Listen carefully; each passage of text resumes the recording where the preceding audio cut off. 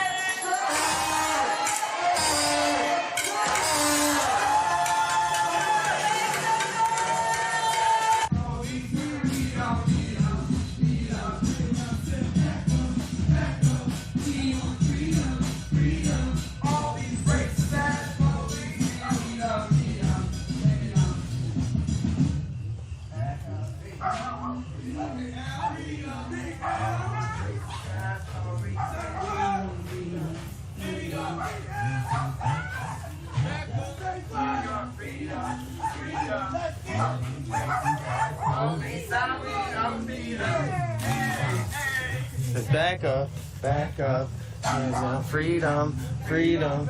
All these racist ass police, we don't need them. I said back up, yeah, you want freedom, freedom. All these racist ass police, we don't need them. I said back up, we want freedom, freedom. All these racist ass police.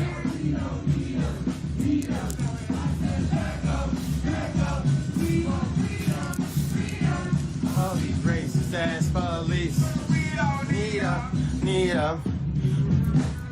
You know, at the street.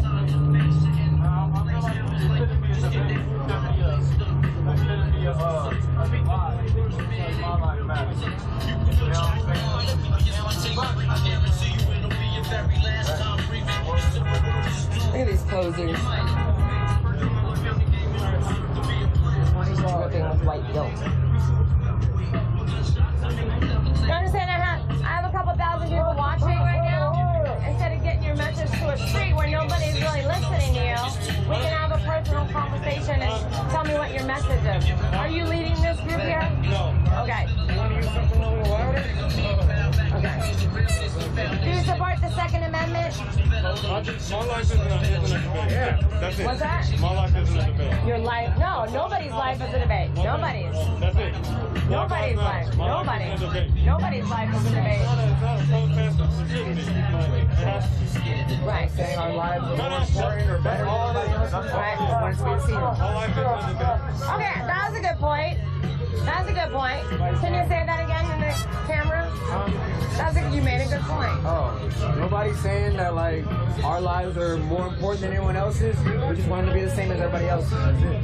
Okay. Do you think that you don't have the same opportunities that I have? I guarantee it. Do you go to school? I did go to school. Did you graduate? I did graduate. High school, college? High school, but only because I made my own way. Good. Because Me it was too. Paid for. Me too. Understand? Me too. Did you go to college? I did. Scholarship. Nice. But it wasn't because I was good at something. It's because I ran track. That's good though. But then you kind of did have the same opportunities, right? No. What opportunity did you not have? Because you're black. You live in fear? Yeah. You live in fear of the cops? Sometimes I got falsely arrested. Is that how you were raised? You taught to fear the cops instead of respect them? No, I was taught to respect. I was taught to fear them. Why? Because they don't like us. Because we get shot. That's why. But what do you say that more white people are actually shot and killed by the police than blacks? I know. Look it up. So 13% of the entire American population is black. So think about that. So think about statistics. I'm done talking to you though. I'm talking to this young man. He doesn't know you anything. He doesn't deserve to talk to me. Is that what you're gonna say? I said he doesn't know you. I tripped over my words. Excuse me. You tripped over your white guilt. I do that every day. You know what? And She does that every day. You know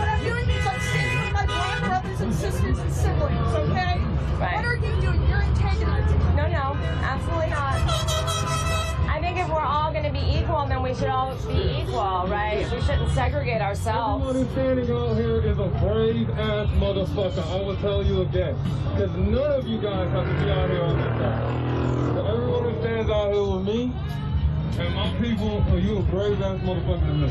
Okay. I just want to thank everybody who's here. For real.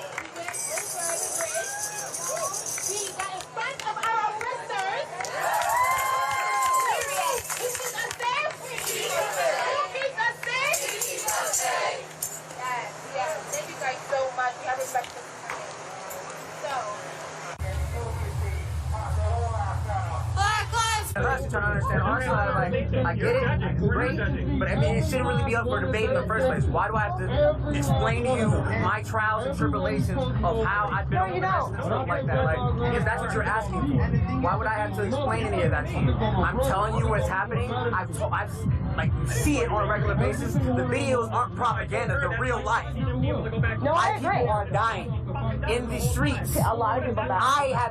It's real, it's not fake. Right. So when you say to me, oh, I'm cutting your stuff off, yes, I am. Because I'm sick and tired of seeing us getting killed. I'm pretty sure other people are sick and tired of us getting killed. We know the truth. Everybody, you know right from wrong.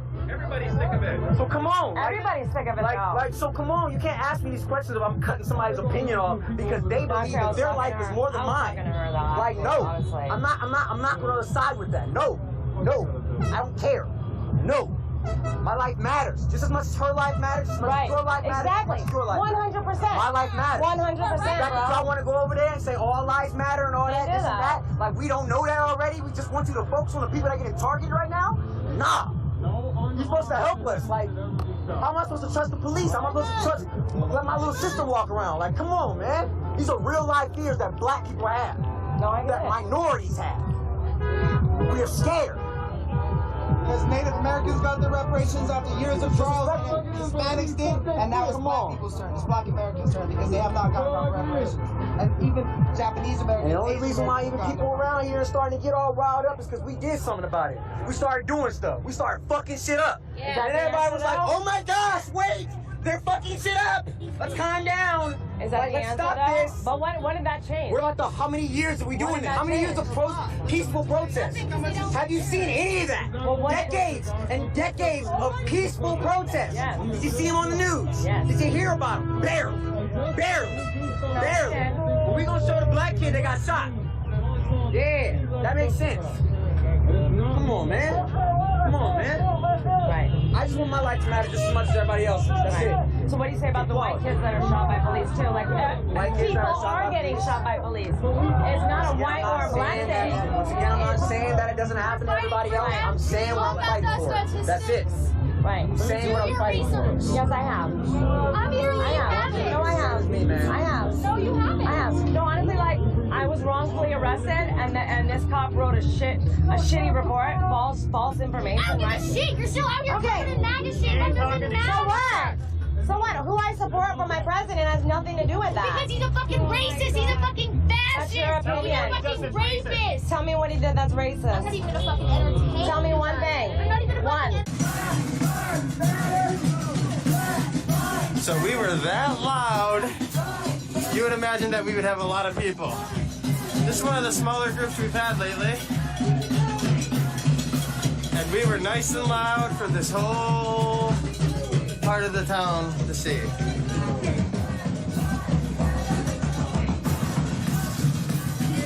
I'm gonna put the phone down for just a quick second. Bear with me. I got it down right for a second.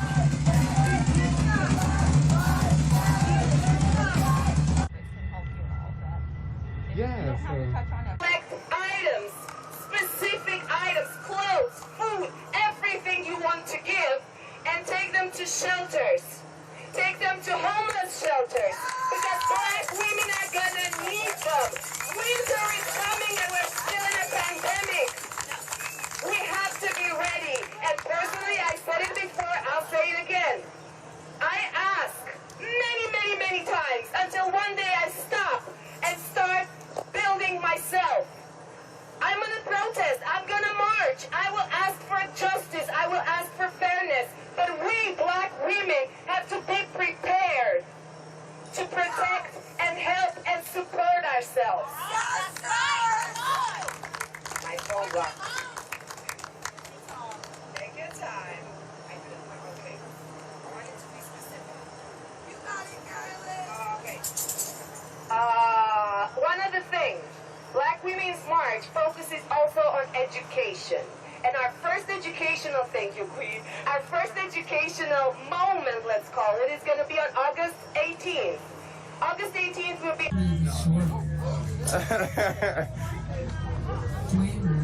But I appreciate all of you because you kept the momentum going once again.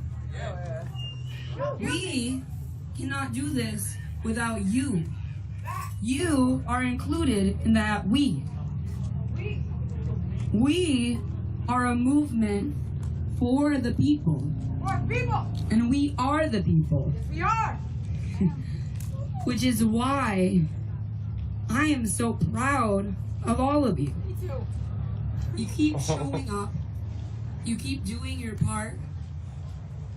And everybody has a role. We all have our role in this, and it's important. Nobody here isn't valuable. Nobody here is not important in this movement. We need each other to do what we're doing. And we're doing a fucking lot. We continue to achieve because of each other. We continue to change things in this system because of each other. Because we are doing our part. Sorry, I'm wiping my eyes. And you all should be very proud of it. We are doing so much to change the world and this pathetic country. This country was never great. Ever. There was never a great president. There was never any politician that could give to the people, that could take care of the people. So since we know that politicians aren't going to give that to us, we're going to take it. Yes, ma'am. And we're going to continue. Detroit's proud to have you, Roberta. And we're going to continue to make our demands happen until they all happen. And then we'll make more. Because these are our streets, our city, our communities, our neighborhoods, our state, our country, our world. Which brings me back to the fact that this is a global fight. I'm so happy to see so many beautiful people on the mic today. We got to embrace other people's languages, and we should be. Hell yeah. Because this is nothing without all of us. And this fight is international. Which is why we need to include everybody. And why we need to continue these chants in other languages. We stand in I don't have solidarity with any Palestine. problem with you sending my lives anywhere. We will continue to fight You have full for permission and to with use it. Palestine. Because their fight is too our fight. That's right. We will continue to fight for and with Yemen. Because their fight is to our fight. All these fights and enemies across the world are all our enemy. You are It's completely right, Sam. a common enemy. If you didn't realize. We have to take down this I'll be system home soon. as a whole I love and you. all of its components. Sam Baker is my wife. We have to start with capitalism and racism that exists within capitalism. Because capitalism was made on slavery, on agriculture. That's what it was made on. So that system could never be in place for any of us. And some of you have been blinded by your white privilege. But you're here because you were capable of learning, and we're all capable of doing such. Agreed. And you're here doing your part. We're all doing our part. This I'll be home soon. I love you. was not made for any of us. Even all the white friends I see amongst myself. This system is broken. It always has been. This country has always been broken. This land is stolen land. It was never our land. And as long as we continue a system that was made from stealing land and colonizing this land, we're never going to get anywhere. So that's why we take apart the system. Capitalism, racism, sexism, colonialism, imperialism. I could go on, but we'd be here forever. We had to take it all apart, and the only way we're going to do that is together. So I'm proud of every one of you for coming out continuously. I'm proud of those of you who just started coming out. I'm proud of those of you who can't be here every day but still show up when you can. Because we're all important in this fight. And it's important to recognize that. Because we couldn't do the things that we're doing without each other. This system is beyond fucked up. For sure. A system that uses police, ICE, federal agents, and then sends money across the world to give to other countries to use militarized tactics on their own people. What kind of system is that? It's not a system for the people. We have to look around worldwide at all of these fights. This that are movement happening loves in you, other countries. Roberta. We Because really even if appreciate we, everything that the you've done US, for are us not with our directly shares to make involved, sure that it's more still people our are fight. seeing what's happening here in Detroit. Because I we all appreciate need you. freedom and justice. You're here in spirit with and us every day. I resources love ya. And homes and water and safety. We need security. We need it. And we're demanding it. So it's important to recognize that all these fights worldwide are to our fight. So we will continue to stand in solidarity with Palestine and Yemen and Saudi Arabia and everybody. We will continue to fight together in our country and theirs, because this fight is all of ours. It's a fight of the people and for the people, and we are the people, and we're gonna make this shit happen. Because the power is in all of us. And that's a beautiful thing. So again, I am proud of every single one of you. Because you know what the right thing to do is. And you're going to continue to learn. Which you didn't have to do. This is a choice. But you're here, you're doing it. We're all doing it together. And that's beautiful. And that should make you happy, and that should make you proud. And that should make you feel empowered. That should make you believe that what we're doing is always the right thing. It always has been the right thing. And it's never gonna not be the right thing. So thank you all. I love you. We love you. Black Lives Matter.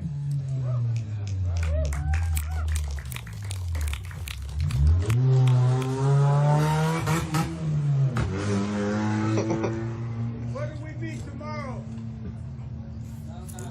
Downtown. Nice. Yo, how y'all feeling after that march? Woo! After that march? I know I'm feeling a little bit sweaty, a little bit tired, but man, I'm always feeling amazing This is my buddy. after every march Alan. because I know that we are on the road to He's the change. leader of the group. We are on the He road to a plays different the future. trumpet. We are on the road Really, to a really better enjoy life for Black listening to lives. him.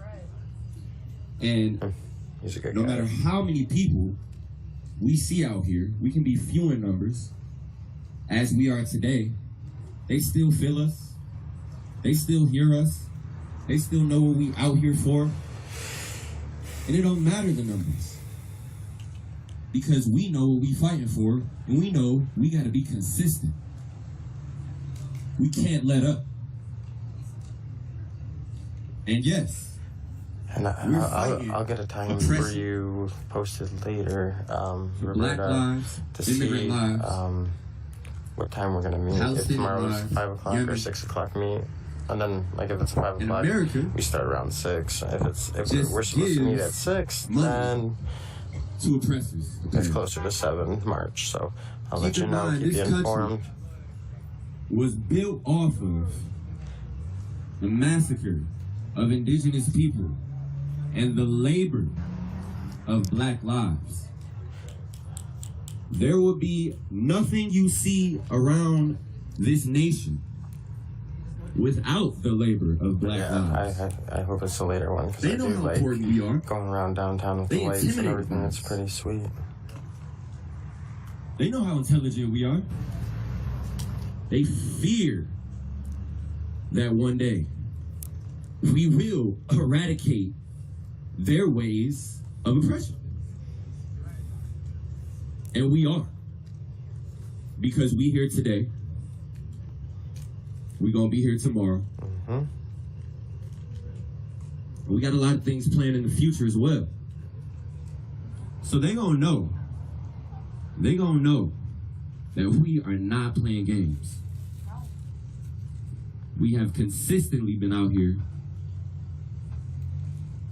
and we are going to keep fighting for justice. It's time for a change, y'all. And I love seeing y'all just consistently, regardless of the energy that we all put in, because, you know, I know we all tired. I know every day it's a commitment to be out here. It's a true commitment to keep coming out here. But y'all keep doing it. Because y'all know what we have to get rid of. Racism as a whole, social, systematic, it all has to be eradicated. So we're going to keep fighting, y'all. We're going to keep fighting. Black Lives Matter. Black Lives Matter. Love you, Alan.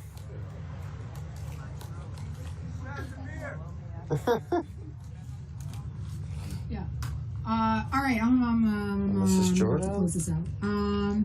First, I'm gonna say thank you. Thank you to our photographers, our outreach team, our sound crew, the People Sound, our medics, our traffic blockers. Damn, who am I missing? I said outreach. Sound. I said sound. Oh, and the band.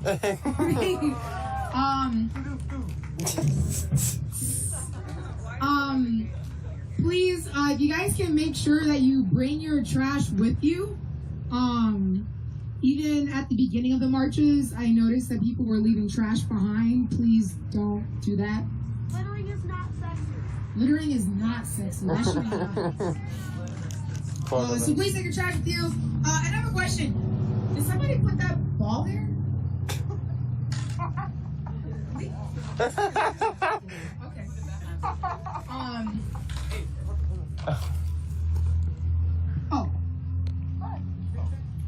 I lost my debit card here yesterday, so if anybody has seen a small Michigan First orange card, yeah, I'm gonna cancel that. But you know, I'm just thinking to make sure. The pain, not normalize the pain, but normalize speaking on it. Normalize speaking up. Normalize asking if you have a doula for your pregnant friend that you got to go to the baby shower. Or that they just told you that they were pregnant. Normalize going to the doctor with your friend. Yo. Normalize checking on your friend that's supposed to be on medication. Yo. Normalize seeing that medication is even good for your friend. Yo.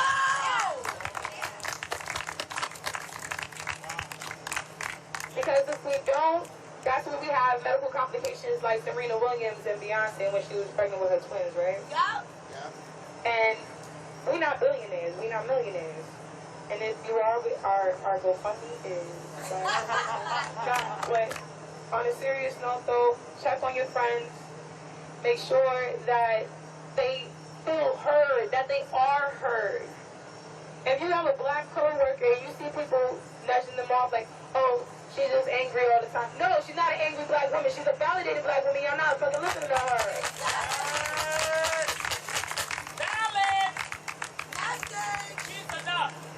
Period. So when you are out and about and you see someone not getting the same amount of service and you have the ability to do something about it, do something about it. That's how you exercise your privilege. You just don't let it sit there and then come to a protest and then go back about your daily lives. Because this is our daily lives. This is what we have to do. I literally have to march, take fucking bridges, so this way I feel safe when I give birth whenever I have my husband that's gonna give me kids. Let's talk about it. Let's manifest it. We love you.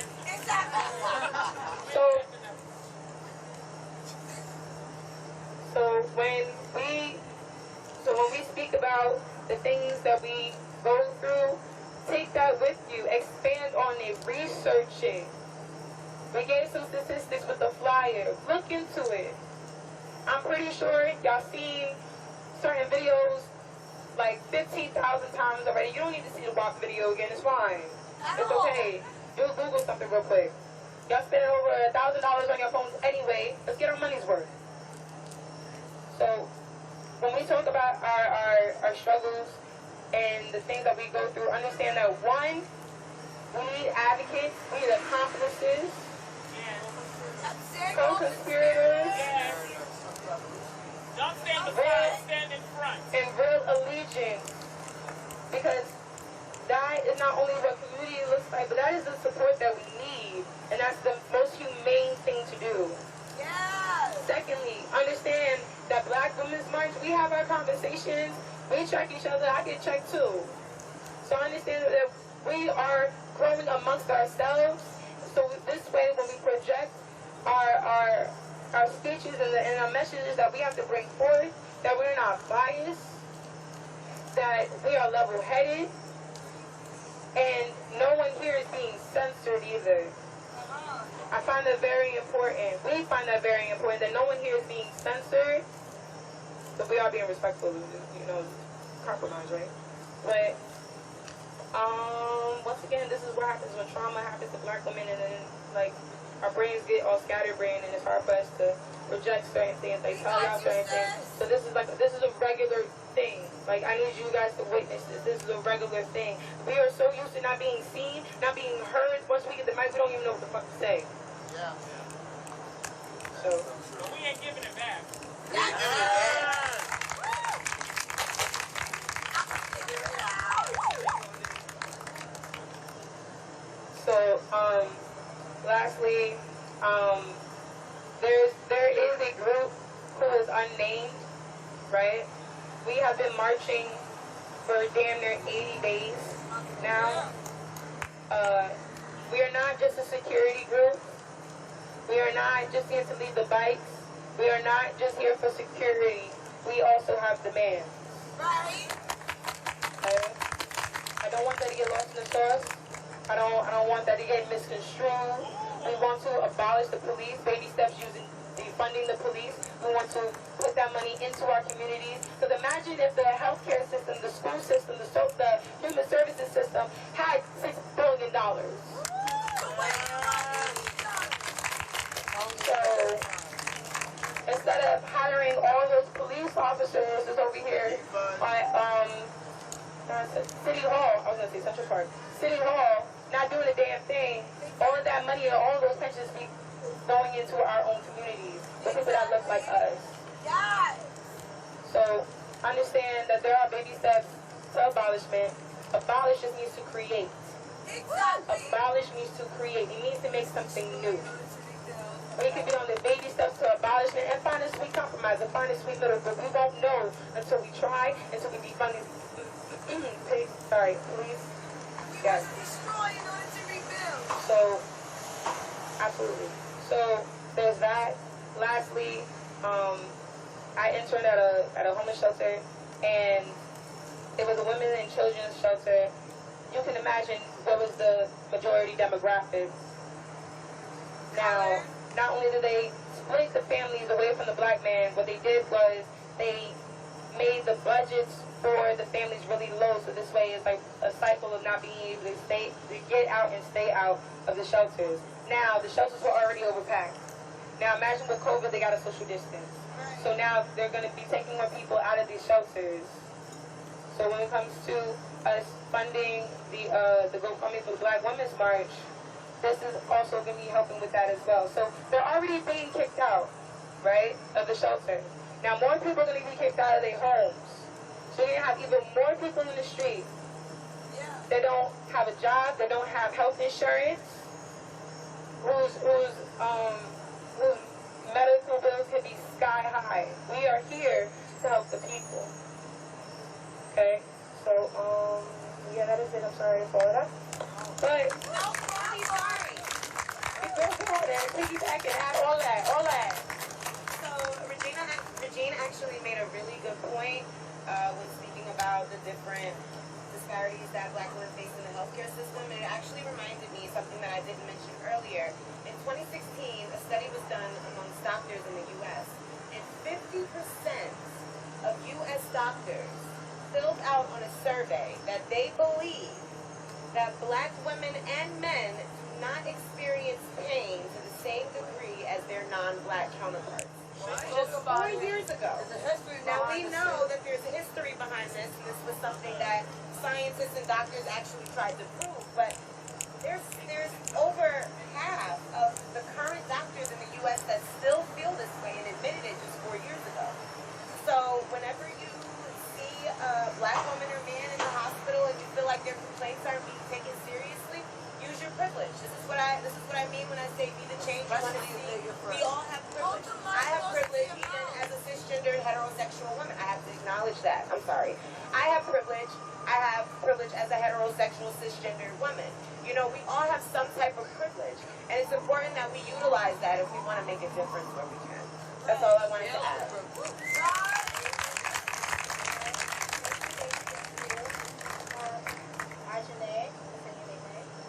Ade.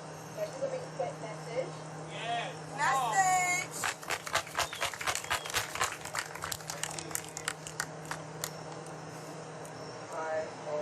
I just wanted to say we need to protect, honor, and amplify the voices of black women in our absence. Meaning, if you do not see me or my sisters, and you are not saying anything to challenge the voice and the narrative of the oppressor, then your allyship is performative. I said it. If you are not willing to put money into the pockets of black women, then your allyship is performative. I said it. If you do not support us and honor us in our absence, then you do not really care about us. When I say protect black girls and women, I mean it. Because there is a system, there is a force in this nation trying to keep us down. But the fact that we are here and you are listening to me right now means that they have already lost. Because we have won. I believe that we are still winning. But it takes time. It takes time and effort. It takes you sharing, making yourself uncomfortable, really uncomfortable to protect black girls and women. I am the co-founder of Protect Black Girls and Women. Me and my sister Allison, we founded Protect Black Girls and Women last month. And I want you to go on Instagram and follow Protect Black Girls and Women. Every Friday and Monday, we try to have a circle of empowerment. You are welcome. It is a black woman-centered space where we honor the voices of black women and we center their voice. And we allow them to share their genuine experiences in Prospect Park in Brooklyn. And I just want to say, protect black girls and women in our absence. If you really care about us, listen, amplify, honor, and put some money in our pockets. Okay. Because winter is coming, like my sister said. We need resources. You can share something. Don't think that you can't do anything. Don't consign yourself. If you can't give any money, share it. Maybe somebody that you see because you have shared it can donate. Don't consign yourself to doing nothing. Because if you do nothing, your allyship is performative. I said it. Okay. Protect black girls and women. Say it with me. Protect black girls and women. Protect black girls and women. Honor black girls and women. Honor black girls and women. Amplify the voices of our black girls and women. Amplify the voices of our black girls and women. And if you do not say this and do this in our absence, the ancestors are watching. It's performative. You know it. We have 4 people who have involved and we're going to close with tonight. Again, I want to thank everybody so much for holding space today. For holding space both here and for home. So next, I'll just bring up Ty. Subscribing to Black Lives. Who have consistently have come out to protect black women. So when you see Ty, and you see Mary, and you see other people shining to Black Lives, just know that those are black men that are committed to continually protect black women. How's everybody doing tonight? How's everybody doing tonight?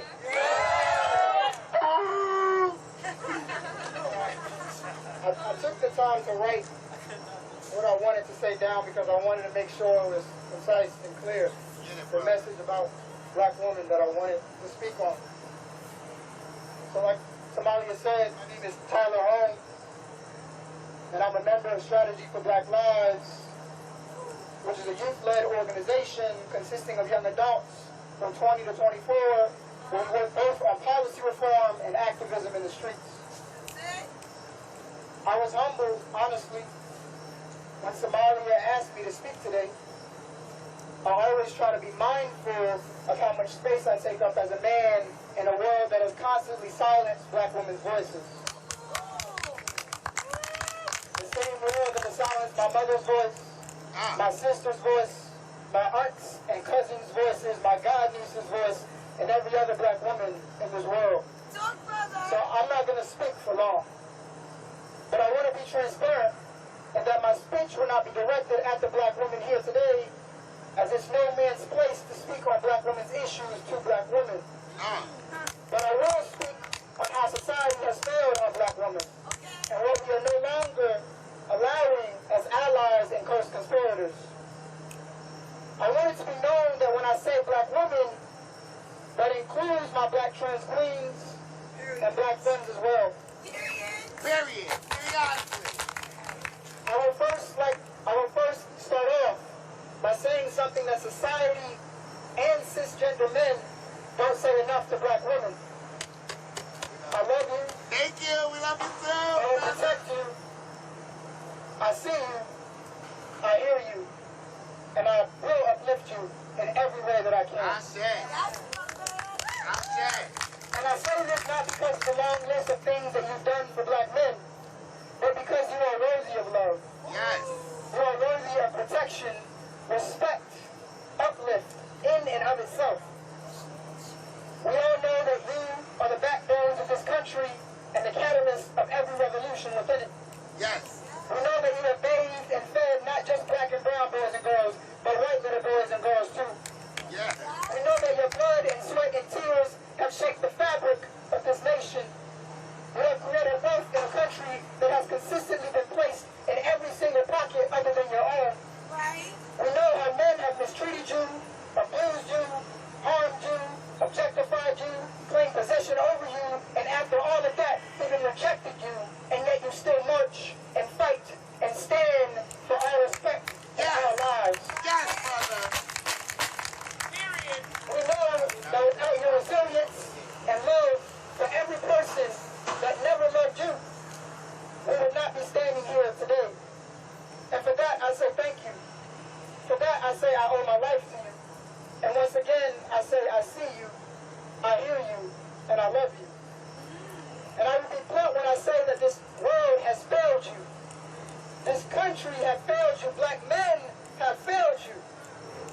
And we can no longer be bystanders when others gaslight you as if your anger and pain is not warranted.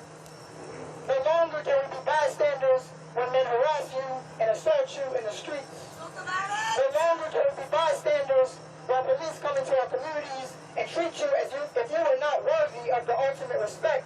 Black women, you do deserve every platform, every space, every moment, and let your voice be heard in any manner you choose.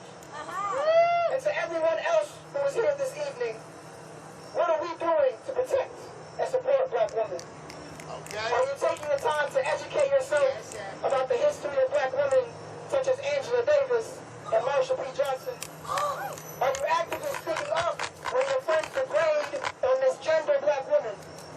No longer can we be silent when misogyny and transphobia lingers in our communities. No longer can we speak out when our black trans queens are murdered by the same damn system that murders us. No longer can we watch as hospitals let our black women die during birth as if they are not worthy of life. No longer can we allow sexism to be accepted all the way to the highest held position in this country. It is our duty to fight for black women. It is our duty to show up, stand up, speak up for black women. And if you do not protect black women, if you do not stand by our black women, do not tell me that black lives matter. Because if black women's lives don't matter, and I mean all black women's lives, then none do. And I want to end by saying a quick chant. Black women's lives? Matter! Black women's lives? Matter! Black trans women's lives? Matter! Black trans women's lives? Matter! And don't you fucking forget it. Thank you.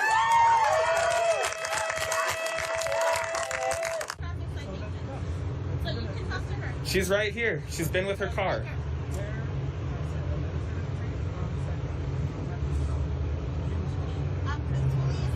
She said she's not comfortable talking to you guys alone. You've been harassing her all night. She said she's not comfortable talking to you alone.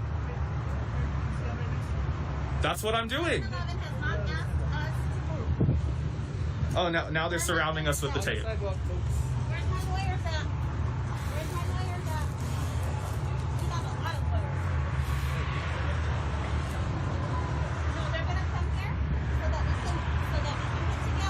Yeah, if we have Damian Lada from the ACLU, if you could please get down here. There are a lot of violations here.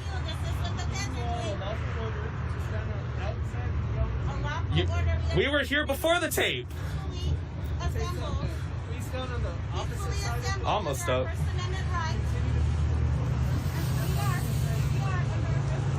So, for those of you who have been watching this entire stream, you see that they set up this tape after we've been here for about an hour. They've now enclosed us, completely enclosed us in crime scene tape, but there is no crime scene.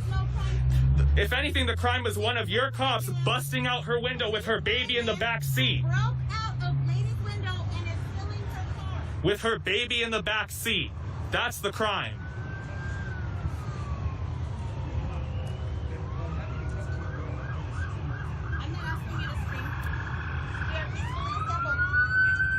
Here come more. There are a ton. More and more. They're coming out. This is why Manny Gonzalez doesn't want them wearing cameras. You know how much he'd pay in settlements if they saw this on camera? No wonder. This is why Manny Gonzalez will not take cameras.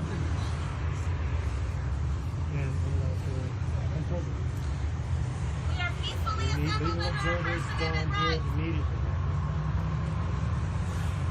We are here to protest state violence. We were here before the tape. They surrounded us. State violence. We are here to stand up. Non-binaries, black queers, and the whole LGBTQI community.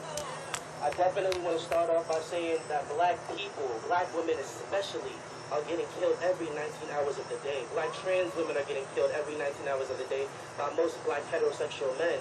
And listen, y'all, men lie, women lie, but numbers don't lie. And I'm a hit shot. I'm really serious. Like, I'm a really hit shot with the statistics and the facts. I wrote a speech and I was just like, yo, like, black, like, come on, you know the facts in your head. Why you even gonna write a speech? So, forget the speech, but black people are in a state of an emergency right now. And listen, y'all, when they are saying, and who's they, is those elected officials, when they say that they're going to bring police to the streets, we bring the people to the streets. We outnumber them, regardless. They cannot kill us all. You know what I mean? And our black women are getting slaved, lynched, beat up, raped, harassed, and that shit is not being spoken about by black men. Majority of black men, they look to us when we have marches. The black women and black trans women be the first one on the front lines fucking up some goddamn commons. Come on. It's important for myself as a black man to know that black women have to be protected because black women and black trans women are fucking essential. They are essential.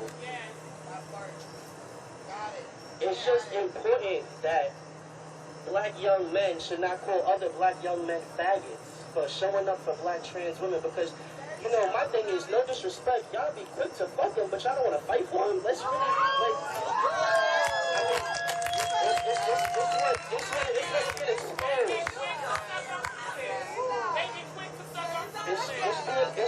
that's really what's being exposed, and I really just want to change the narrative on things that, when I got into this movement, if it wasn't for any black women or black trans women or black non-binary black queers, again, I wouldn't be here. I live in a homeless shelter where there are young black women from foster care just like myself who have been raped, who have been beat up, slaved, attempted to kill themselves. The fucking suicide rate from foster care kids, especially young black girls, the rate is so fucking high, it's unbelievable. 72% of black women are getting killed to gun violence, and that's not being spoken about. Black women are getting killed in fucking hospitals, and it bothers me that we really out here when we could be in front of these hospitals fucking up some goddamn commas in front of Federal Hospital, Queens Hospital, and all these other hospitals where they are killing our black women. Shaisha Washington's name has not even been said in barely any protest, and if you have been saying her name, God bless you for that. But like I said, like, black trans women are getting killed, majority by black heterosexual men in front of apartments. And my thing that hurts me the most is elected officials be so quick to jump out to, you know, go to hold a press conference and shootings for our babies, but I don't see them holding no type of press conferences for black transgender women and black women especially. So I say that to say that I don't believe the world doesn't change. I believe that people change the world. Seriously, I really do believe that people change the world. And, you know, forget about the people in power. We need to become the people in power. We are the people with power. And I'm not going to take too much time. Just definitely want to tell each and every one of you to please find your voice and find your purpose before it is too late. We have been silenced from the beginning of time, and still black women and black trans women and black men, everybody has prevailed and has persevered. We have been through so much crazy shit, and we are out here still letting it be known that where there is a will, there is a way. So again, to my young black kings, let's save the negativity for therapy. Seriously. Save the negativity for therapy. Black women are crying out in a state of an emergency, and we have to be there. We have to be there. We cannot antagonize, we cannot disrespect. Misogyny, toxic masculinity, homophobia, misogynoir, ephenophobia, fatphobia, all of that needs to be dismantled. Shut that shit down. Every black woman and every black trans woman in front of me stands in front of me fully liberated. And they will not go back to being shut the fuck down. I promise you that. So to all my black women out here, and all women out here, I'm a part of Strategy for Black Lives. We are a youth-led organization. To my brothers Jerome, Tyler, Frank, Timothy, Fonzie, all my brothers, we are out here for y'all. If it wasn't for y'all, I wouldn't be here. Black men have been the center of it all. Let's really talk about it. And let's really unpack it. The women are leading, and let's give them the chance to fucking lead. Support our women out here. Seriously.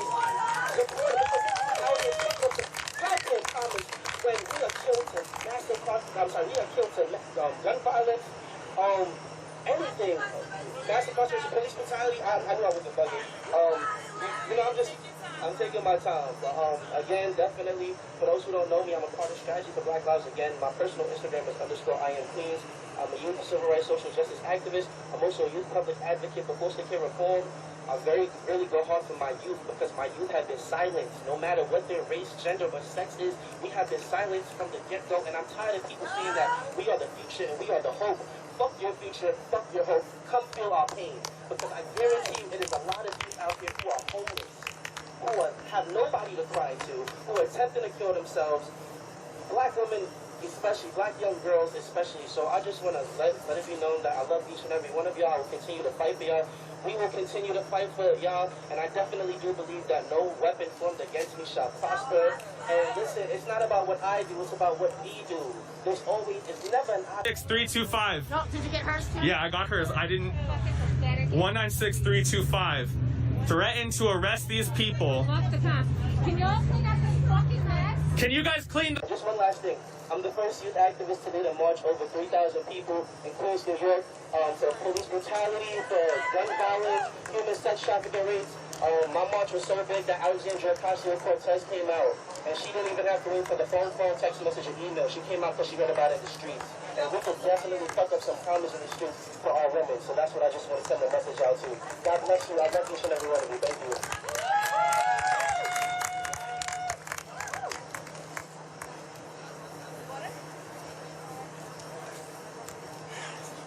Thanks.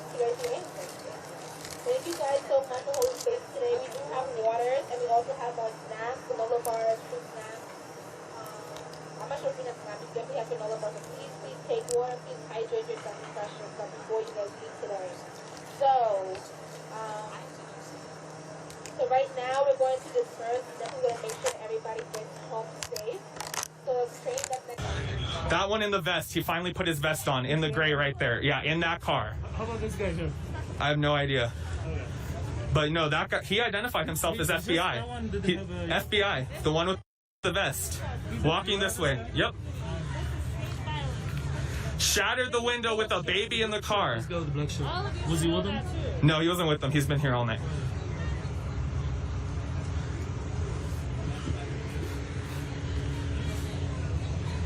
Putting assault rifles on a 4-year-old baby because they're so scared of it. So scared of the baby. We have J802, license plate 08739G. This car arrived on the scene after the fact.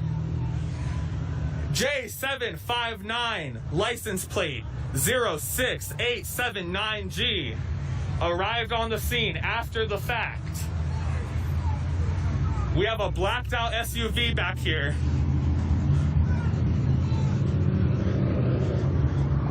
A blacked out SUV. What are the identifiers on this one? All right, this one blacked out, 01033G.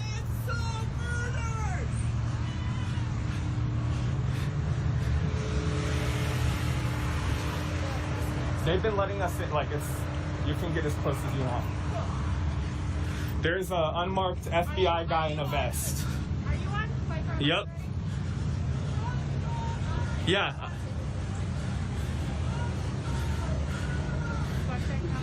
Yep. So, oh, now they're rolling out. That one was the car with the unmarked guy. Girl, fucking jump in front of these cars. They can pay for my license. What they did was they wrapped the whole. It took how many cops for this?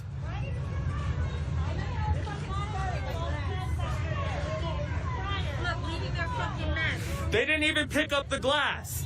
They left the glass in the middle of the parking lot. They couldn't even pick up the glass from the window they shattered with a 4-year-old baby in the back seat. Pointing assault rifles at a 4-year-old baby. They had their guns.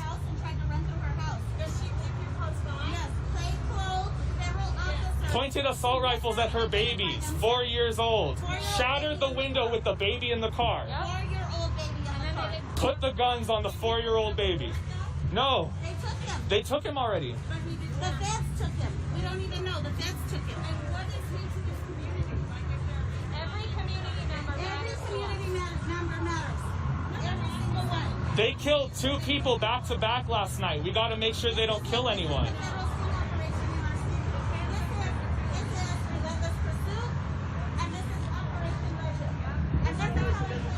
This is why people need to be on the streets watching cops, because they don't even wear body cams. They do things like this, pull their assault rifles on 4-year-old babies. Went riots. They said that they would be physically removing us if we didn't move. And you know, they warned us 3 times, so we had to move because they were going to physically remove us, which means we're also going to get arrested. So we kept trying to stall as long as we could. The community surrounded the vehicle because this young woman is a mother and a caregiver and needs that vehicle in the pandemic to provide for her family. Took her resources, shattered the window. The community traumatized her child with her baby in the back seat. Community members surround the car and they threaten to arrest people. There still isn't a valid reason for taking this car. Not at all. There isn't even a valid reason for busting the window. Oh, but the lawyers are helping. Man, we needed them. We have almost 5 minutes. We have lawyers on the scene who are helping the individual who was harassed by Bernalillo County Sheriff's Department, APD, State Police, and the FBI, who were all on scene. Pointed assault rifles at her 4-year-old baby, shattered the window with her baby in the back seat. Oh my God. Thank you so much. I've been wanting one of these. So this is state violence. State violence, the same one that stole my husband, stole another husband tonight. And our children are out here This is why we need as many people as possible out here watching these cops. This is why Sheriff Manny Gonzalez, who is running to be the mayor of Albuquerque, this sheriff running to be your mayor will not make his cops wear body cameras. He will not, even after the governor's law was passed mandating that all law enforcement officers wear body cams. She wants to know for fundraising to help with the vehicle. She wants to be able to help with that. I'm not sure if I'm the best person. I know they're talking to her right now. Those are lawyers. Yeah. Yeah, that'll be the best way. Yeah. I'm not the best person to ask, and she's talking to the lawyers, so we're gonna try. I'm sure that will be set up once they get home and settle down. We're Fight for Our Lives on Facebook, so if you just look. Okay, cool. Yeah. Exactly. Thank you so much. Thank you. So we'll post anything that comes up. Thank you so much. We had one of our followers who was watching the live stream rush down here, and that's what community looks like. If you see something, say something. If you see cops pulling people over, harassing your neighbors, watch them, film them, do something. They don't wear body cams. We have to hold them accountable. Here's the glass. Shattered her window, didn't even clean it up. This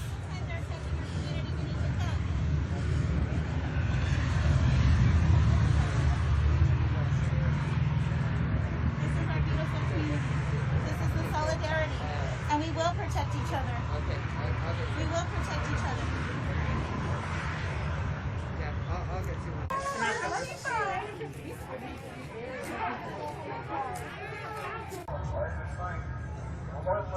Oh boy.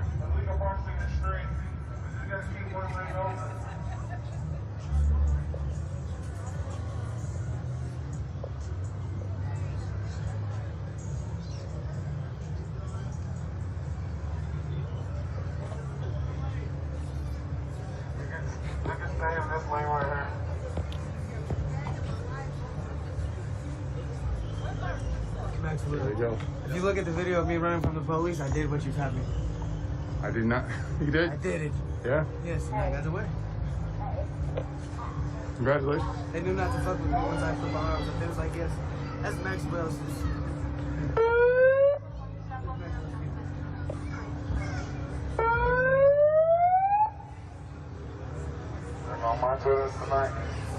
As you heard, Chris is about to lead us on a march tonight, this evening.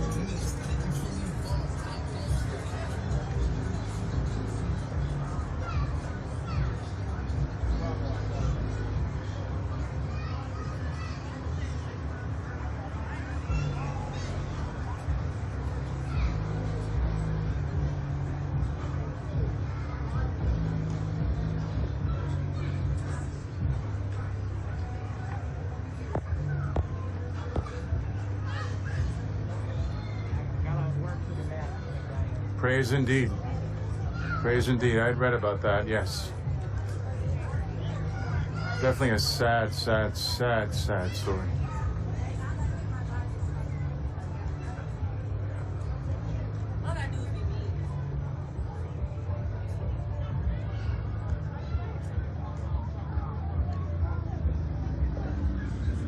Obviously, I hate that he was not able to live even a small, small fraction, a portion of his life.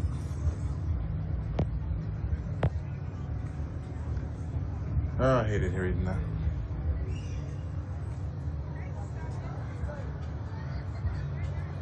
My sincere condolences to the family, friends of the family. Seriously. It's awful.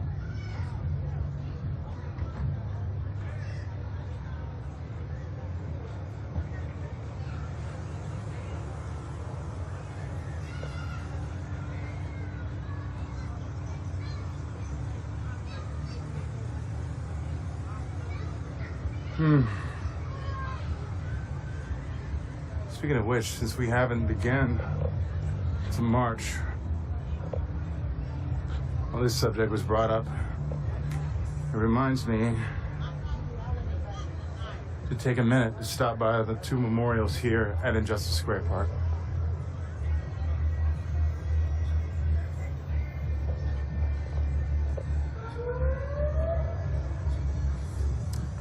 I want to say, of course, rest in peace, Breonna Taylor. Oh. Oh.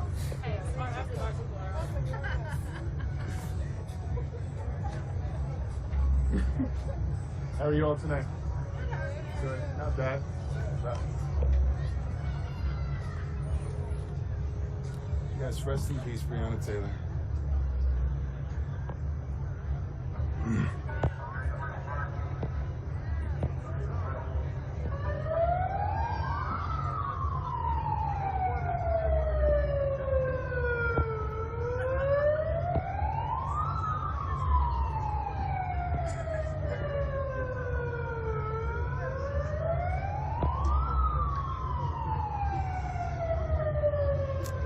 Tracy Tez is here.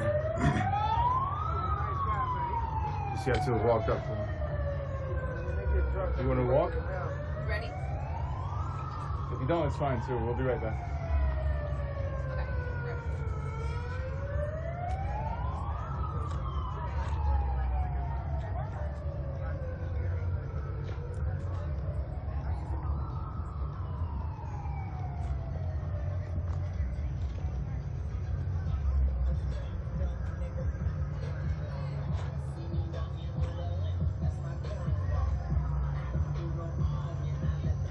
It was pretty amazing. I agree. I'll speak more on that in just a second after we visit Tyler Gerst Memorial.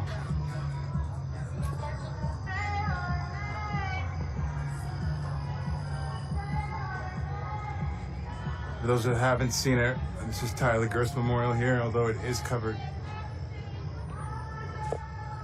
I do appreciate the placement of this particular heart in front of the memorial.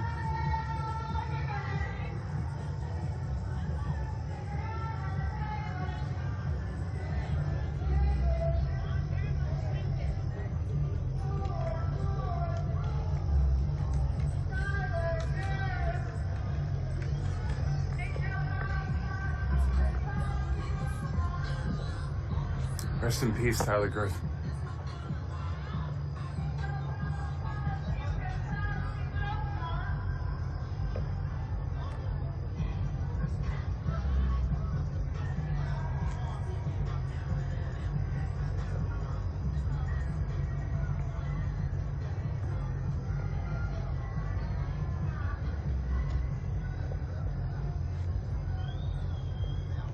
Divided we fall. Divided we fall. Divided we fall. Divided we fall. And I want to vote. She said, I said, I'm not on radio, so you can't tell me. I know if I know, wait. She asked me, she said, I'm not on radio. Well, What y'all talking about? God bless America.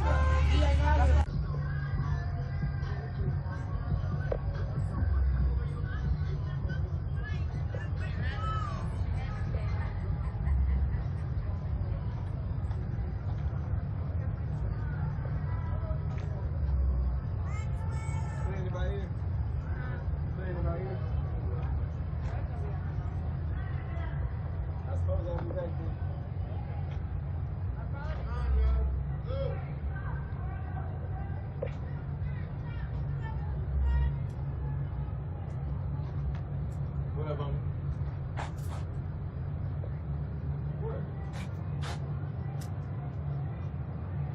You know this? Oh.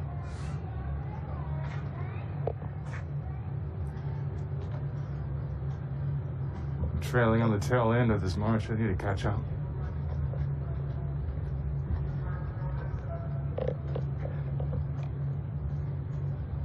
And not just because I am a slowpoke right now, but there are two other live streamers here.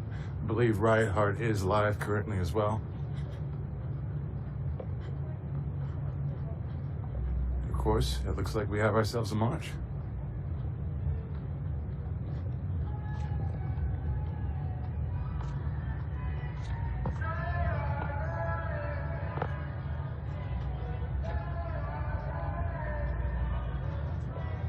lives matter. Black lives matter. Black lives matter. Black lives matter. Black lives matter. Black lives matter. Black lives matter.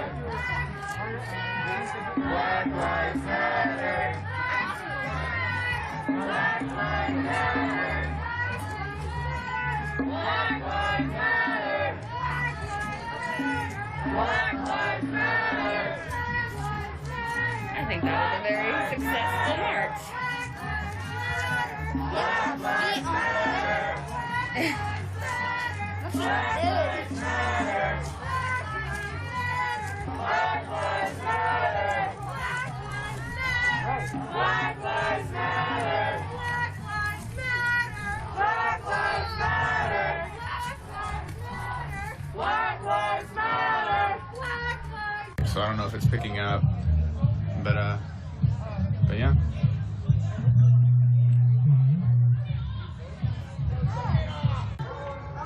Our streets.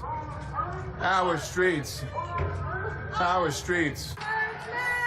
Black lives matter. Black lives matter. Black lives matter.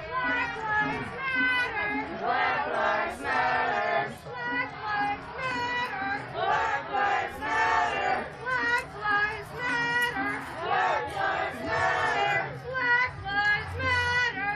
Black lives matter. Black lives matter. Black lives matter. Black lives matter.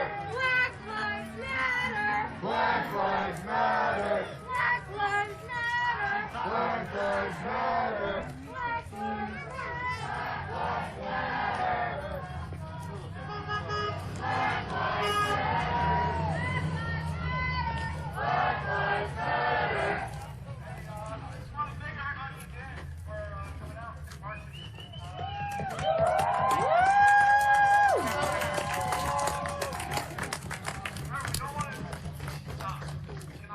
There's no end to this until our lives are different and better for everyone. Human rights should not be a battle. It shouldn't be easy. The fact that it's easy is upsetting, but we can change it. It just takes education. It just takes spreading the love, like Morgan said. And this is the beginning. So thank you all. Really appreciate it. Thank you.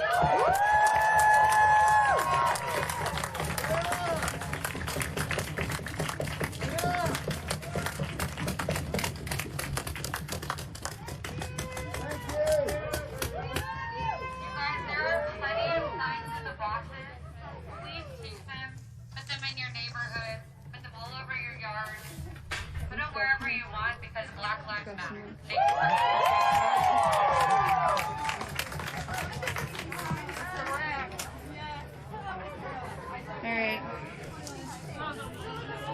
I think we're gonna head home. Oh, as I trip her. Bye.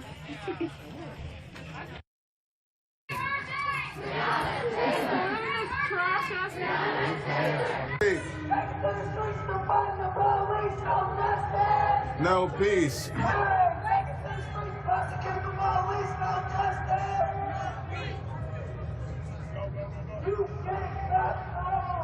You can't stop the revolution.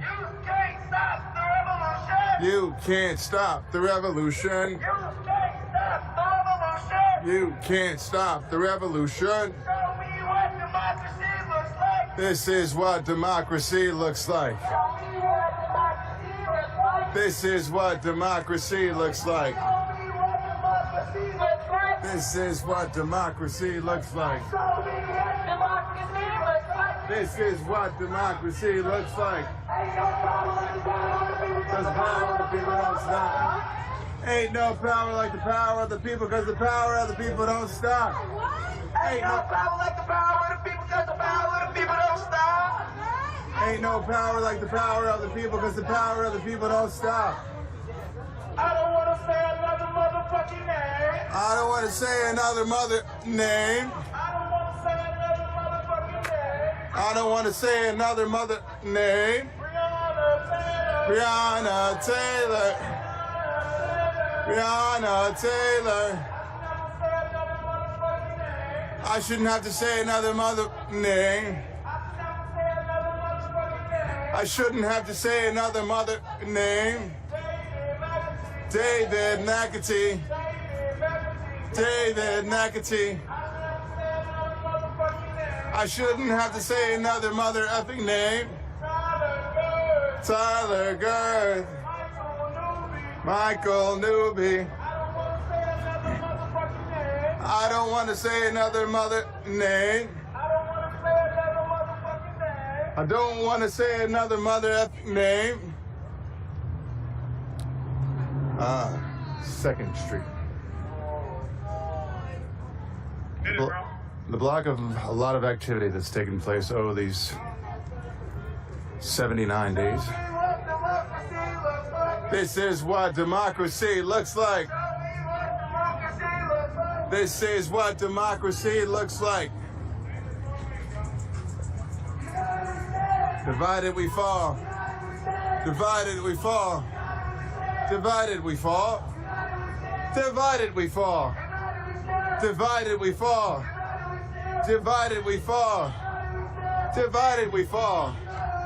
Divided we fall. Divided we fall. Breonna Taylor. Breonna Taylor. David McAtee.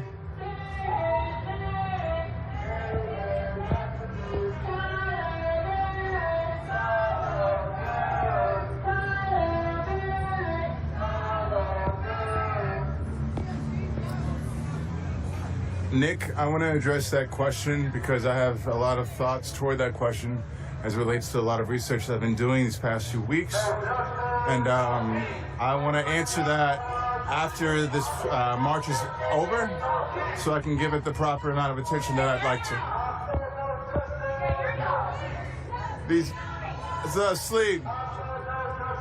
No, that's Breonna was asleep. Breonna was asleep. Cause Breonna was asleep.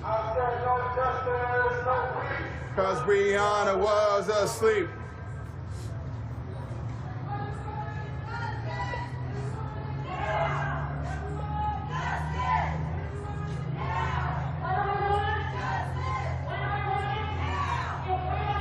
Shut it down.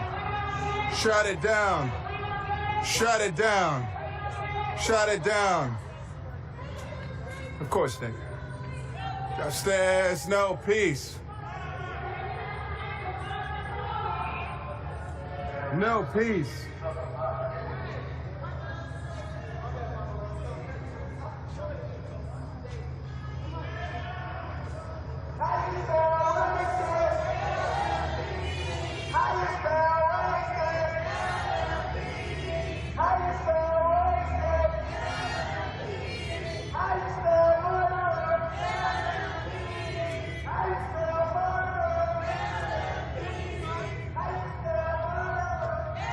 For those of you who are asking where Citez is,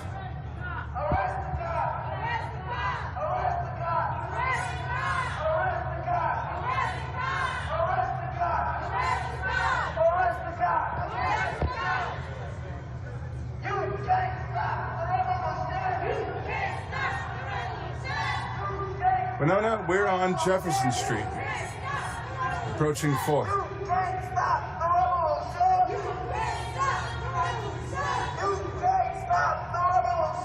Estelle, yes. Yes, I did. If you look on the Facebook, on my timeline, Facebook timeline, the live video. United we stand! Divided we fall! United we stand! Divided we fall! Say our name! Breonna Taylor! Say our name! Breonna Taylor! Say our name! Breonna Taylor! When I say breathe, y'all say wait! Breathe! Wait! Breathe! Wait! When I say breathe, y'all say wait! Breathe! Wait! Breathe! Wait! When I say breathe, y'all say wait! Breathe! Wait! Breathe! Wait!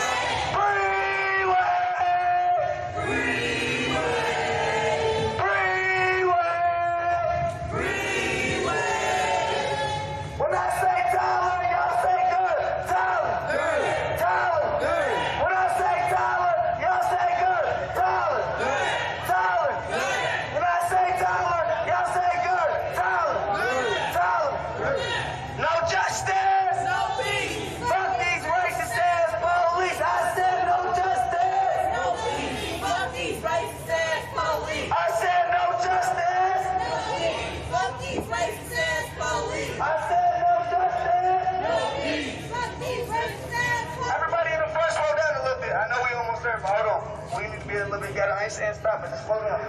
No justice! No peace! No peace, racist police! I said no justice! No peace, racist police!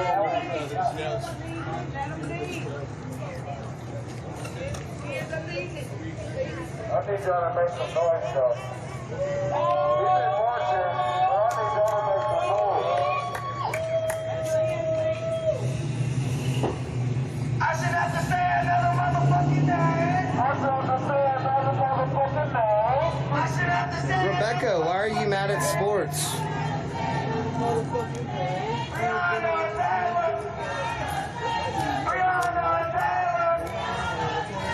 Get your fist up. Get your fist up.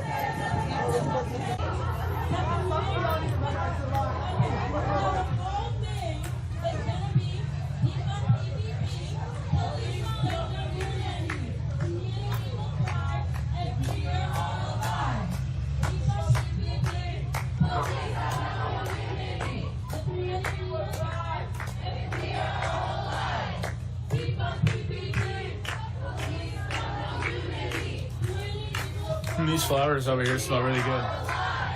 This house has a ton of flowers and lavender. Wow. Smells good right here. It's a small group, yeah. Small little peaceful group.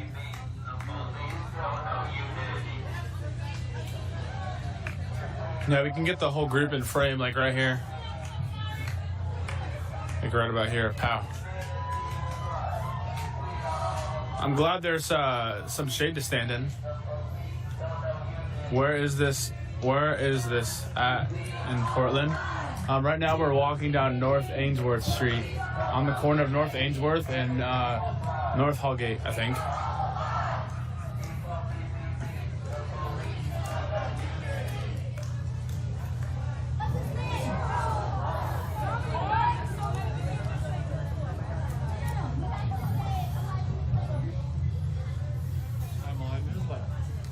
Thank you. Yep. I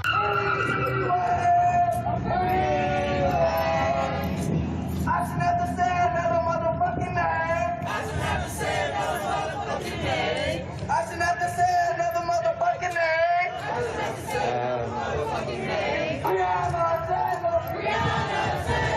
Breonna Taylor. I'm not even touching on the whole canon thing just because that's neither here nor there. It doesn't have anything to do with this movement. A lot of people are saying it was racially charged. I don't know the details of it.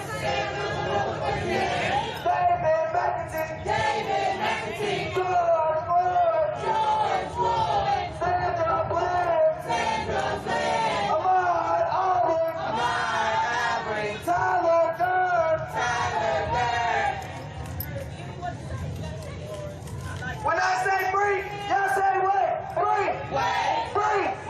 Y'all gotta be louder than that, because we here, we have fucking freeway. When I say free, y'all say what? Probably not going to stay loud for too much longer after we get back here to the park. Y'all say what? Free! Like I said, it's a pretty chill night. Not a lot going on. Y'all say free, y'all say what? Free! Unless there's legitimate protests going on, like full-fledged protests or law enforcement, you know, I'm not going to film a bunch of people just hanging out at the park.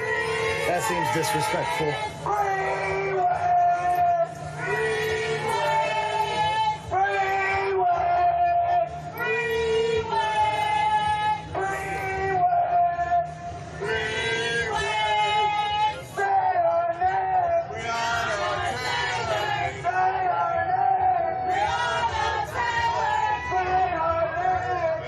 Just before we marched, someone pulled up, brought out a bunch of full pans of food.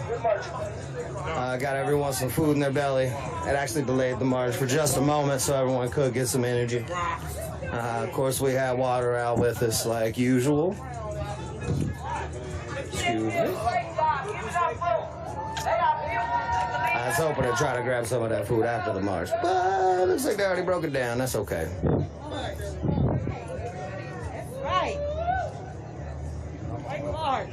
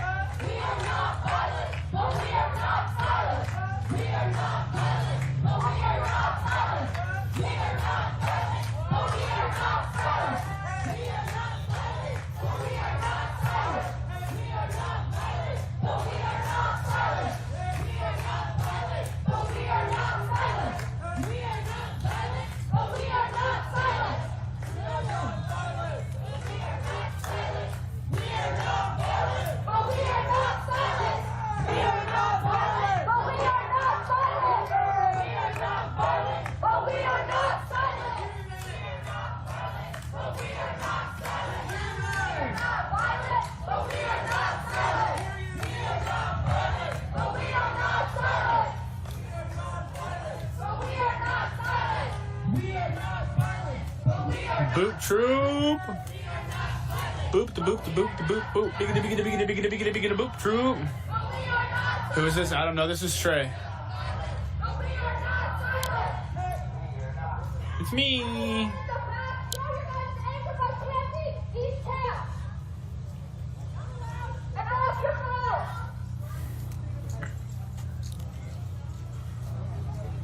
Tur. Yeah, I'm not Trey, I'm Tur.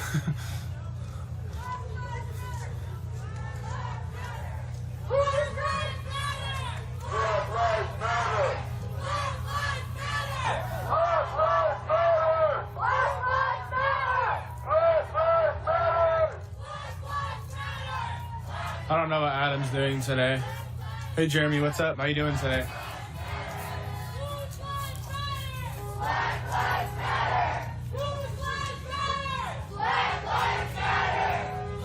You're not hanging. I'm in Portland tonight. That's where we're at right now.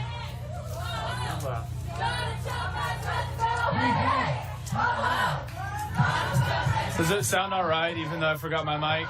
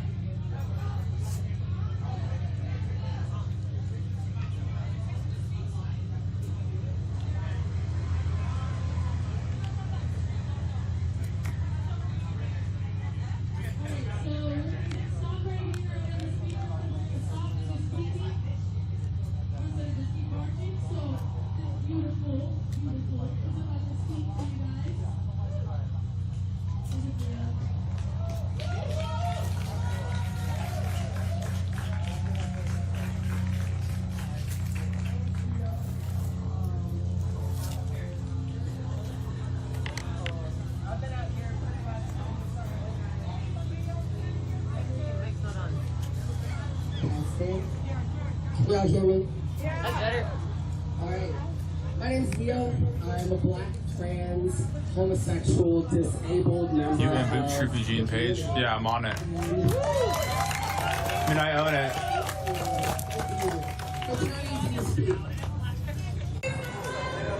No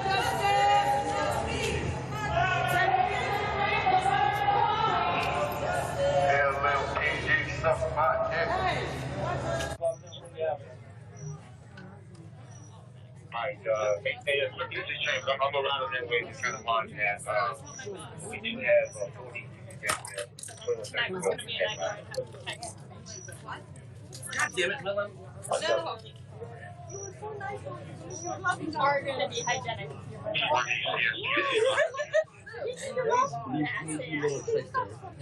Yeah, the protesters are cattle in the street.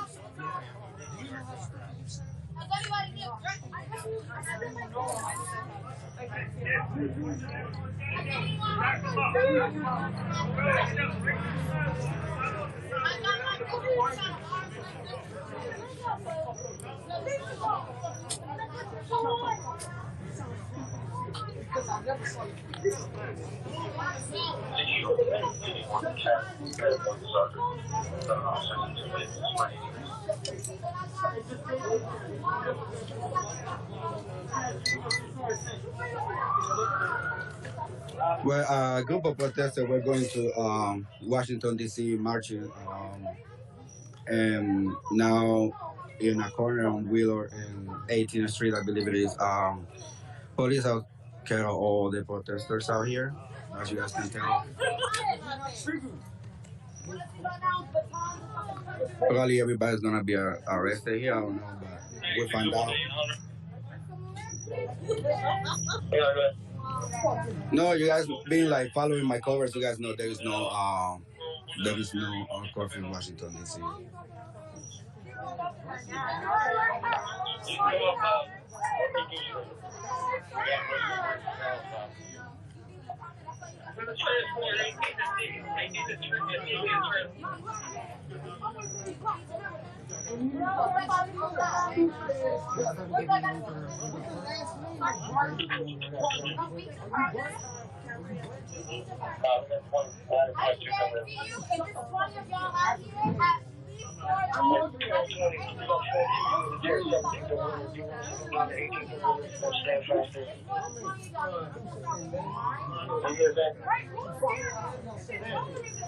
So on the other side, because I was inside of this group, on the other side of the group there was Chuck, which is another journalist, another press that was out here, and the police are pushing all the way down to 17th Street.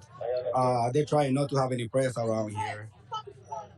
24, 25, 26, excuse me, 27, 28, 29, 30, 31, 32, 33, 34. There's 34 of them present.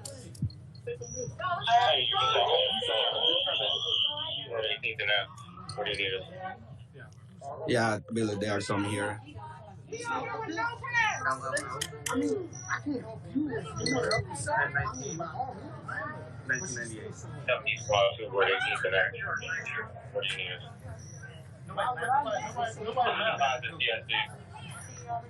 But you are. So you just laughing at me. Okay, man, I need you to go over power 3D, 1D, 4D. I need you to go over the radio zone and have their wagons respond to the intersection of 18th and Florida. Code 1, we have individuals to be transported. What's wrong with something there, sir?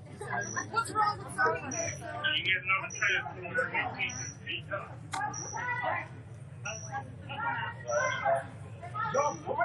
Y'all riding the same car together. Oh, it makes sense. So you suckers did Oh shit! Oh, So this is the situation right now in Washington, D.C. We're in the intersection of Wheeler and 18th Street, where people is protesters are being killed by MPD.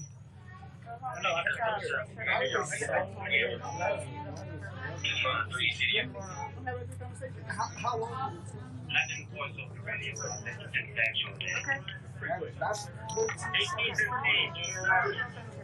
Right now you're thinking about something. I don't know what's the reason. It's only it's not 11 p.m. It's not 12 yet, so it's not midnight yet. So people should be able to be on the street. I don't know what's happening right now. The situation.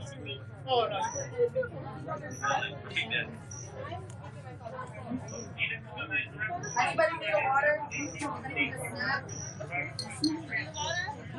Water? Anybody need a water? Like the one that's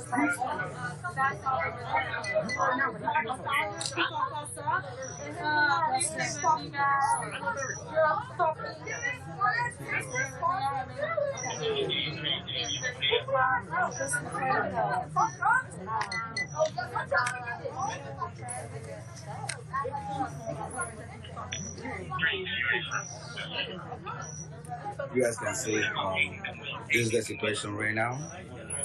Like I said, Chuck, he was another press guy that was here, and he was taken by the police to the other end, which is 17 in Wheeler Street.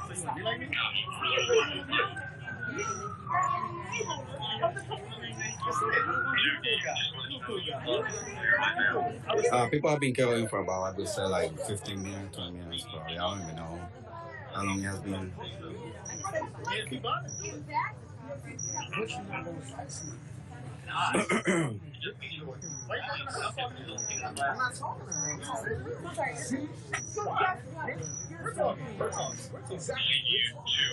From 1330 down here is clear. We got 3D because as well as traffic.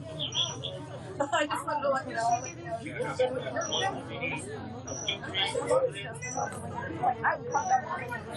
know. This is Wheeler and 17th Street. Wheeler and 17th, 18th Street, sorry. 18 and Wheeler.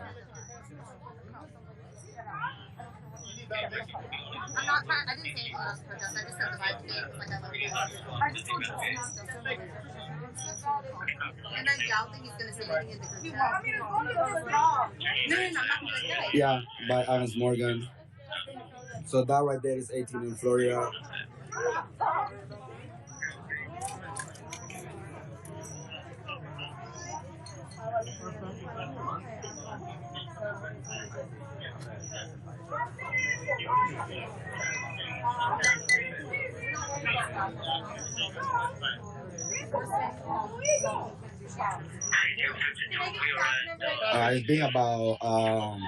It's been about 15-20 minutes. So this is happening, started to happen over here. You guys can see they have all the events over here. They have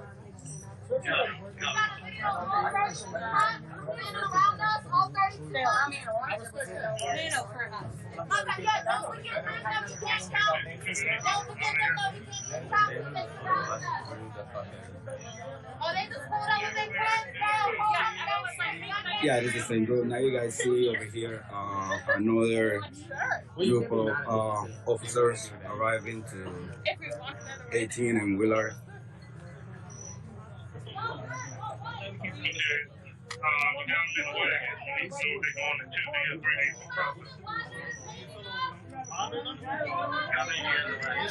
If you like the song, why are you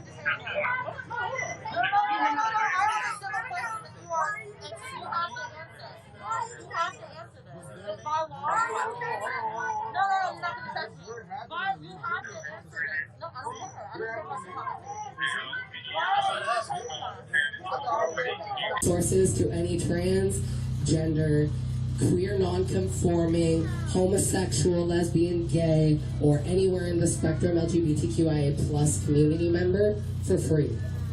Non-cost. You can be anonymous and you can get help. And that's one way for you to help yourself. And there are some other things that we can do as a community to help Black mental health in specific. One of the challenges is coming out and living as LGBTQ.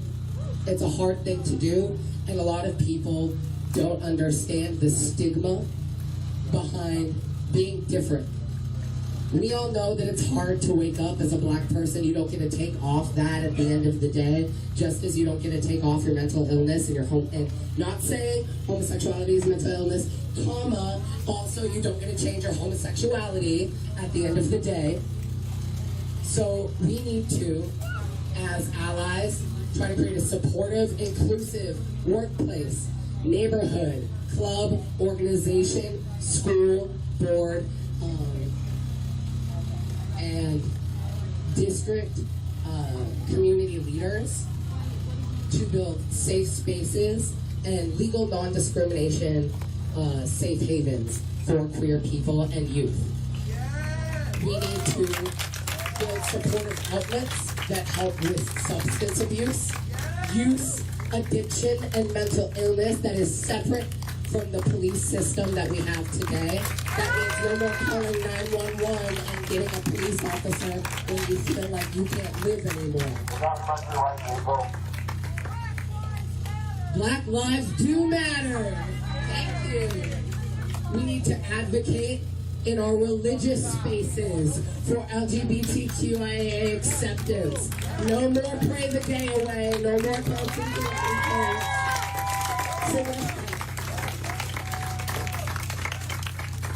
we need to advocate for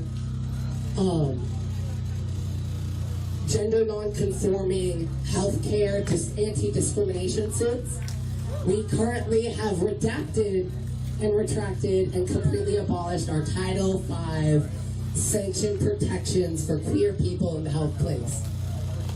That means you can be denied health insurance, you can be denied a doctor's visit, you can be denied an ambulance ride, an ICU bed, a ventilator for COVID if you're queer. That ain't right. We already have a bill going out in Portland to try to change this, but it can't be state by state. Talk to your local governor, talk to Kate Brown, email her about the Title V transgender, gender non-conforming protections in the health place. And then lastly, vote. Just vote. Please, I'm tired of hearing we can't take, the system is broken, we can't change it, they haven't listened to us, so I'm not gonna vote. Vote. If they don't listen to you, vote and then tell them that they didn't listen to you. Prove to the world that your voice matters. Don't let it slip by. I know too many people that can't vote. I couldn't vote for the longest time. This is my first year voting as a felon. So vote. If you can't vote, get 5 people out to vote for you. If you can't convince them to vote for the right thing, make sure that you convince 4 other people to do the same. We have a QR code right here for anybody that is unregistered to vote. Please take a picture. Honestly, like, pull out your phone right now. Please, I want to see phones out. Like, pull out your phone, take a picture, and post it to Facebook. Post it to Instagram. Text it to your mom. Text it to your younger cousin. Send it to your teacher. Send it to your boss. Post it up on a flyer on the side of your street. Put it in your front living room window. Make sure that you spread this around, because this is one of our last chances in the Oregon election to post and to send in your ballot to make a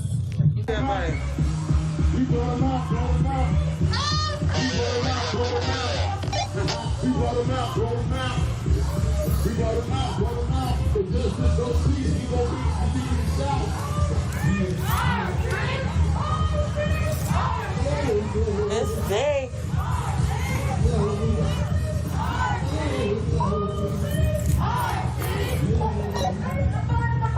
No justice, no peace. No justice, no peace. No justice, no peace. No justice, no peace. No justice, no peace. Come on, everybody move in. Everybody. It is. And we're in the middle. I'm not letting you Not the same thing. You can. Yeah, So if I go over there, if no one will let me through, then how? If I'm not allowed to leave, how is that not being detained? Okay, so you call yourself Yeah, sergeant. which Open is your it? Is it Jason sergeant Backshot? Why don't you get on your radio? Who's the sergeant? And where is he? Okay, well, we can't go over. Yeah, we can't. Jason. I have a radio. You have a radio. They're busy. They're busy. They're busy. Yes, there is. They're over here wearing a green hat. Fella? Cigarette.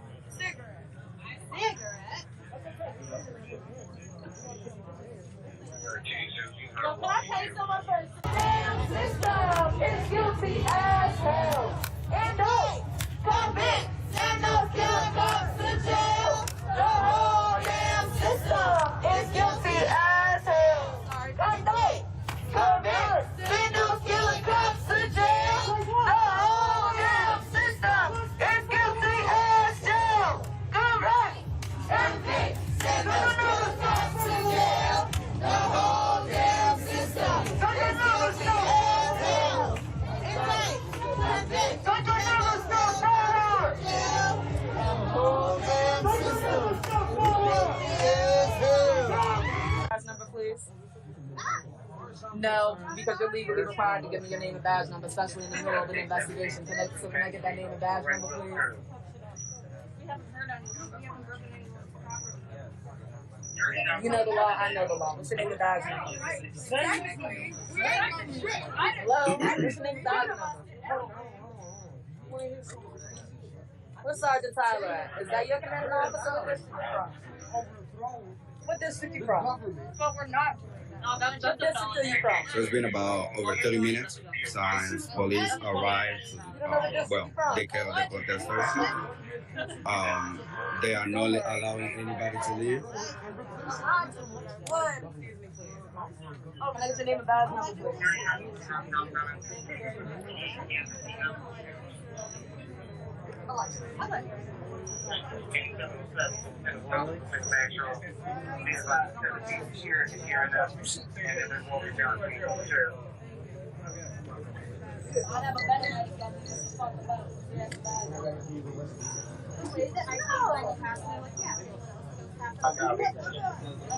Right now, no helmets on. They can have with no helmets up.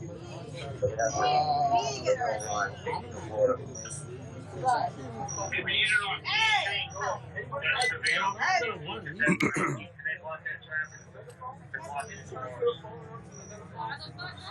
Everybody. Where's the gorilla?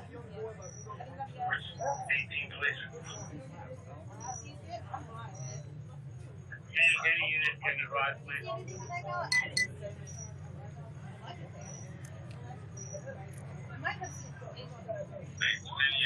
I saw multiple ships in uniform. I saw various. Well, Sergeant Reyes. Sergeant. Excuse me. Well, you guys can see there's no way to get an answer for anybody out here. It's been about 45 minutes and 40 minutes and people has been here chained by police. You got a whole stick throw. We're not called a baton.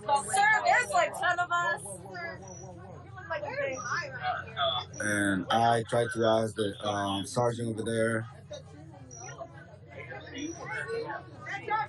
and I'm not able to get an answer from anybody.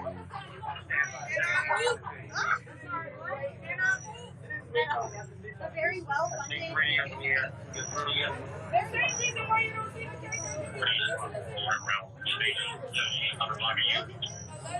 Are you excited? Well, check 877. 3 on the area.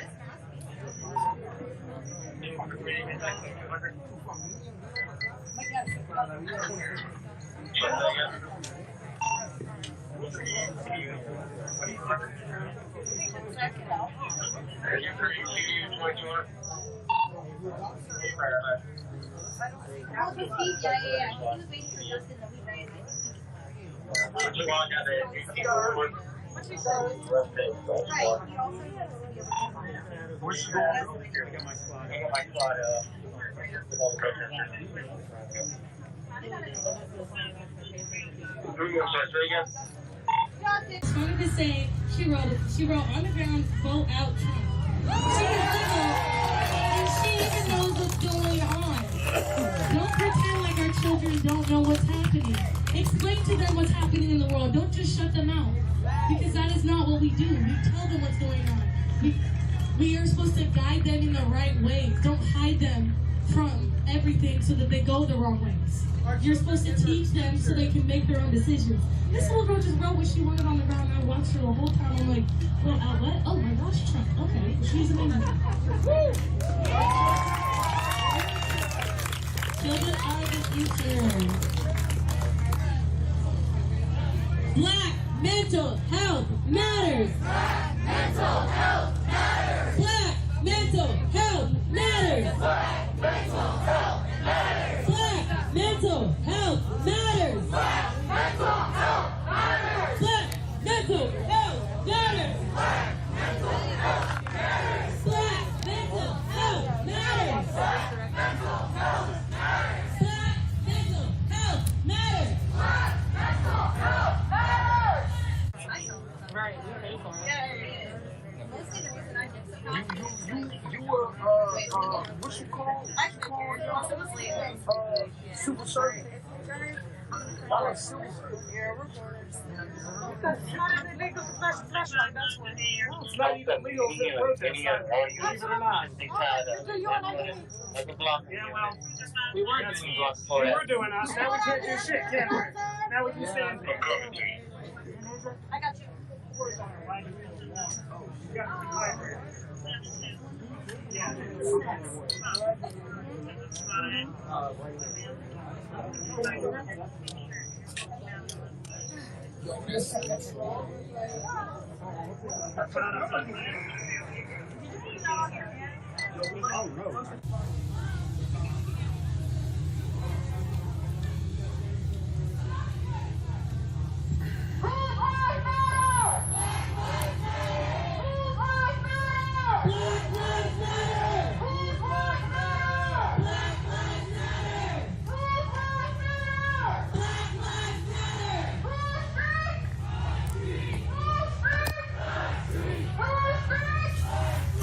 to get my cords connected.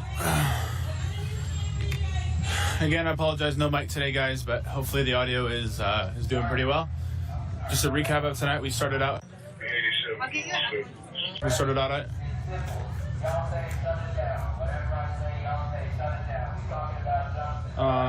Let's see here. We started at Peninsula Park.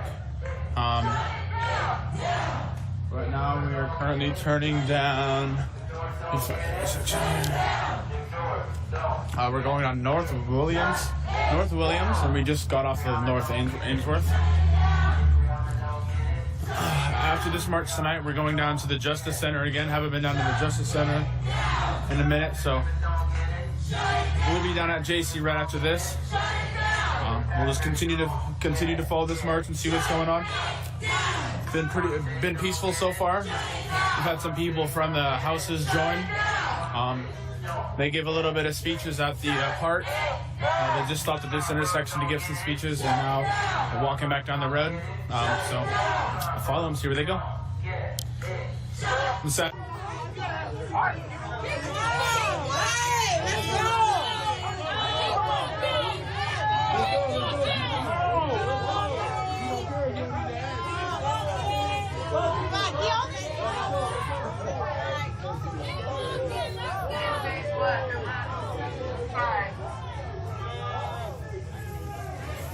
Democracy feel right. This is what democracy looks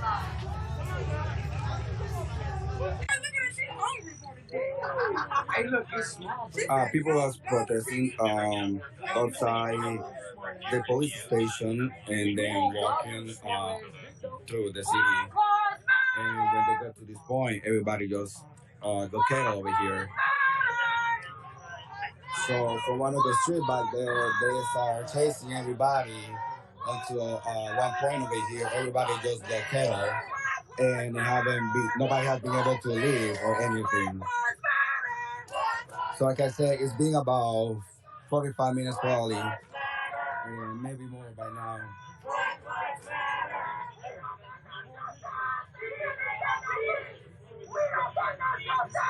Well, I tried to talk to one of the sergeants and ask if I'm free to walk away, and they are not allowing. They say that I cannot go past the police line, so. Why are we being detained?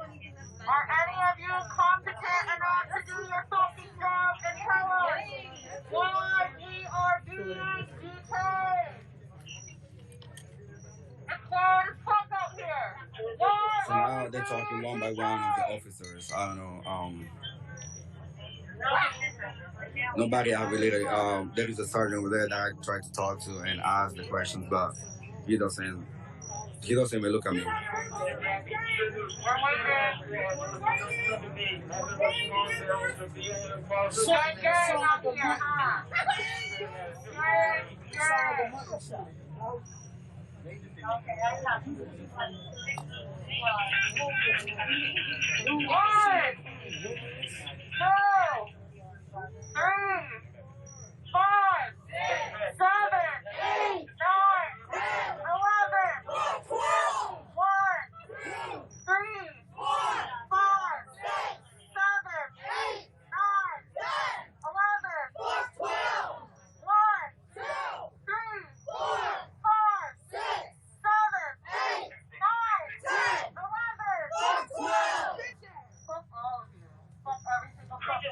Especially y'all black cars. Y'all fucking know that. Especially y'all niggers. Y'all niggers out here.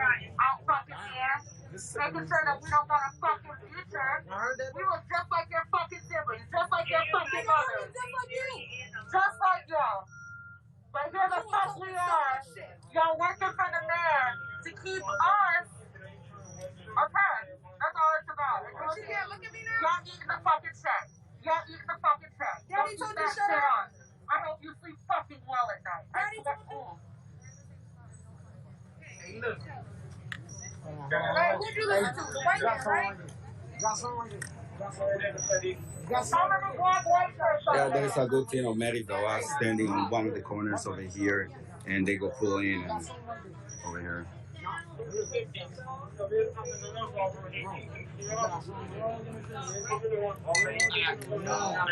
No, you feel it. I know you feel it.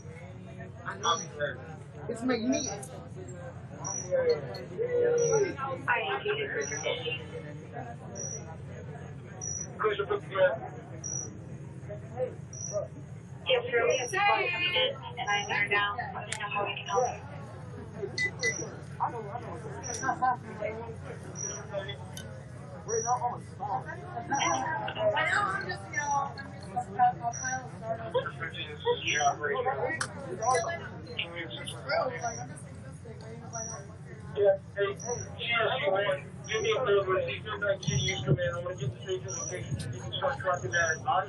Well, at the moment, since I've been recording, I have not seen any illegal actions for part of the protesters. I don't know what would be the reason for police to arrest people out here. It takes so much time, so much effort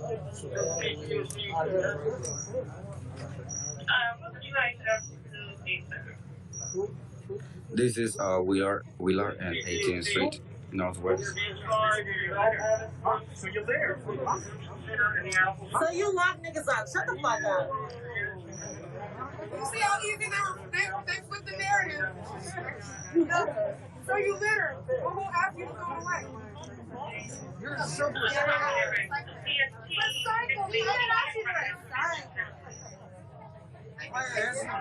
a kid right there. Shut him up over there.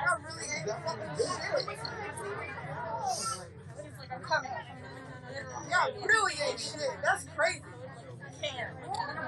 Even joking with y'all, right? The fuck?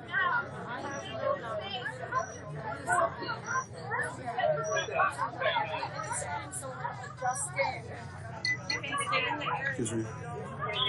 I asked that girl like what press organization or where they're from, and she said, oh, he just has his LLC and he just takes pictures and videos for court cases and stuff. It didn't really make much sense to me.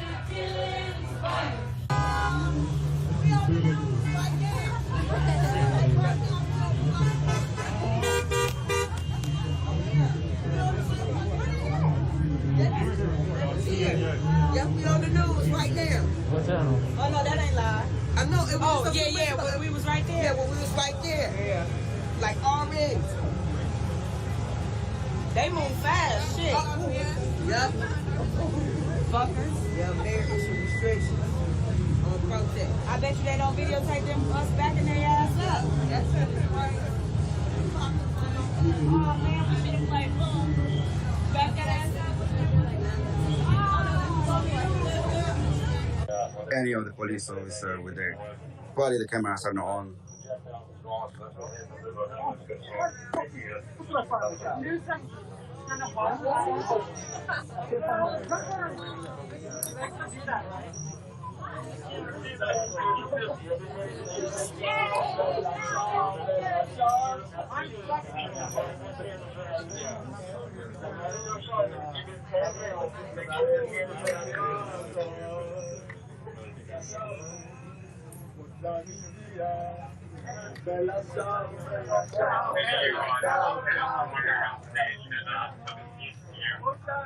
There's somebody being arrested right now over there.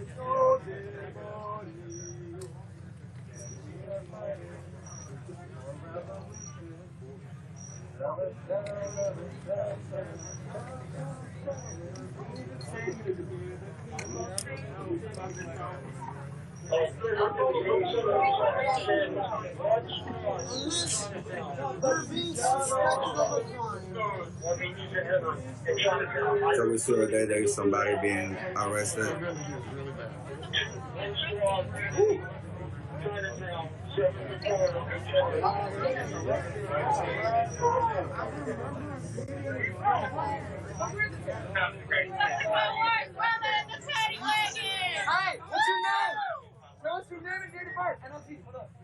No, people was walking down the city and they Name and date of birth.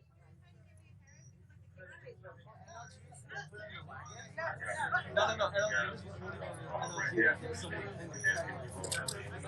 you can, if you can tell us your name, date of birth. Tell me your name and date of birth.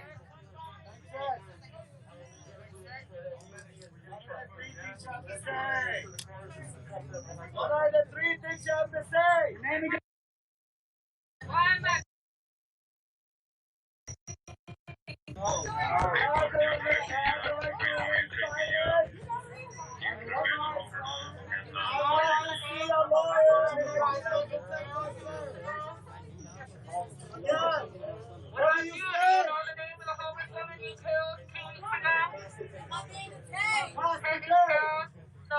What do you say? I want to be a lawyer and I don't. What? Have you seen two silent? Thank you. How do you really feel about I'm sending his name now. It's just one there. I think I was the same one. I'm not 100%. I think just one. That would have been your mother. You don't care?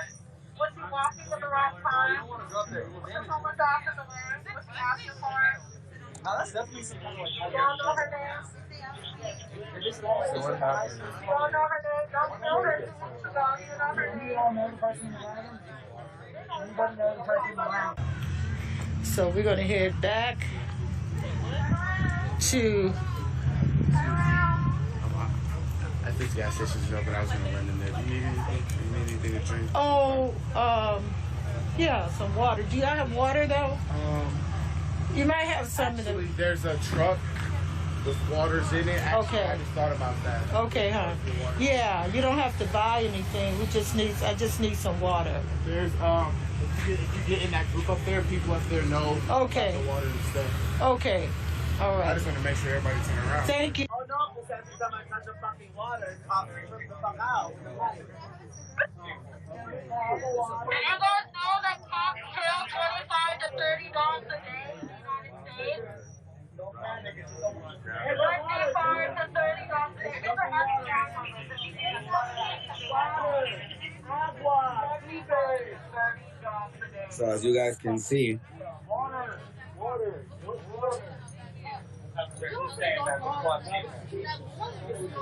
they are being getting ready for to arrest everybody out here. At the moment, I still don't know the reasons.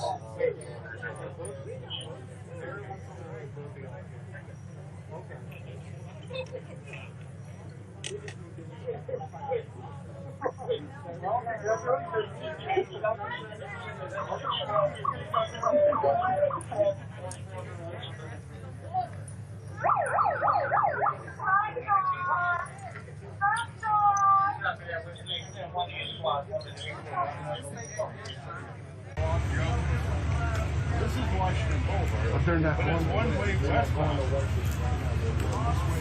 Then they go back to the restaurant. That's not what it says. I'm just telling you that. I'm off. Here from where we're at.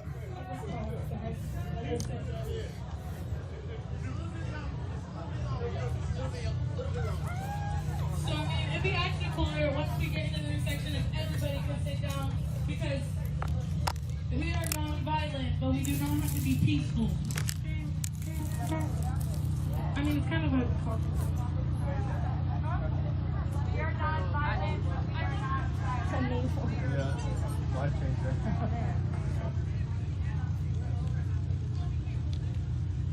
Okay, just kidding. It's not safe to stay here. We're the bottom subsidy actually cannot stay here. What about?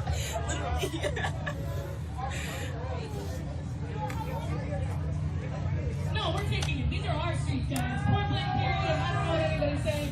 These are our streets. These are our streets. I will sit with you. I don't care. These are our streets. We are peaceful. Oh, gosh, that makes sense. No, we are non-violent protesters. I hate saying peaceful because there's no way we're getting peace with the way they treat us. Okay, they explain it to you guys as a whole. They explain it to you guys as a whole. Yeah, there is no specific reason why I cannot leave.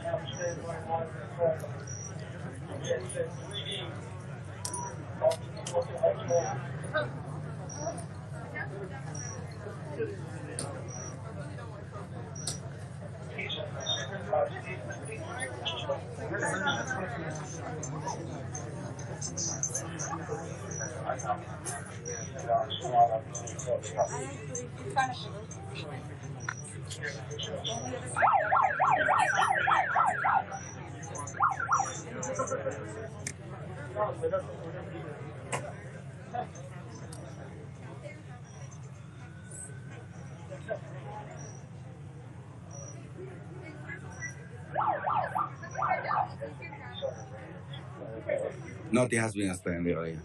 I've been recording and nothing has been explained.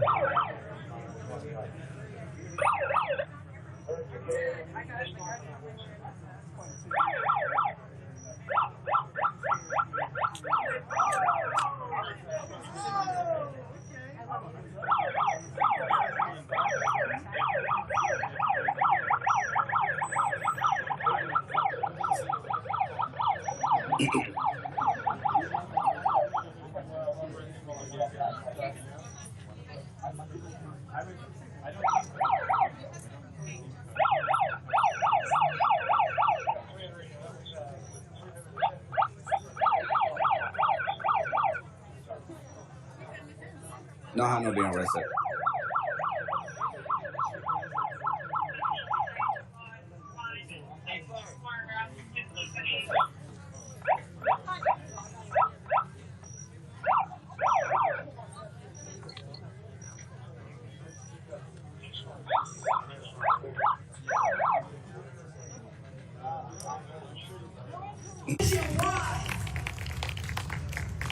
Because Black Lives Matter, it will always matter from the beginning to the end. And if you ask me, there's no such thing as END. There is no such thing as END until justice is served.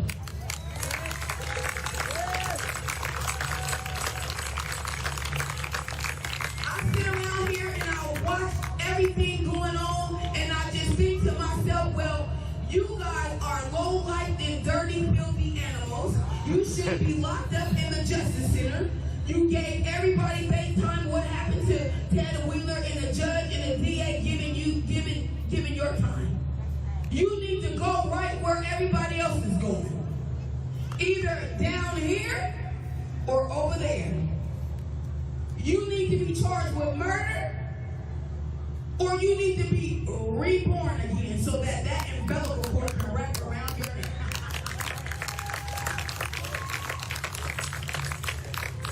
Some of the mother should have swallowed you and spit you out so that you would never return. Right on the ground. And I mean that from the bottom of my heart. That one really tickled me. May God take the breath out of the bottom of my feet. And I'm not a rude person, but when you murder my son the way you murder my son, I got an issue with that. I got a problem with that. They don't scare me at all.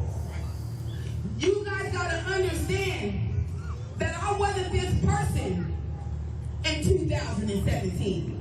They made me a beast in 2018. I'm not scared of man officer that walk United States of America. I tell them every time on MLK until it's what it's worth. I tell them every time they see me.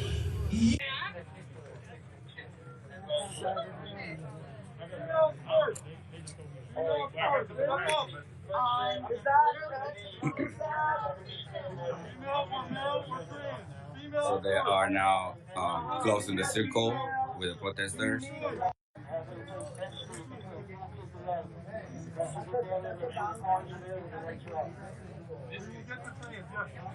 Right now, we're going to do females first. We don't read right now. No, trans women are women. Yeah, but trans women are women. So I'm trying to get an understanding when you say trans. Okay. Yeah. We are. But we have to do transport different. Okay? Because that's our policy. What about the holding cell? What's the policy on that? Why can't you tell me where I'm I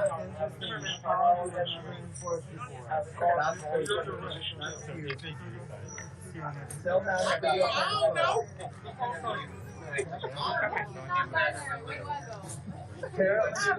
You go on the gender terrorist sound. That's what it is. We're like, Let me know if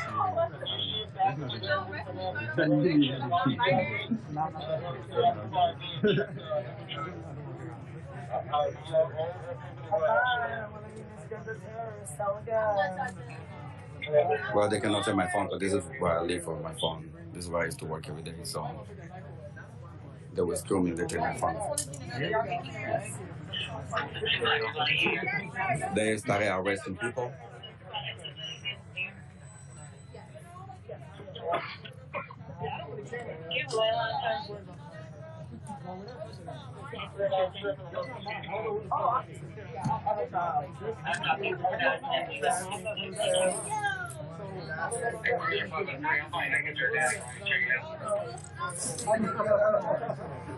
I'll make your dad one.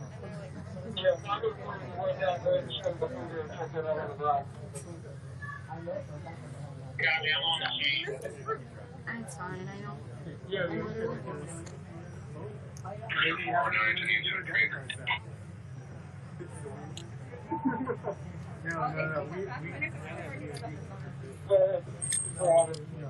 You have to go all the way to the front. We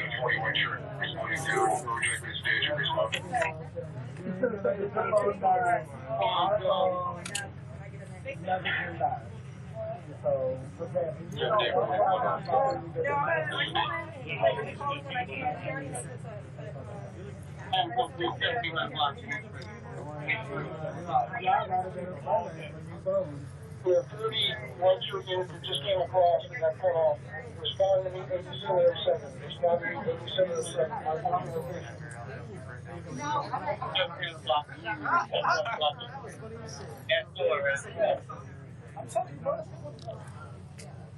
Cruiser 409. You never know with the hardware. Yo, what?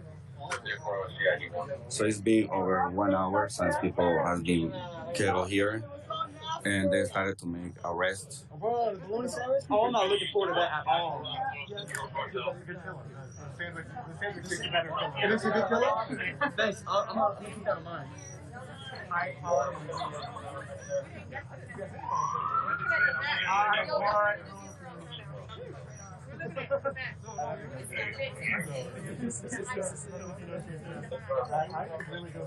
Y'all are not good at it. I didn't want to fuck your nose up. No, bro. I don't know if I'm going to get COVID. Everybody needs a mask. Actually, the best way is 6 feet and both wearing masks. That's the best way to not get trendy.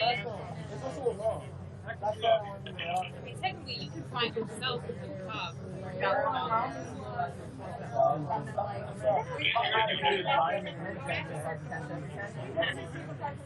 But I still, I tried to talk to one of the sergeants over here, and as well as the reason, and nobody has been able to give me an answer. Well, they didn't even look at me when I tried to talk to them.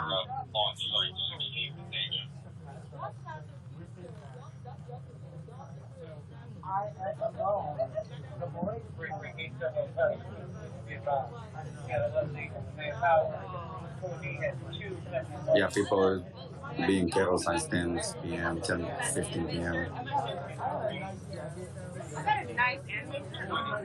So the protesters went outside the prison in one of the police station in Washington, D.C., one of the prisons, and then they were marching through the city in Washington, D.C. At some point, people start being chased by police, and then everybody just being killed over here now, but everybody's being arrested. We're gonna have our own special cell. Special cell. They're all lumped in together.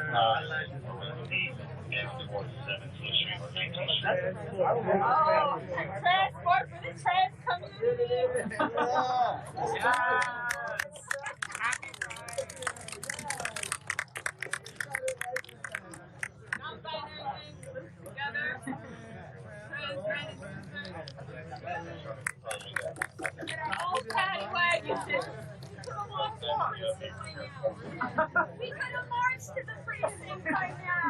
You were planning on going back anyway, not for the rest of the evening.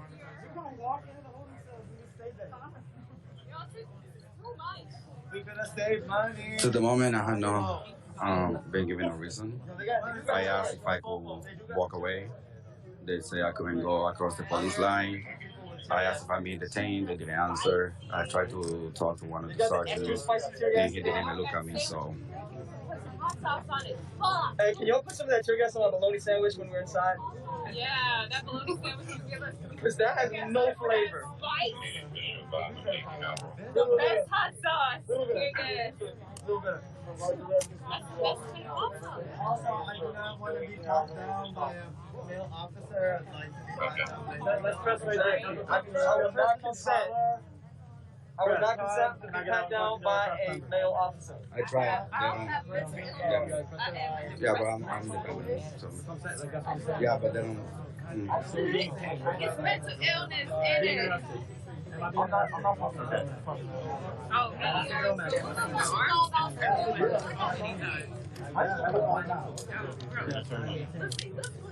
For what? That's what Lieutenant said. That's what Lieutenant said. So I can't leave and go where the other journalist is. So why can that journalist be right there? Hey, homies in the windows. What's up? Can you ask them for your white shirt? Why the journalist can be on there, but this journalist has to be on here? Can you ask them? No, you can't ask them. Y'all can't leave your post. Dude stand behind the other dude. Can you leave your post? Amador. Excuse me. Amador. Amador. Excuse me, sir. Officer Amador.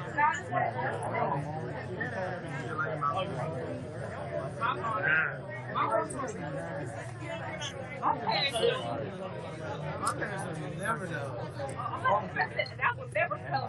My mom was like, oh, Michael got arrested again.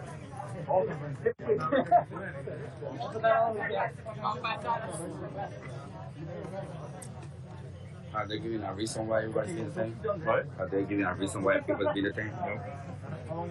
Yeah. So, legal servers over here, I just asked one of the legal servers, and like I said before, there has not been a reason given on why people is being detained over here.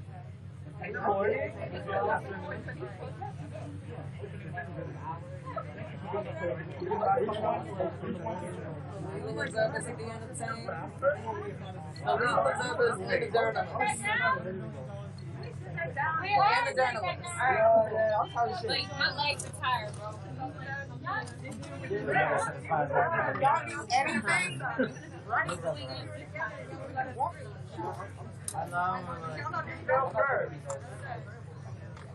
That's up! That's up! Don't yell my name, yo. Oh, he was waiting. He was waiting.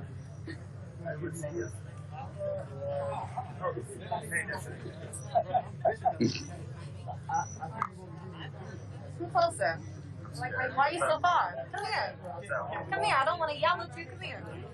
No, I don't want to yell at you. Come here. What's going on? Come here. Daksha. Come here. Disappointed in what? Come here. Let me talk to you. Are we being detained? Take my Metro card. Lieutenant, why is people being detained? You know who you're talking to. Daksha, what are we being detained for?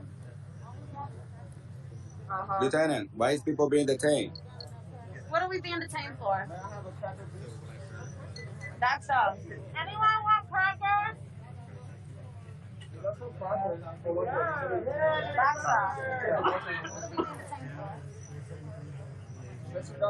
Didn't you say that you work with First Amendment rights? Isn't that what you do? Yeah, it wasn't First Amendment. What do you consider? What do you consider this? What do you consider this right here?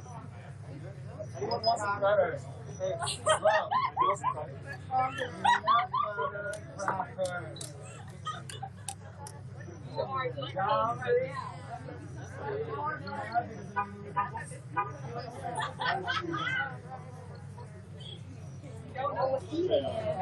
Put food on mouth. For nutritional health.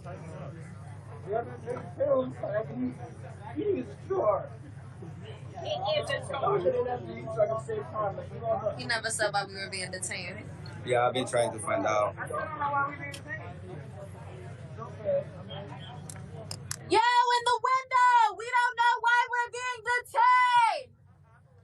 Get your phone out and let them know we don't know why we are being detained! In the window, unlawful arrest. Y'all might want to start recording this shit. Your Instagram gonna blow up, girl! Your Instagram gonna blow up! You got it? Thank you! Thank you! Thank you! Now send help! Thank you, sis. Thank you.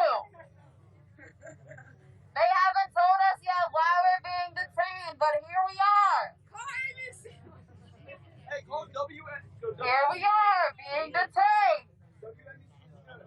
Maybe if you ask them, they'll tell you, but they haven't told us anything. Besides the fact that we are indeed being detained. Girl, we out here. We just out here. And they circled us. Here we are. Being detained. Officer Bishop! Come here, you little stinky bitch! Oh, you still got us. Thank you so much. We take care of us. Yes, we take care of us. Show me what community looks like, y'all, because this is what community looks like. I gotta grab my phone. You know how y'all be, thinking a nigga grabbing something else. Let me grab my phone, okay? It's just in my fanny.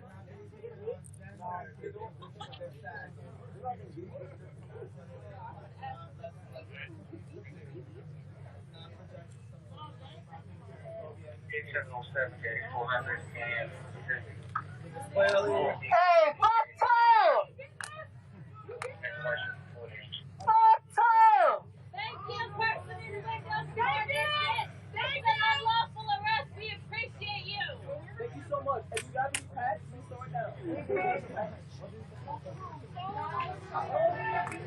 If you want to show me a big one, that's the idea.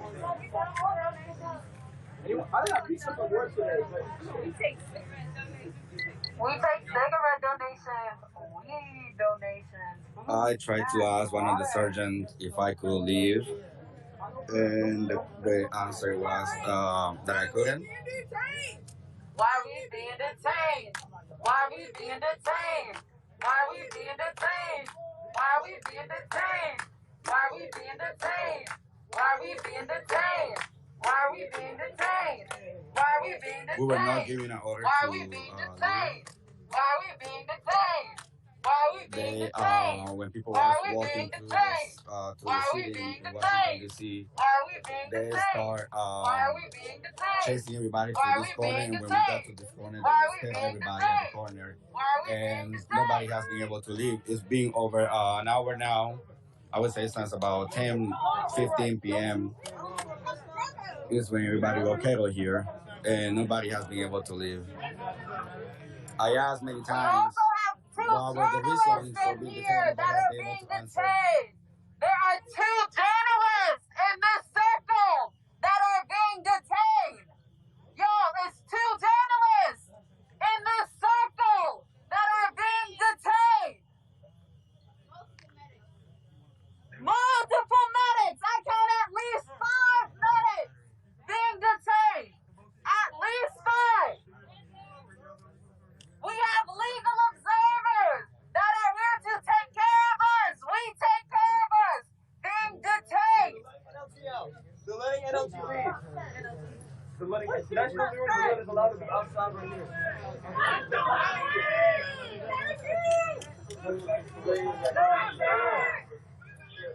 Now! Shut it down!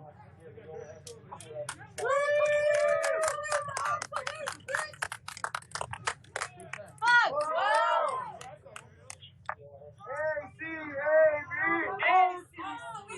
So the guys with the green hat, they're legal observers.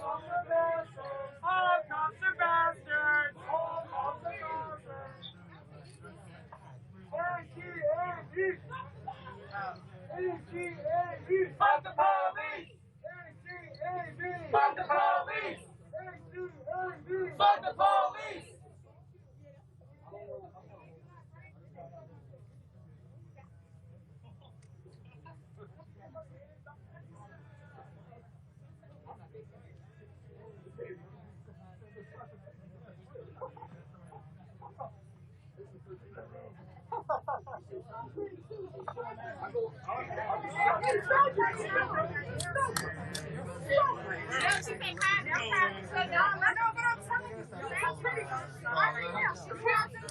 Yeah, I'm a Southeast Asian style.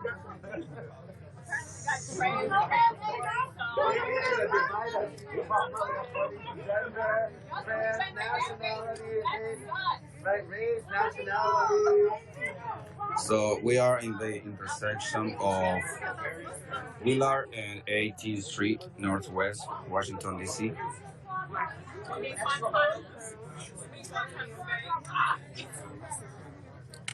anybody have a surgical mask? It's fine. I do. It's getting tired. Again.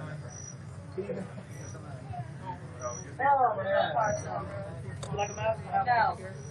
No. So one Listen, not covering your nose. You should be dead. You're gonna hit on that. I don't care. Put your bro, you already got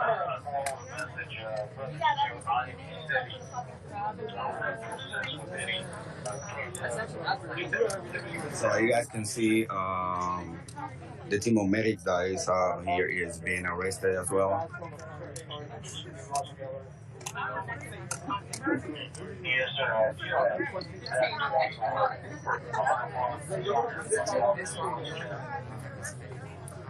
Sean, not like it.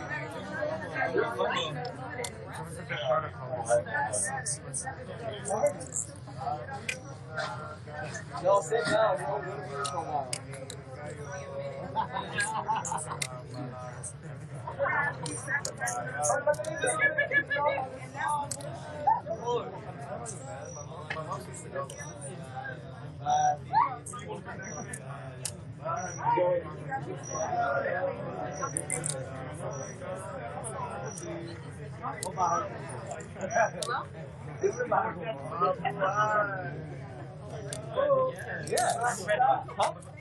I'm ready too.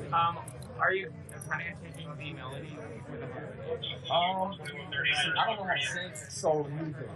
I'm just gonna sing and have this. This is, I mean, yeah, I like that. This is the first one.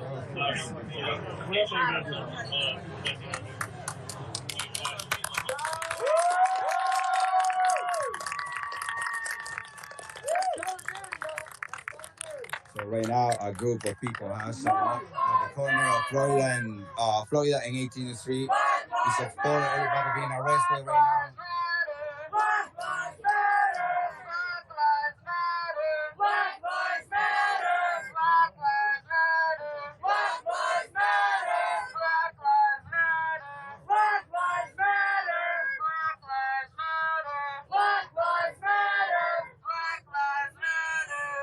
I am Brother Max, trying to keep it up over here. Well, it's been over 1 hour since we got killed at the corner of Willard and 18th Street in Washington, D.C. I asked many times if I could walk away and go home. They say I couldn't go across the police line. I also asked if I was being detained, and there had not been an answer. I tried to talk to a few of the surgeons out here and asked them if I'd be detained, if I can walk away, and they didn't look at me. They didn't even look at me. Nobody has been able to give me an answer. Why, in the case of we being detained, why are we being detained? I asked the lieutenant as well if he could tell me why people is being detained, and no answer has been given. Say her name!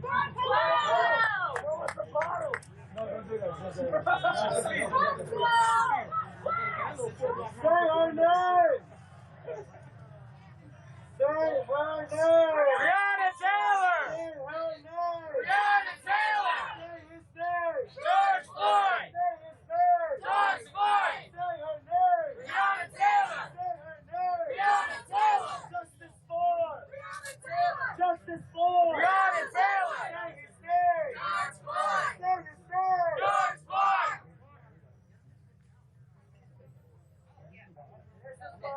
getting arrested because Bobby police do not believe in transformative fucking justice.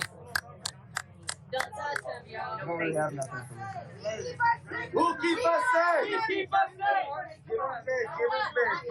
him space. Back up, please. I gotta back up. I gotta give him air. Give him some space, please. Back up. No, back up.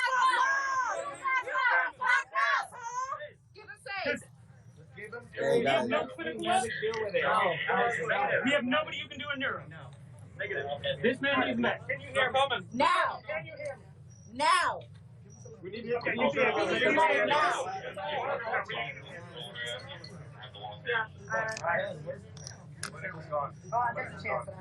What's his name? Where'd he go? Give me a light. What's his name? What's his name? Yo, does anyone know his name? Piece of clothing, tent, you name it, whatever they've got, they throw it all away in dumpsters, right? Despite the fact that she had committed to working towards ending those sweeps in the 2017 mayoral election. She even signed it on a piece of paper declaring that she would do so. So, that's fucked up.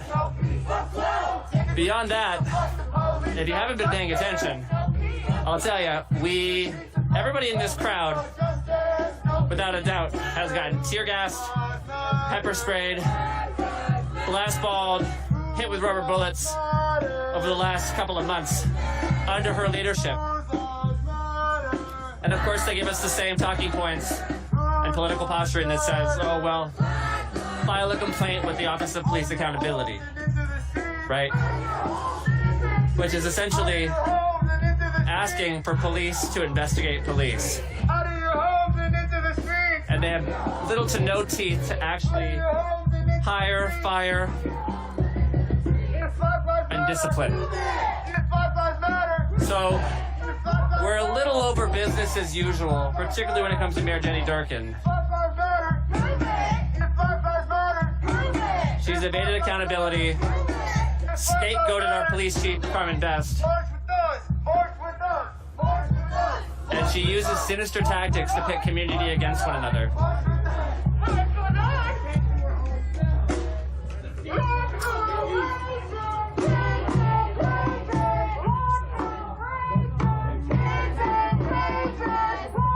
So we are gonna make sure every single elected official, appointed official in the city of Seattle and in King County knows that we are not here to mess around. We are educated. We are committed.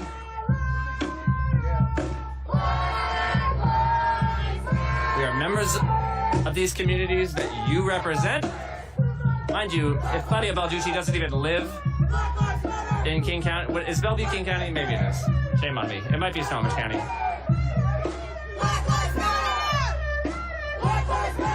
But regardless, right, we've got a chief of police who lives in Snohomish. We've got police officers that do not live in the communities they're supposedly protect and serve. We have Seattle police officers who are registered to vote at their precincts despite not living in Seattle. That's voter fraud, okay? People go to jail for that. The Seattle Police Officers Guild president, Mike Solon, is registered to vote at the precinct, at the East Precinct in Capitol Hill, and has been for a number of years. What are the implications of somebody voting in a city that they do not live in, right?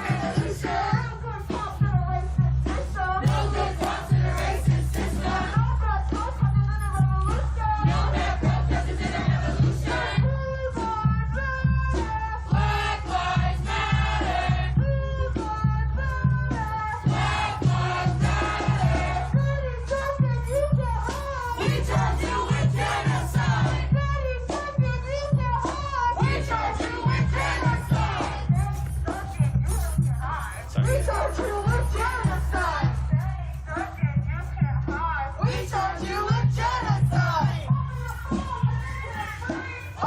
phones and into the streets. Open your phones and into the streets. Shout out to TK. What's up, TK? Hey. You got some fans in the comments, as always. Regular people from another regular person.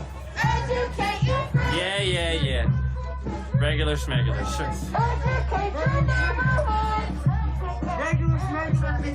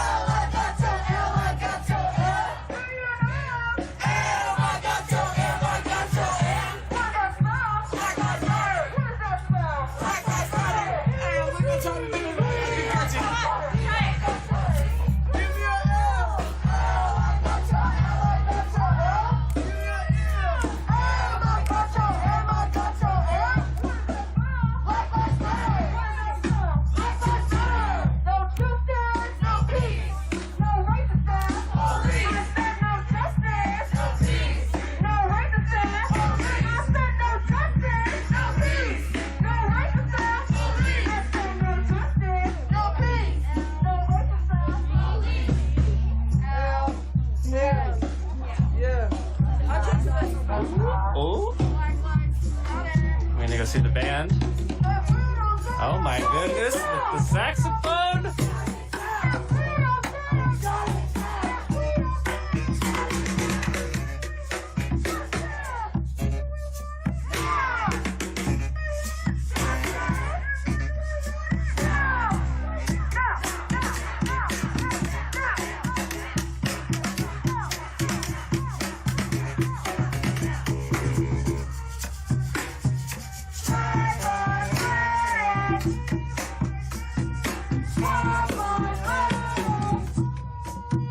Now that we got a few more people in the live stream, I'm gonna make another ask.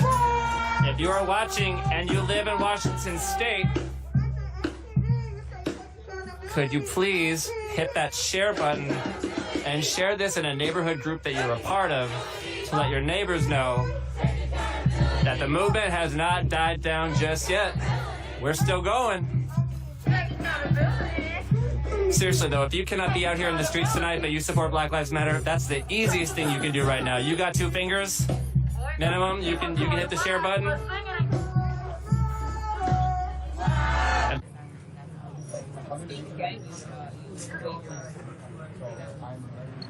Yes, we are live right now. We are Wheeler and 18th Street, Northwest Washington, D.C. We've been here, kettle, since 10:15 p.m. And it's about to be, it's 11:59 p.m.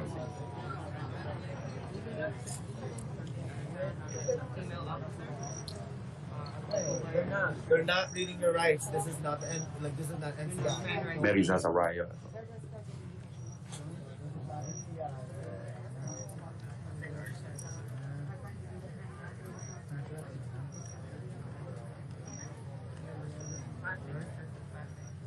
But I don't like people being disrespectful here, so I will not allow it. This is my life here. That's like what I do with it.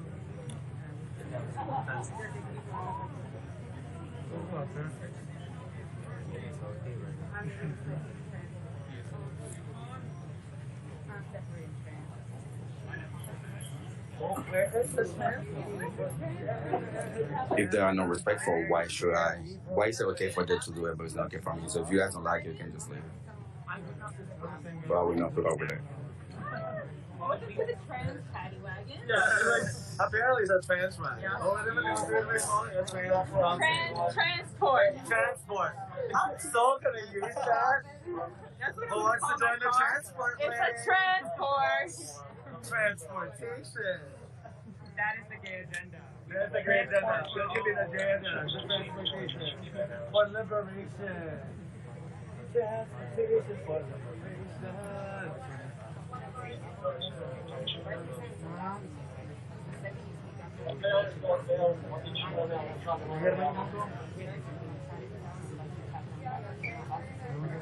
Good. I mean, good. I've been like, okay, you know,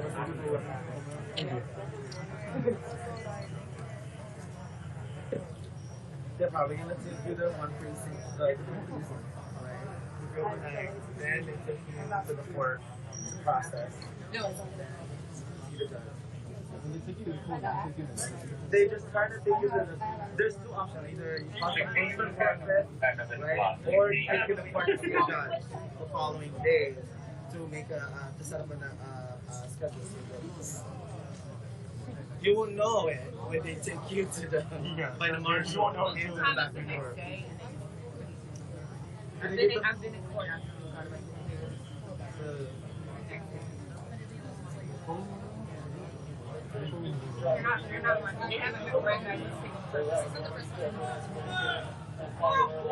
Bob 12! Chat, I asked many times. I asked many times if I was free to walk. During my life over here, I asked many times if I was being detained, and I had not been able to get an answer. I asked what's the reason why people is being detained, and I also haven't been able to get an answer. I asked one of the lieutenants. I tried to talk to one of the sergeants, and he ignored me completely. So.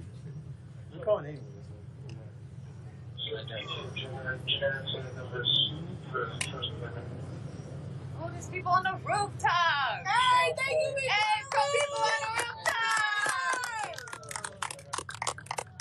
Put me on the roof. This is unlawful arrest. People on record this shit. People cheering for us. Woo!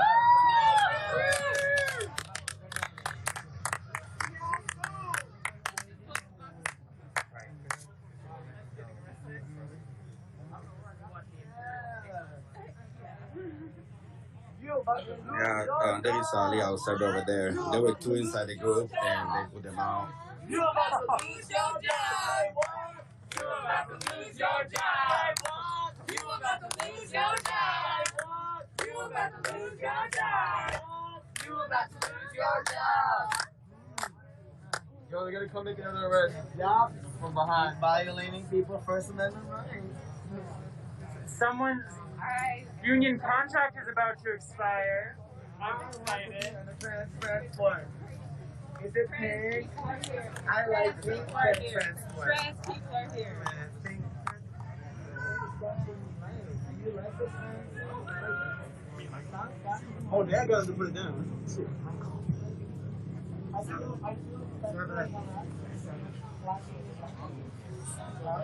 mom keeps sending me. Tell your mom that they're not. Hey, it's in there. You sing happy birthday? No, I don't want to. Hold on. Congratulations on getting older. It's my birthday right now. Happy birthday to you. Happy birthday to you. Happy birthday, dear gentleman. Happy birthday to you.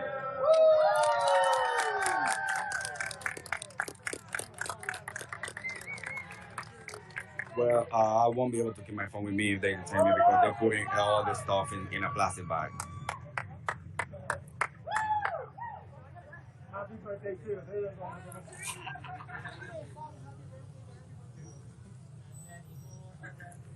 We are in Willard and 18th Street, West Washington, D.C. Willard and 18th Street. As Morgan.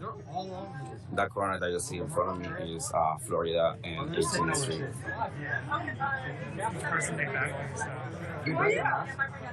It looks like people got their masks on. From what I can tell, they keep their masks on.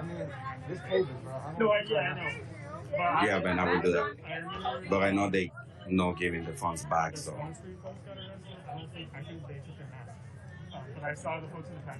If I try to go into my settings, I won't And not all of them are wearing masks. be able. I will have to call my live and go into my settings, so I don't want to cut the live right now. That's good. I asked many times and I'm not being able to get an answer from anybody.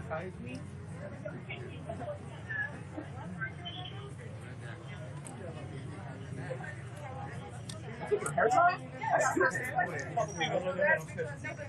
That fucking oh, you're trying to finish. Hold it down, y'all. I'm sure they shall have an issue with transfer.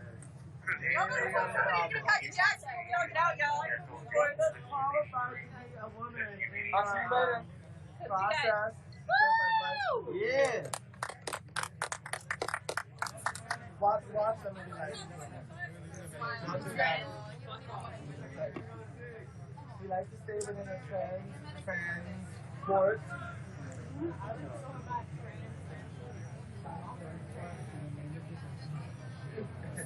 We would like you to divide it based on ethnicity, race, gender expression, gender fluidity, income inequality, gross nationality, nation of origin.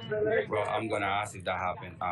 Like I said, I have asked many times if I made the team or anything. They have not given me an answer at all.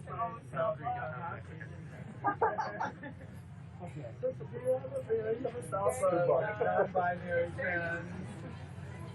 pansexual, polyamorous. I'm gonna list it down. Polyamorous, non-binary, trans, brown.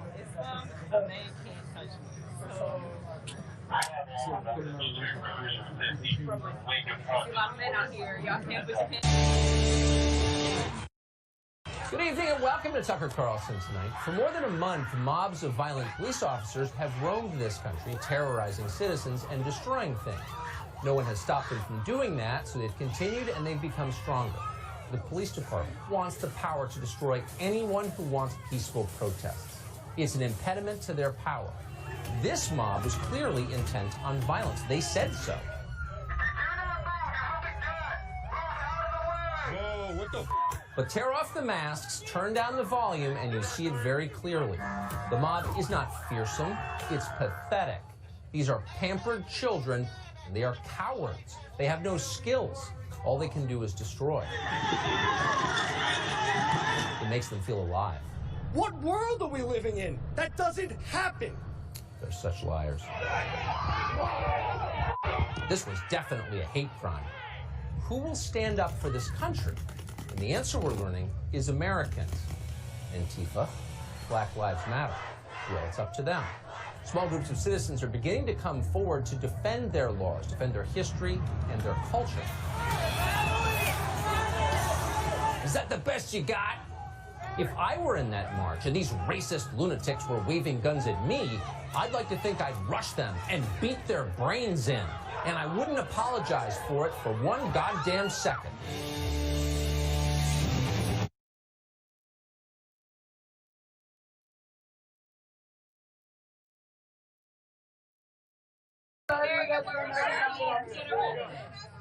Non-binary individuals over here.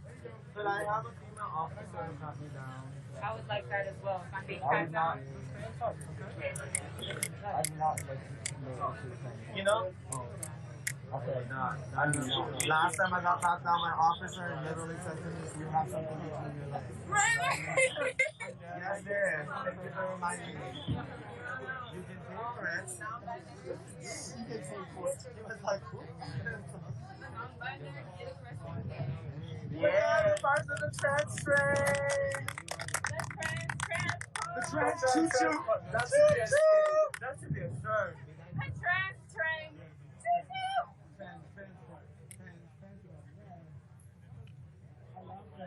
I already tried to walk away. They not allow me. They don't allow me. Yeah. Trans. Is it cool if they use your hand sanitizer? Of course. It's fine. Go ahead. If y'all need any, of course. Yeah. Also, everyone, just because we're about to get arrested, alright, y'all. We don't know Nice hand sanitizer. I'm going in. Hold on. Right here.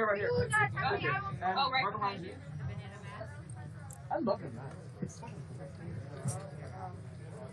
Oh.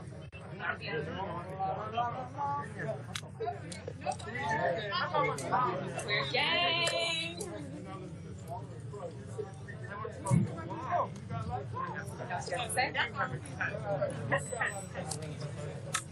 worry. Very good to introduce us. All right. Yeah, I actually asked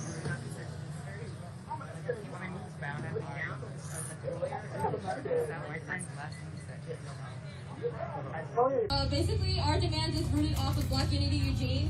One thing that we're going to do is, by the whole thing, we're going to defund the police by 50%, use those funds into Black communities, and we're going to defund and we're going to reform and abolish the police. Instead of, I think 86% of the phone calls that the police get are not even violent. So we're going to allocate those funds and put it into a Portland Street Response program that helps homelessness and helps other situations that the police simply can't help. And if they do try to help, it ends up with a person of color always dying or always getting killed by the police. That's also what we're going to do. And also, one thing that's very important to us, which was the whole, around this whole program and this whole march, was mental health, especially for females. Elizabeth, Grammy, right here, has Rami. It's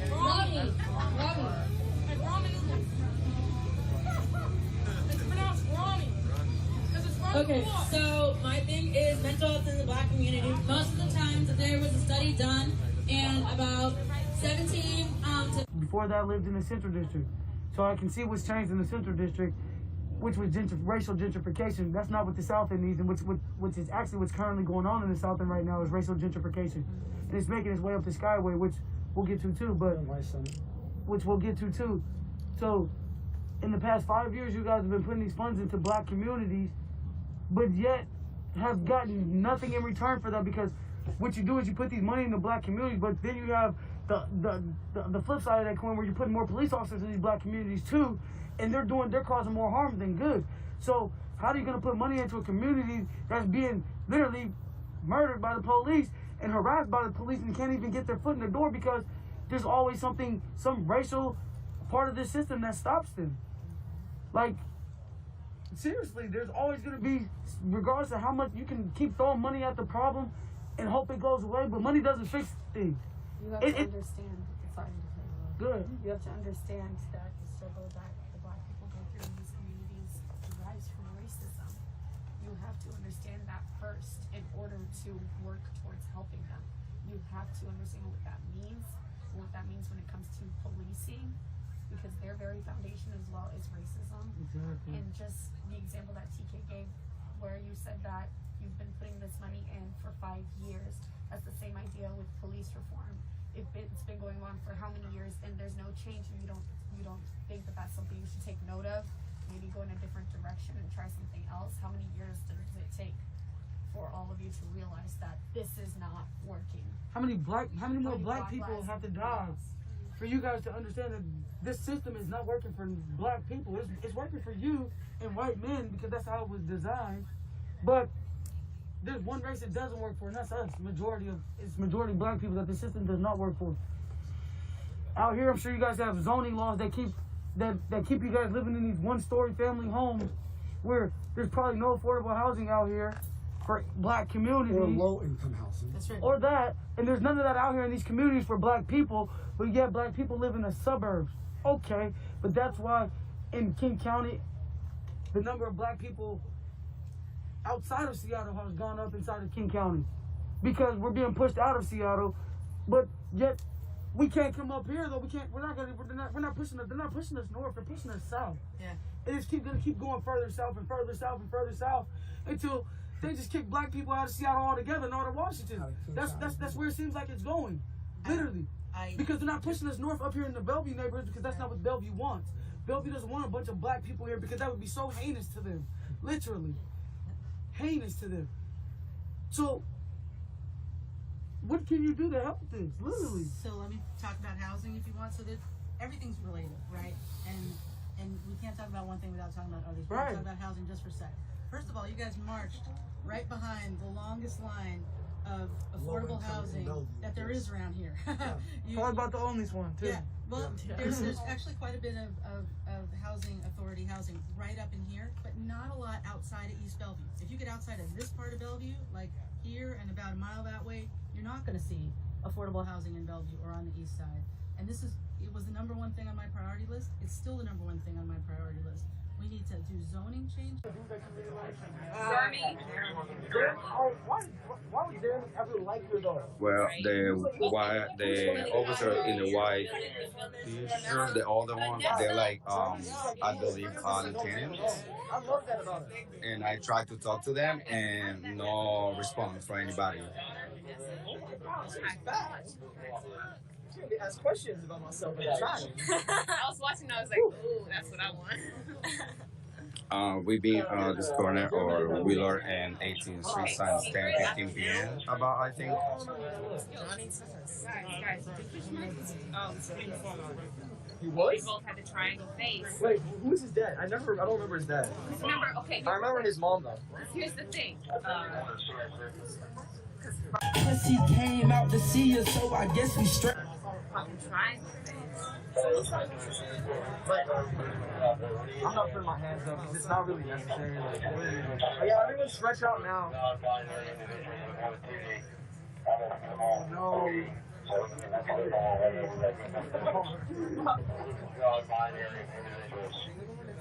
Oh, they're talking about us. They're talking about us, the non-binary individuals. Thank you. Taking the journalists.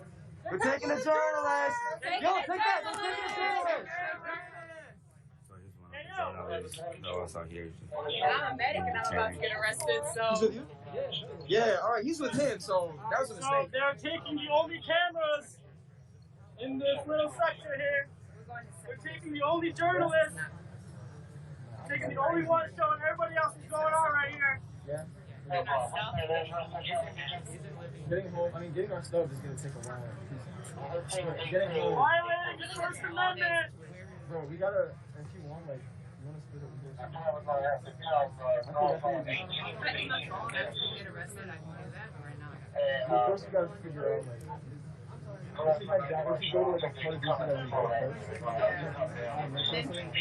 So there is literally nothing that can be done in this corner. Everybody's being arrested here. So it'll be enough for something. We can, oh yeah, that's true. Yeah, we can just figure out where our stuff is. You know, find where our stuff is. Okay, yeah. First, we find out where our stuff is. Yes.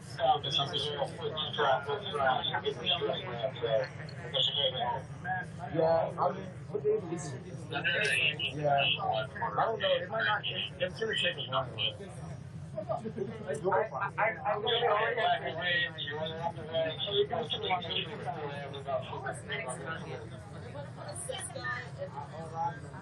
that.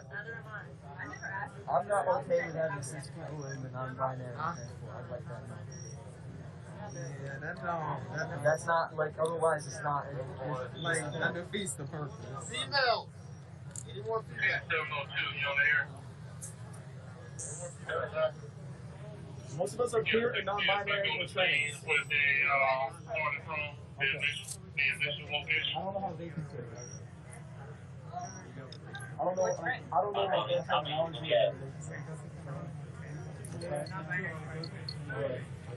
Everybody out here.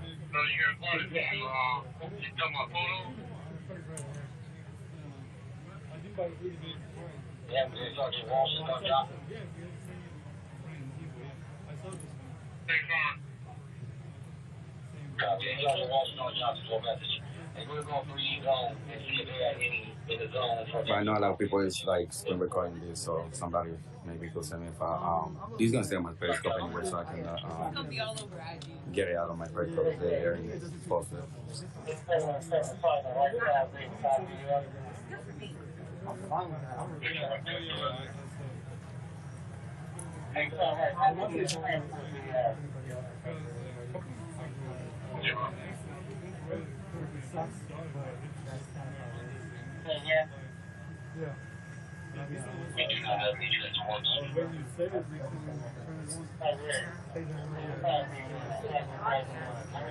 Yeah, that is. That sounds sick. You gotta cross the cardio. Oh God. Yeah, I have it for sale.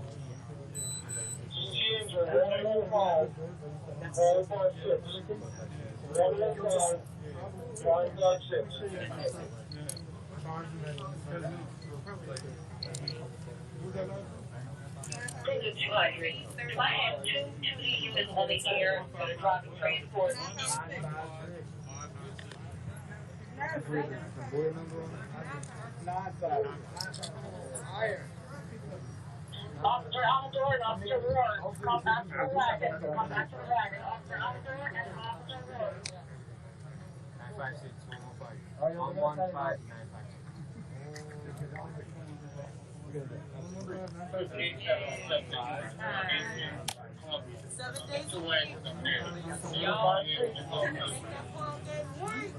Yeah. You saw the bench before? Yeah. What?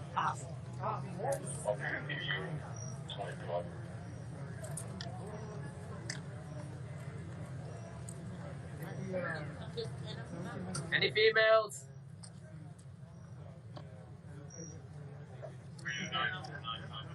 Right here. Right here. Right here is non-binary.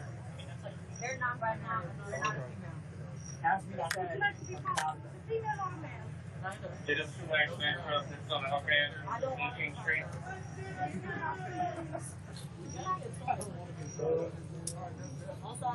So there may be a region. I'm not even sure what district. They can come on the unit that was outside of that coming switch over that switch. If you can't get their call sign and relay that to you also.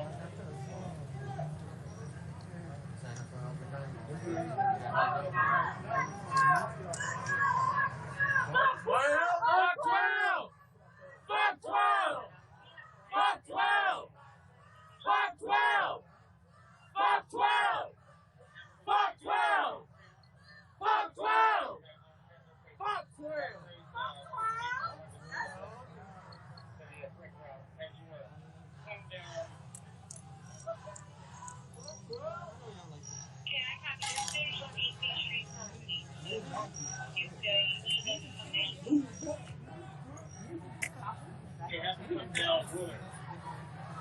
Don't come down 8 feet. You have to come down 17. They have to come straight down Wood. And Wood is not really making your left that much less.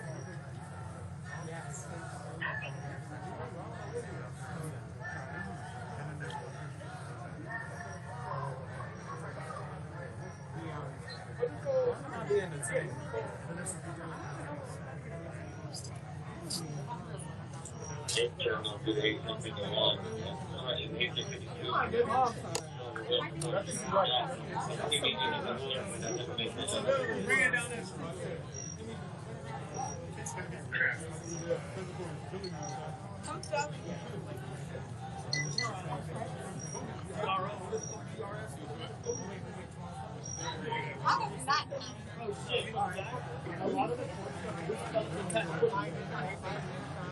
1921, 18th Street, Northwest Washington, D.C.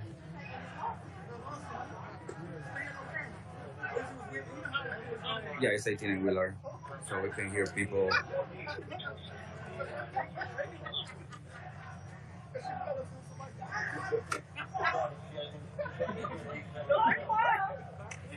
Let our people go.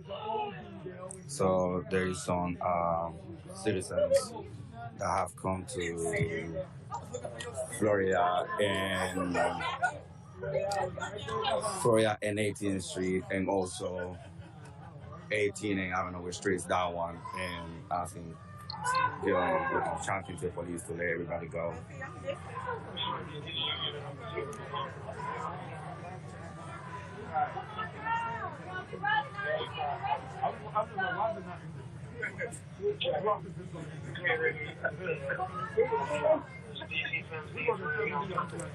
Take your faces! Come on outside! Wake up! Wake up!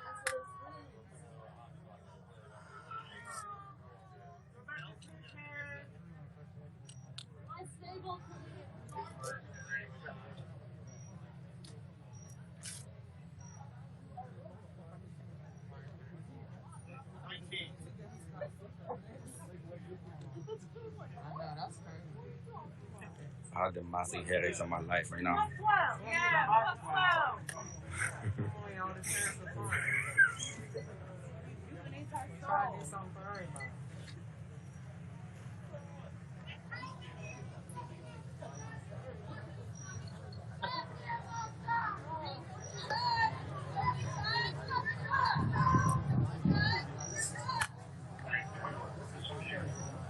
Hey, how many medics are left in the group?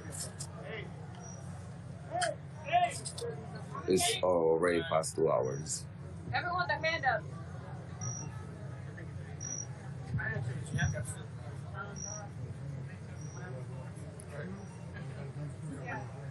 There's 8 of us.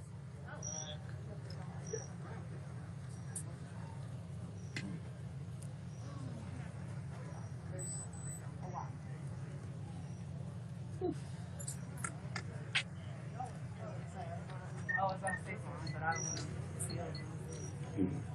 1921 18th Street, Northwest Washington, D.C. Or Wheeler and 18th Street, Northwest Washington, D.C.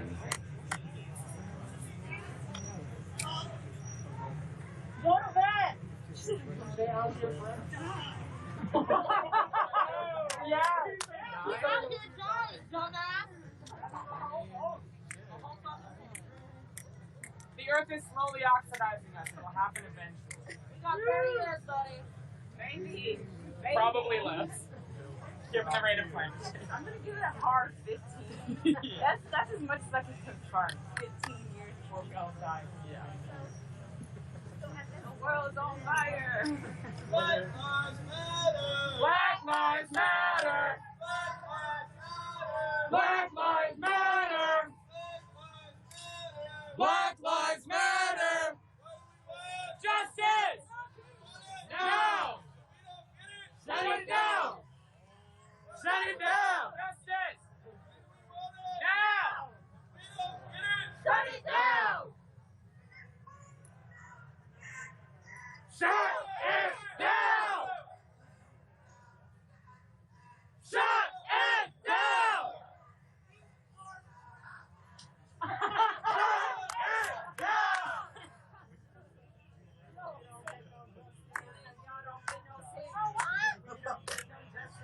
You don't get no sleep if we don't get no justice. You don't get no sleep if we don't get no justice. You don't get no sleep if we don't get no justice. You don't get no sleep. Justice. You don't get no sleep. You don't get no sleep. Oh, that's actually a song. Yes. Oh, that's never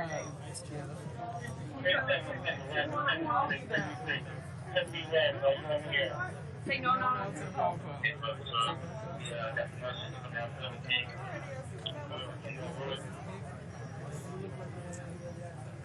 She's blonde. That's why I looked at her, I'm like,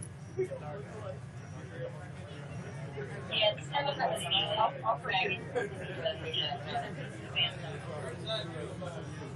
Are you done?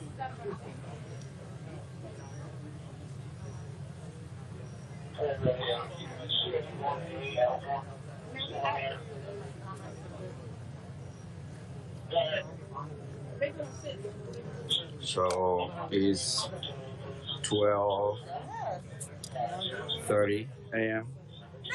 People has been killed here since 10:15 p.m.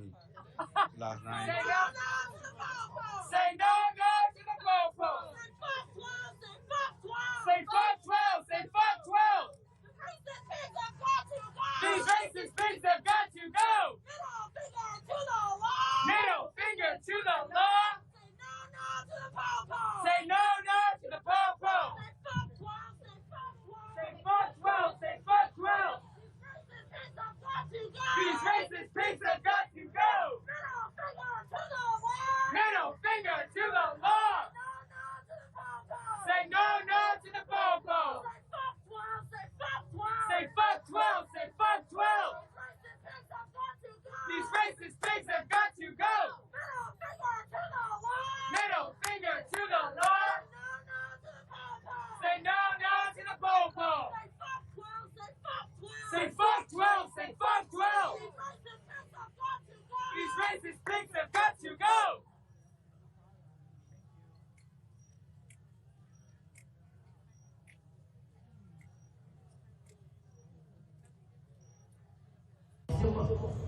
For every single spray paint.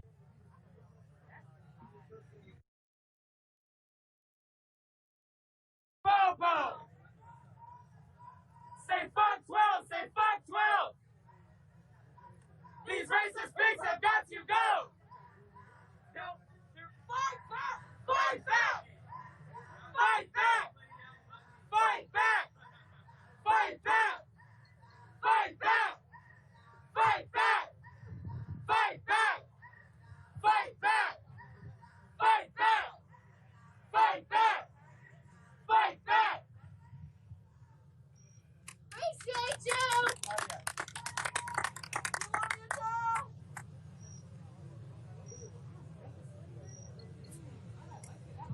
So we see there is about 1, 2, 3, 4, 5, 6, 7, 8, 9, 10, 11, 12, 13, 14, 15, 16.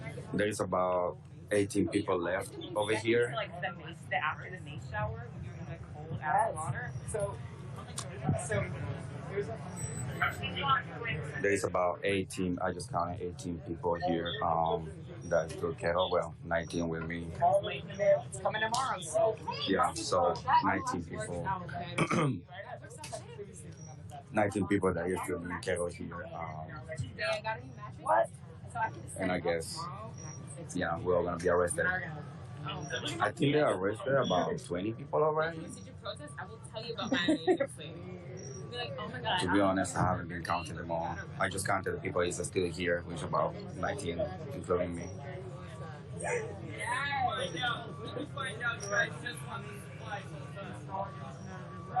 Shit. Can I be home by 11? Verizon's coming tomorrow. I noticed they didn't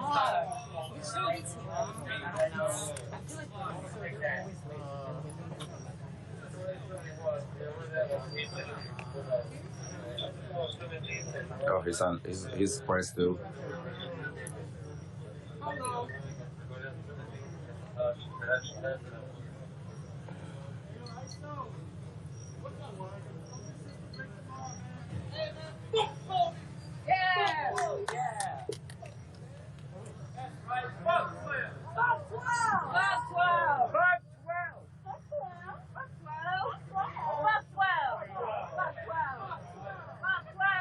There is no curfew in Washington, D.C. And thank you, Sandy.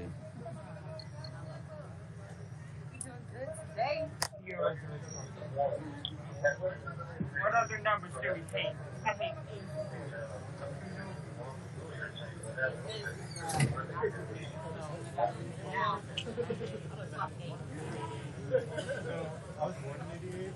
It's like, it makes me sad. That's heartbreaking. You can never make like a username with your birth year, or else everyone will think you. You tell me, that's what they used to do. Like, passing me bad, and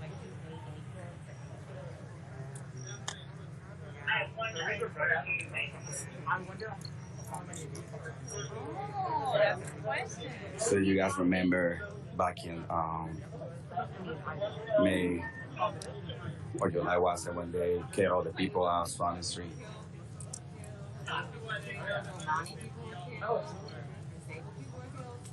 Yeah, one guy that was here, he's part of the press. He got arrested. They took his cameras and everything. Then the other guys there left here with a camera, and then we this officer right in front of me, Dalvin Samora, she said that we are all detained. And also this one. So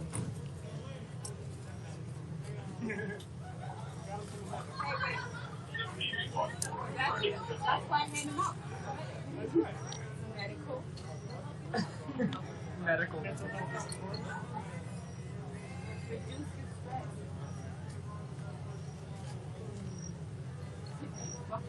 we are as every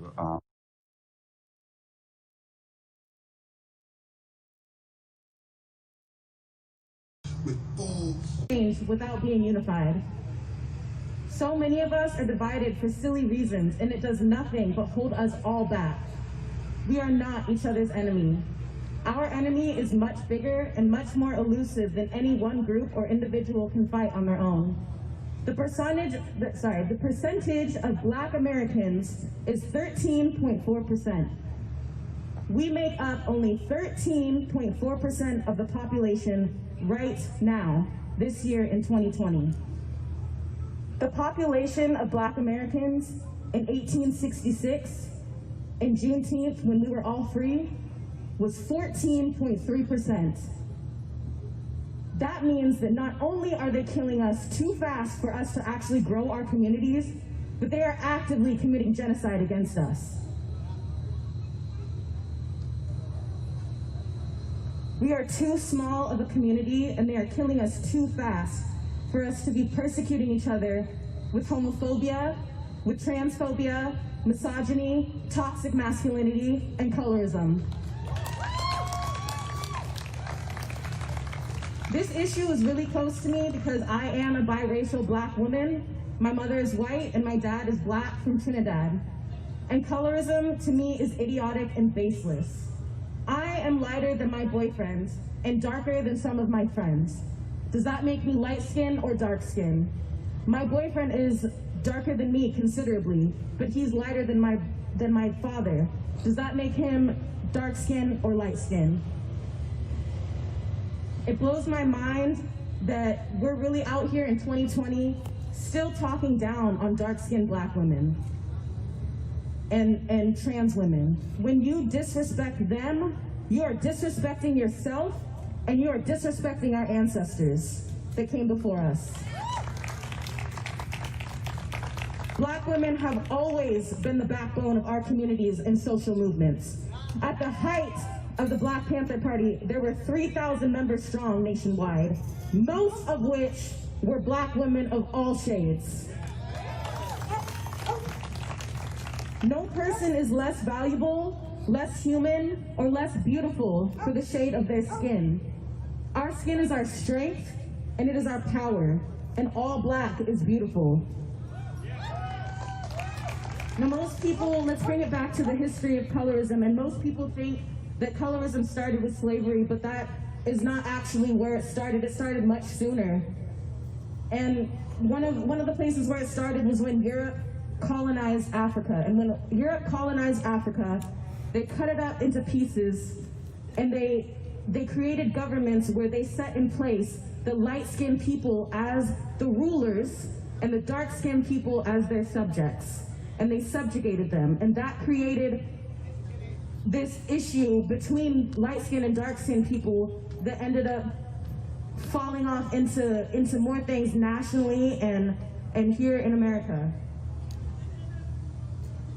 So that is to say that we as Black people need to be focusing on unity and coming together and to take the time to analyze our own thoughts and the ways that we are having biases in our own community against each other.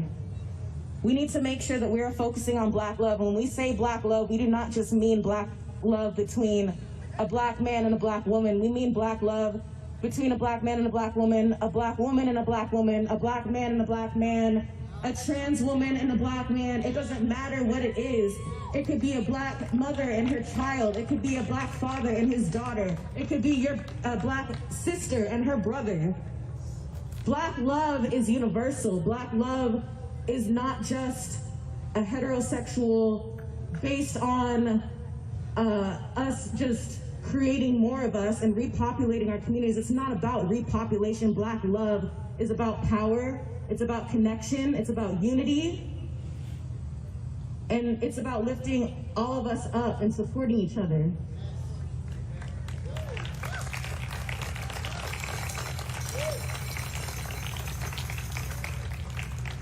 So I just want to leave y'all with this. After you leave here today, you know, you have the QR code, you have some action steps you can take. You can register to vote, you can check out the material that we put on there.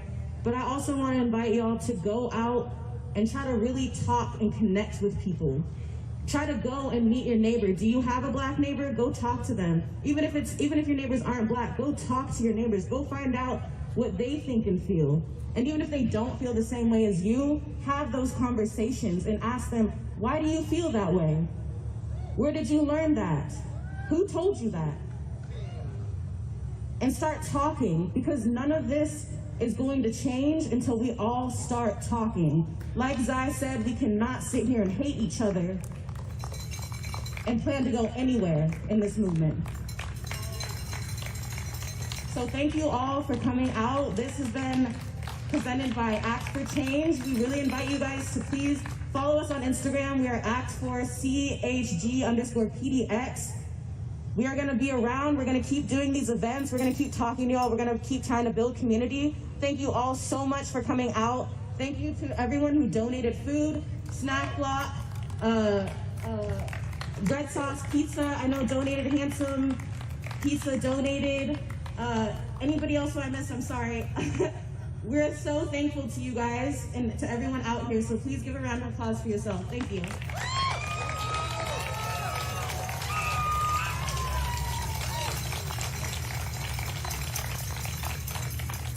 Right next to you. Can I? Can I pick it up? Not right now.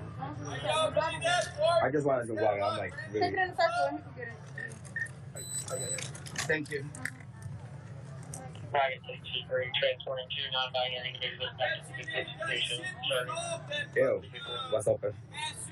What's open? Thank you. Transport. 563. Hold on, guys. I need to clean my hands.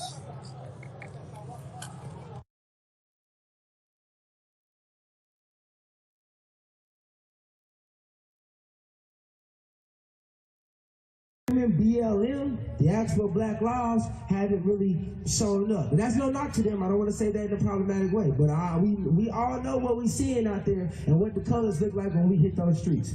And so what we're trying to do is we want to bring together in the spirit and in honor of all the lives and all the people who've come out and advocated for us. We want to bring together as many Black lives as we can to come and sit down and kind of formulate a strategy and figure out how we want to be represented. Exactly what we would like to see from our community and exactly what we would like to see from these orgs. So if y'all can hear me, any people of color out here, any of y'all, if y'all can hear me, we are having a Black Summit here soon. And we're trying to do it in the next couple months. Organizing is really, really hard, I've learned, so we're working on it. But what you keep throwing at these problems are going to solve it, or the lack of money that you're throwing at these problems are going to solve it, because it's not. Money does not solve serious issues within these communities, because there's racist issues in these communities, and money's not going to solve that.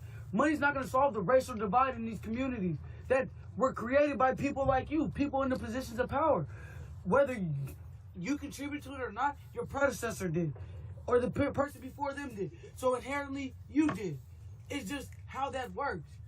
Stop thinking that you guys can just keep saying, oh, we're going to keep investing here, keep investing here, keep investing here, keep investing here. We're going to invest little chunks at a time and see if that works. No, stop.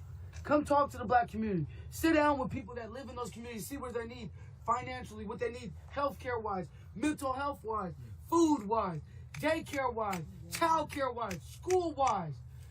Talk to these people before you start thinking you can make decisions for them.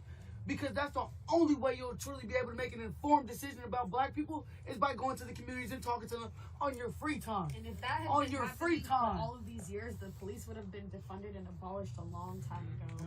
That's all I'm saying. That would have always been an issue that came up to every black community, with every black community that you consult with. Police and policing.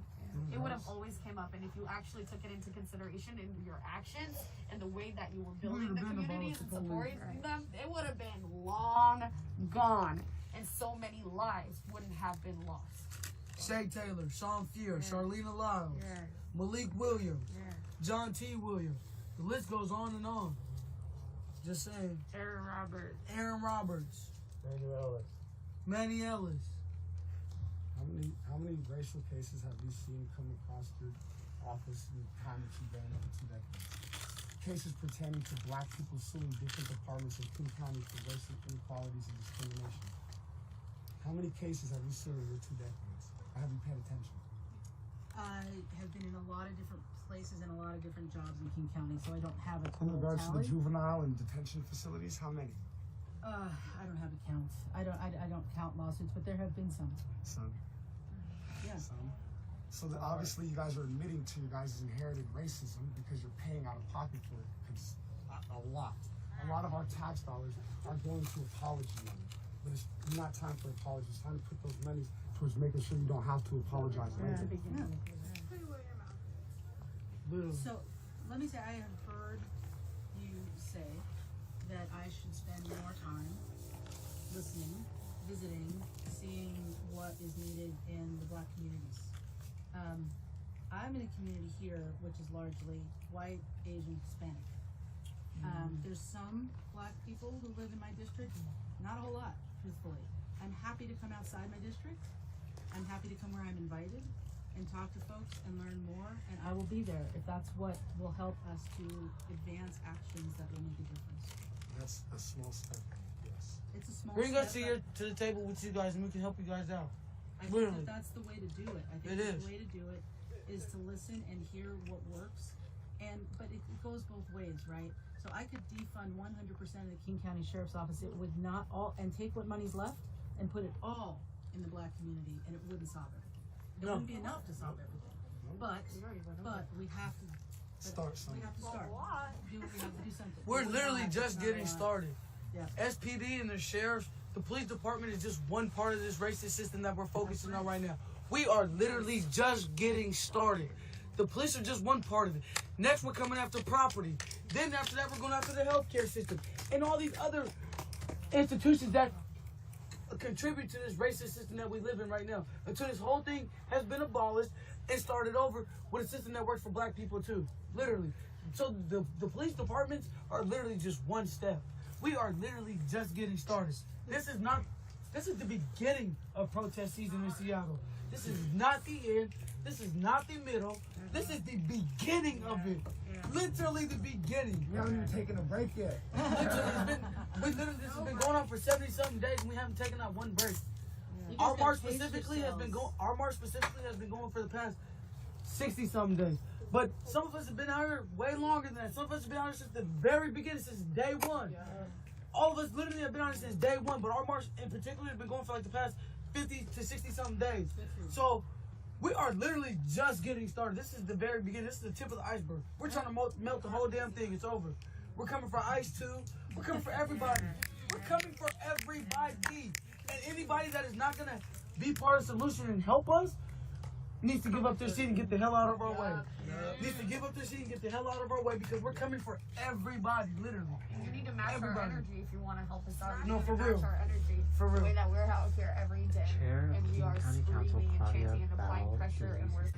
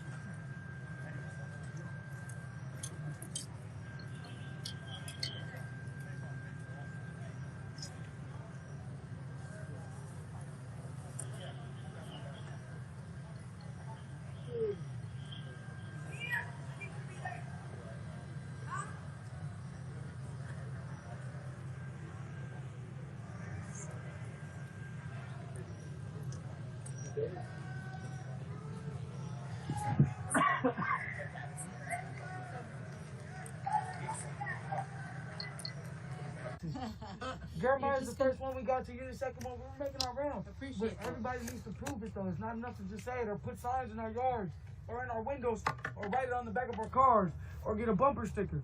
That's not enough anymore. So we have to prove it with our actions. I don't perform. You don't see any signs over there. I got some colored flags in the window, but that's for decoration. You're going to judge me by my actions. And you can tell me if I did it or if I didn't do it. And I expect that you'll be honest with me. And I expect that this conversation will continue. Oh, yeah. We're big. We're big on that accountability. We will hold you accountable for everything that you We was not, as a country, we were not. I know where I was in 2010, it was not here. So I don't want you guys to act like you've been on this shit. We're new to this. We're learning. This is a learning experience. We're walking through this together. We're learning through this together. We are building and growing together. We are expanding our minds together, expanding our experience together. It takes all of us together to get to that point. And if one of your brothers and sisters may not have the info, that's your duty to give it to them. If you encounter ignorance, hate,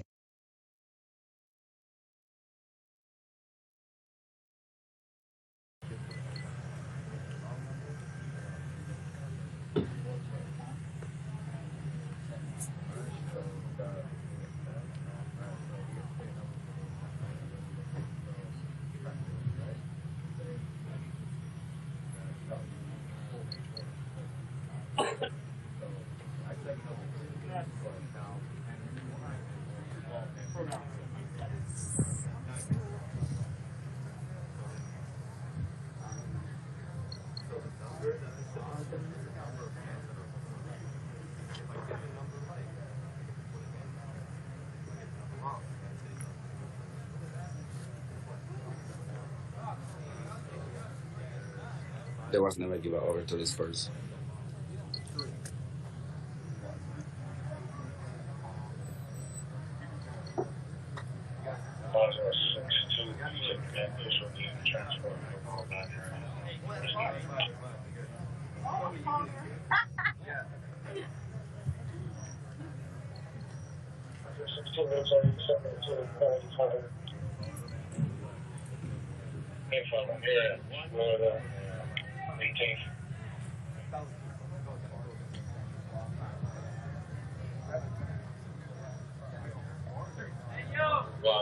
Hey, what's your name and birthday?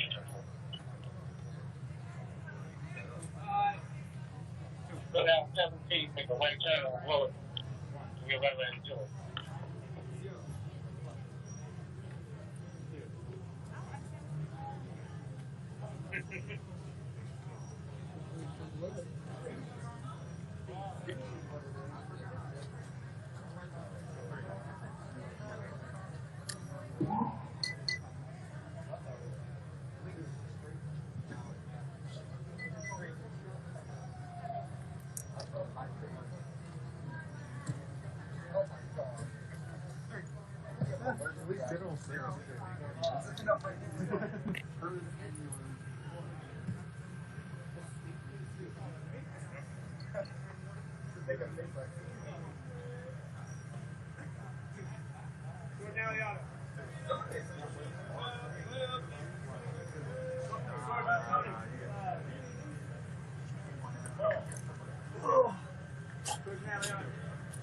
You want this wagon ready for this? Yeah. Back it up.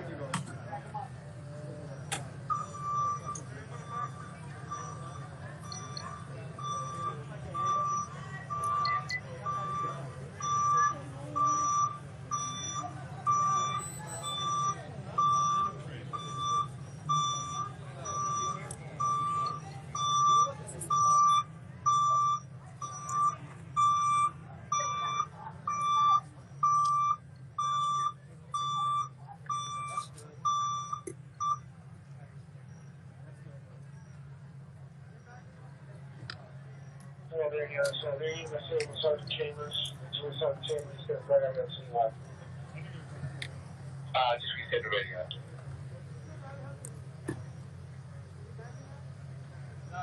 Probably can stick. Not sure. Thank you.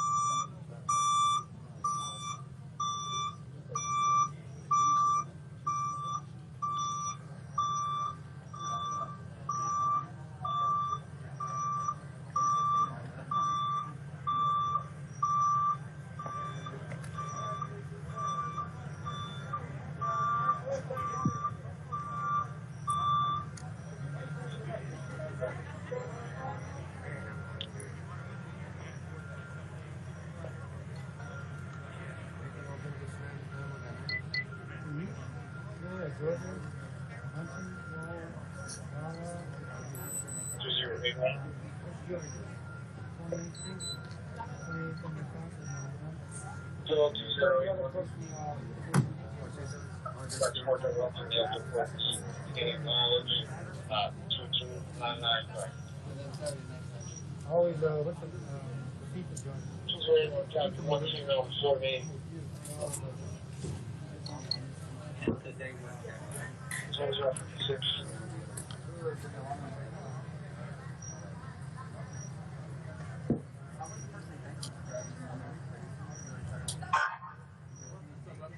Wire 12.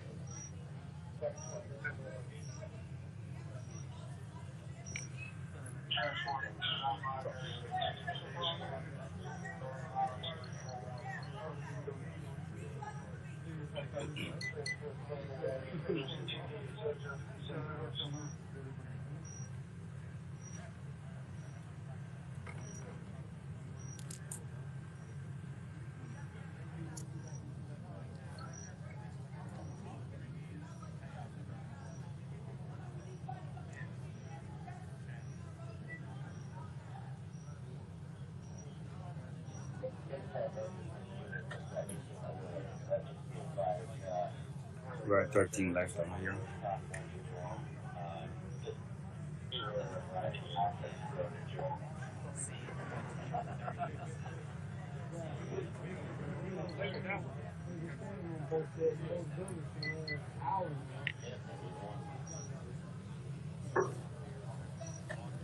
So that was one of the mistakes that was out here. That was just going to the bank, the van, start entire.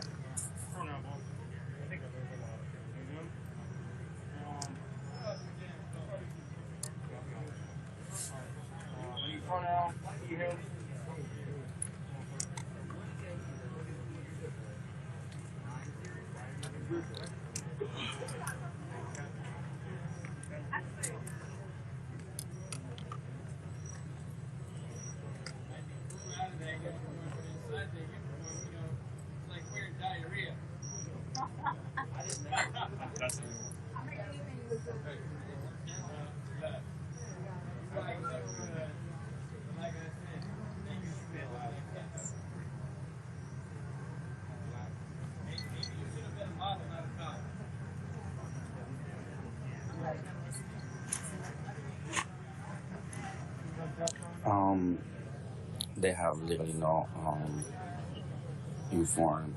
At least I have no here. And the times I asked, did not get an answer about why people is being detained.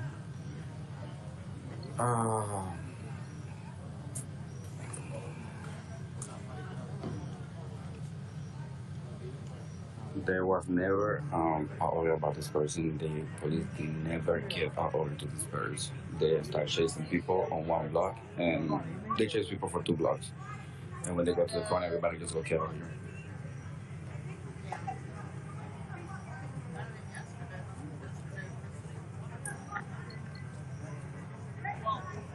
No, I know, but yesterday I was actually working, There was no order to this person at all.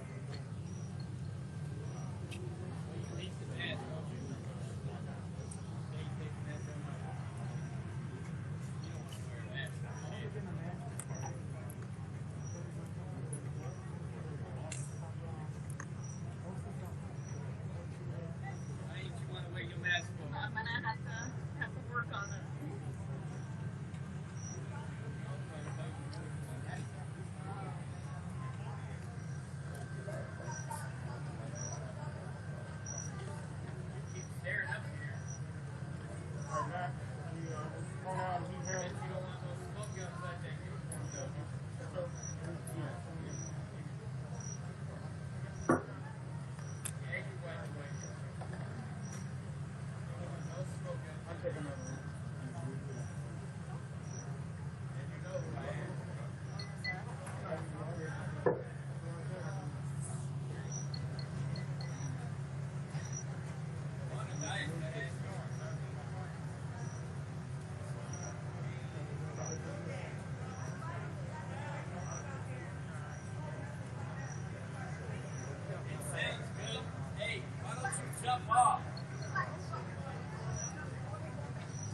I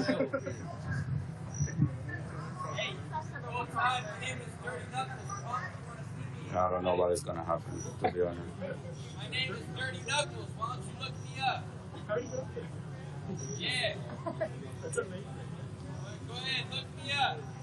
And then, you know, if you actually have a pair of balls, why don't you go ahead and send me a message?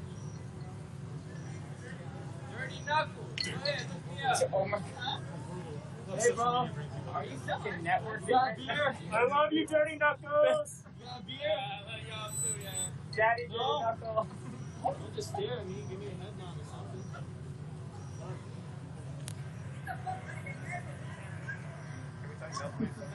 Somebody had to make sure that yeah, tighten up, Jones. Pretty good count. And it really counts. No, that's the hater page. Dirtykn. My pictures and emojis.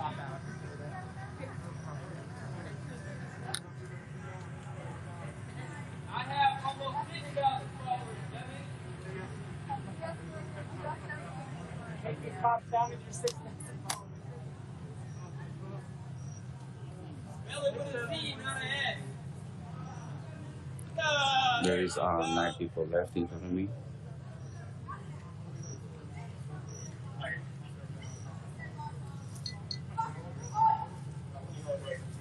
Hey, y'all are putting people's property in the black trash bags. You should be putting your uniforms in them jumpers.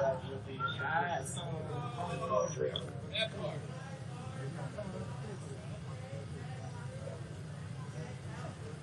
Yep. And that ladies and gentlemen on top of the roof is doing knockoffs of DC. Thank you. And then after you're done doing that, Google my name. Dirty Knuckles. Spell it with a Z. I'm dead ass serious. You see fuck Trump all over DC?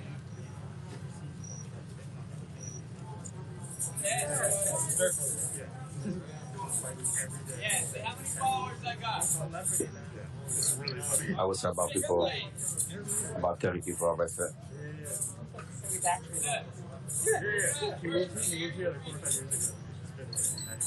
Wait, may I stand up?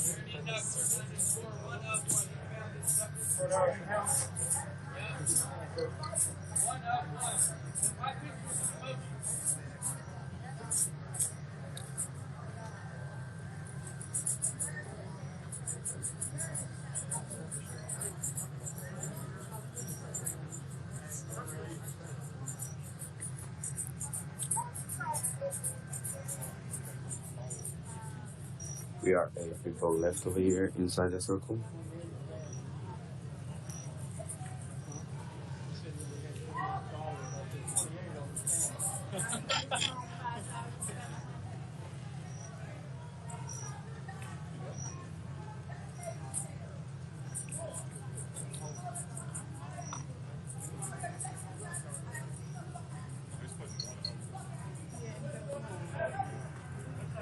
Yeah, approximately 30 people. And we are 8 left over here inside the circle.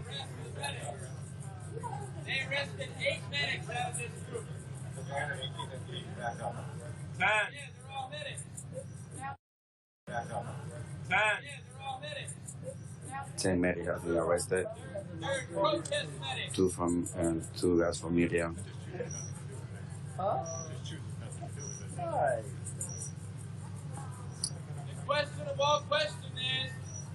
Yeah, to be honest, I don't take the counts. I would say 30, but they already moved 3 or 4 bands, so maybe more than 30. But 30 is my minimum count that I have of people that have been arrested. And there is still 8 people over here in the circle, including myself, including me. You know.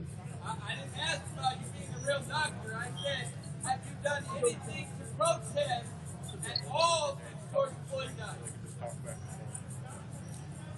Legal servers were not arrested.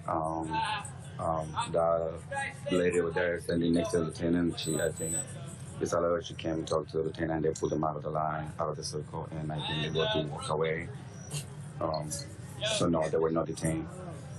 At least I did not see them get detained. At least I did not see them get detained. I don't think so.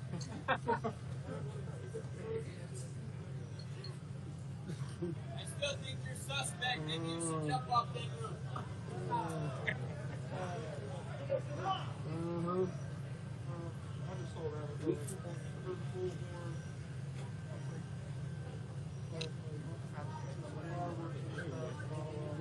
Hey, if you're part of the gentrification, you're a part of the problem, though.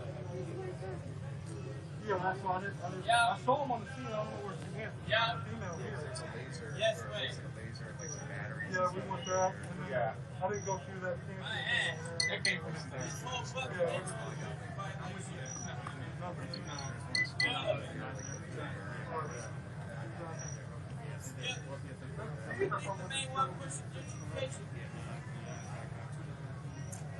Yeah, 30 medics has been arrested and 2 guys from press.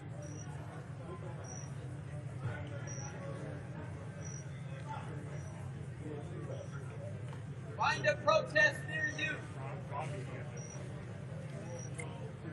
Then maybe your life will matter. Till then, I don't know. Did you get her back here? Yeah, I can switch over to citywide and see if she's on city. I don't know, but she could take. I guess you guys could go through.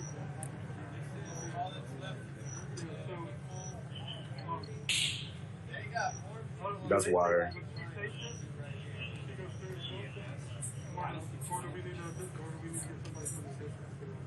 That is all water and megaphones.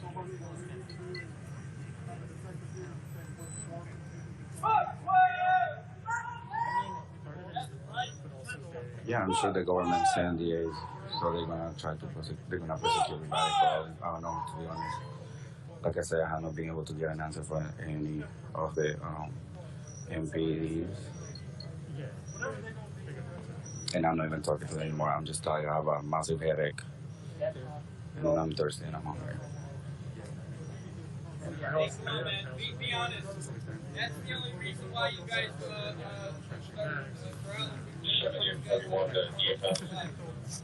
No, 10 medics, 2 journalists.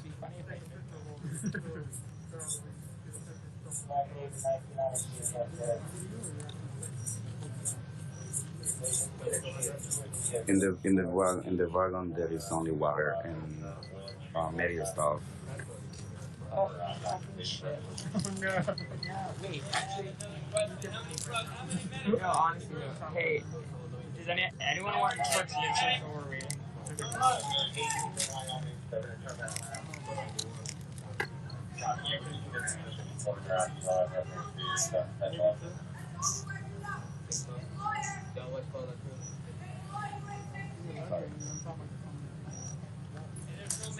Yes, 10 medics, brother. What?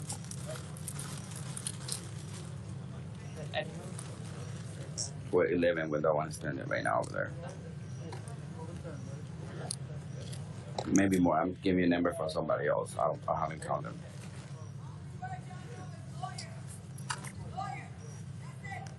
Thank you. This way, sir, please.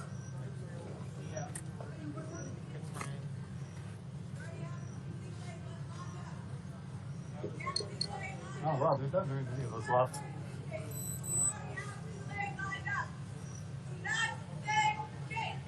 Start right here. Yeah. Start 67. Y'all still all these police guys. Lawyer! Hey, you want to say shit?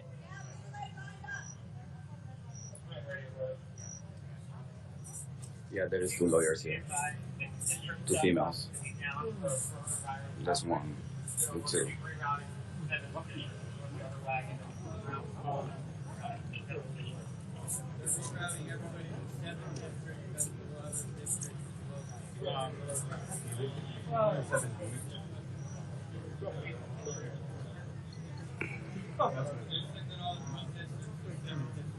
That's all the way.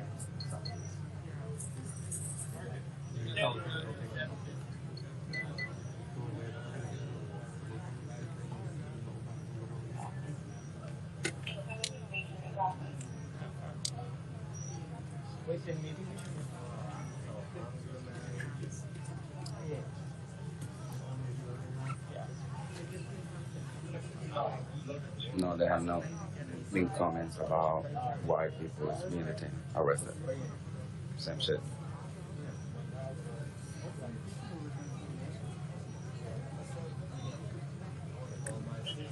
Thank you, Bid. Bid, you got my information.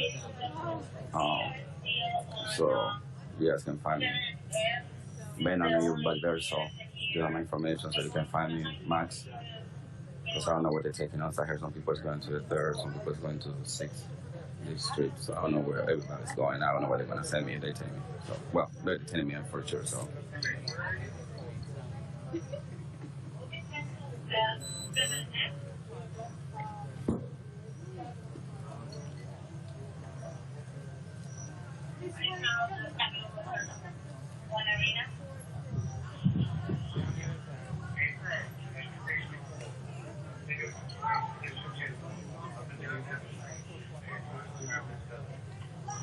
So there is only 1, 2, 3, and 4 people left with me in the circle at the moment.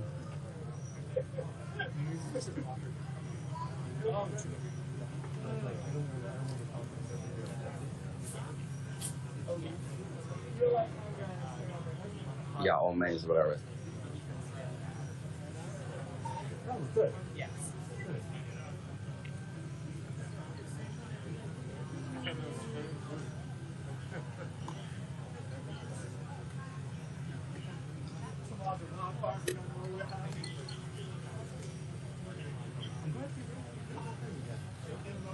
Yeah, she's actually like looking for someone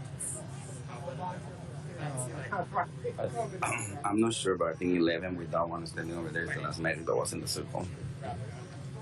Now we are only.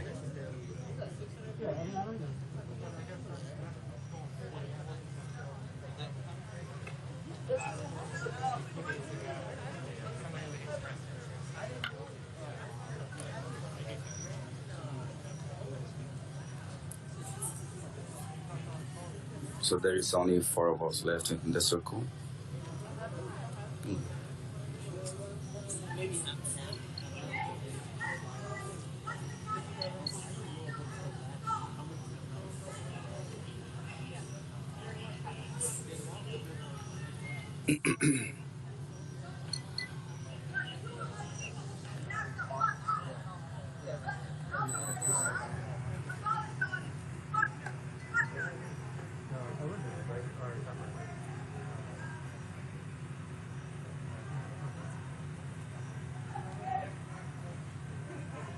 I know, Musi. It really sucks, but what can we do? This is the system. It's broken. This is what we've been seeing since protests started with the death of George Floyd. Protect your own interests.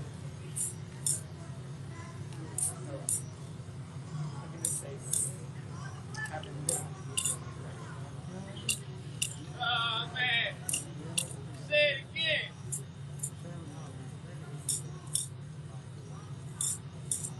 Oh, man.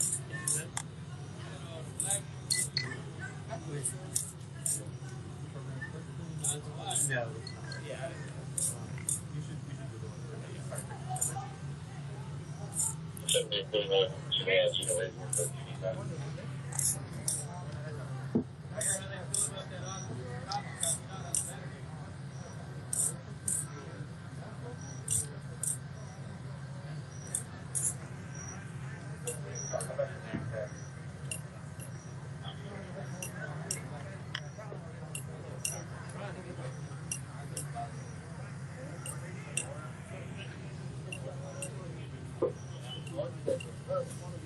Well, everybody's being arrested.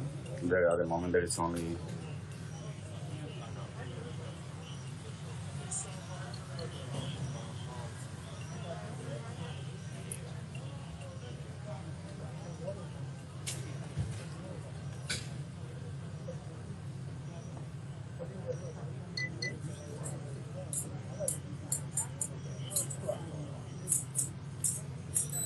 there's only 3 of us left. These 2 guys right here, and myself.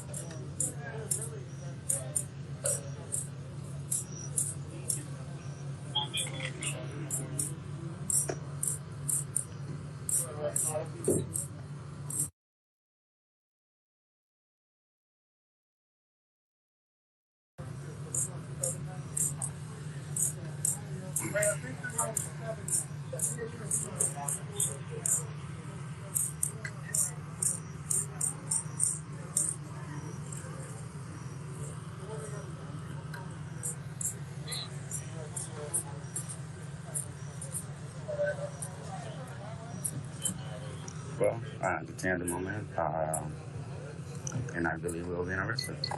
Two press guys were arrested already. Last one, I don't know.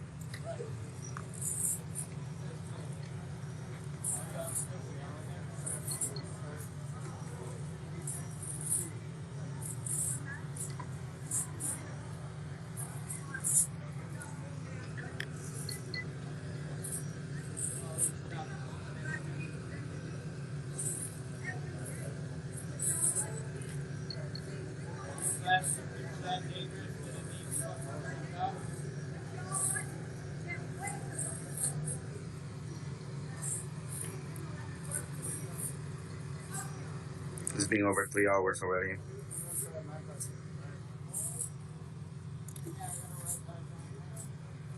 We've been here, Carol, since 10:15 p.m. It's 1:20.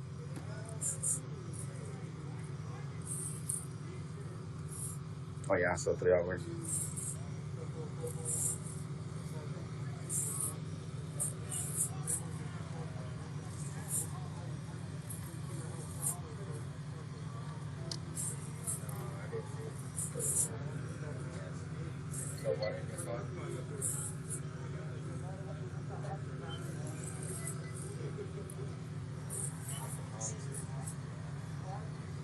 There is only him left and myself, of course.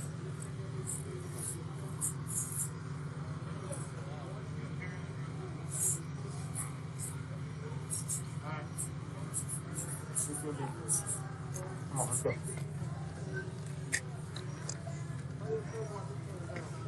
Why am I being detained? Yeah? Why am I being detained?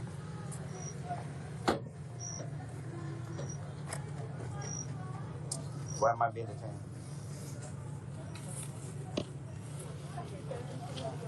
What's your last name? Torres. Why am I being detained? Anybody could tell me? Listen, you're going to put some under arrest, all right? Well, also, you use the property that you categorize it by giving you your name, okay? What's your first name? Sergeant. Back up. You got to make it clear. Is anybody gonna tell me why I'm being arrested? Destruction of property and affairs. Sorry? I think it's destruction of property and affairs. You think it's destruction? You're going to take into all the pockets, any jewelry, anything, put everything in your bag, and bag goes in here. It will be labeled with your information, okay? So that you can get it back here. You want to put that in your bag back? Oh yeah.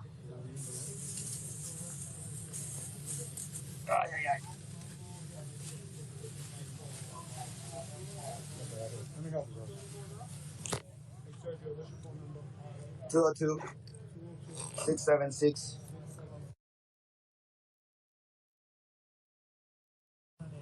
Yeah, I will. That's gonna be a lot I have in my backpack. Do I need to put my watch in there too? Oh, please. What's your address? 1836 H Avenue, of course.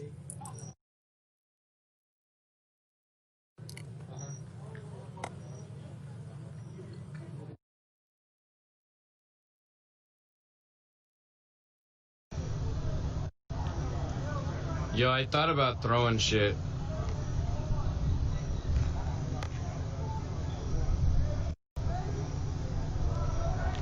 Oh yeah.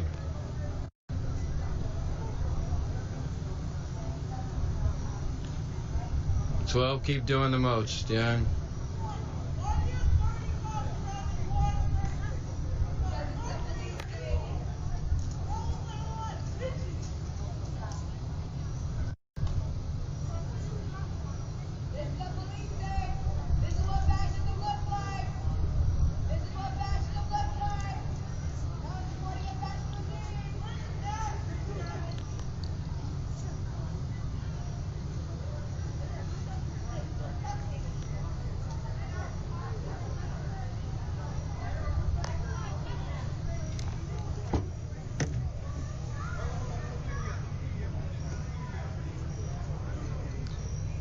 Oh, stay in a circle. Guard nobody.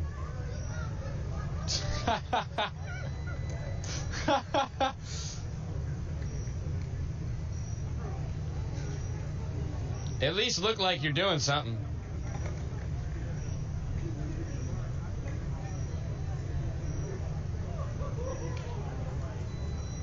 Hey, put your mask back on, sucker.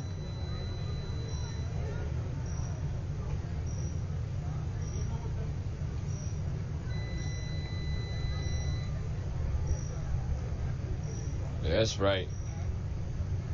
Put that shit back on.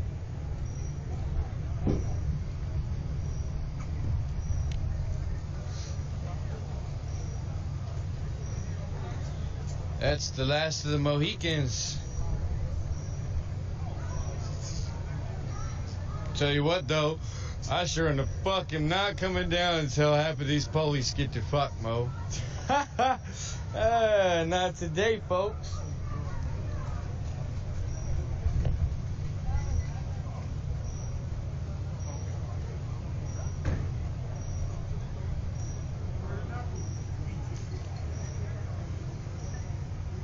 As long as you know.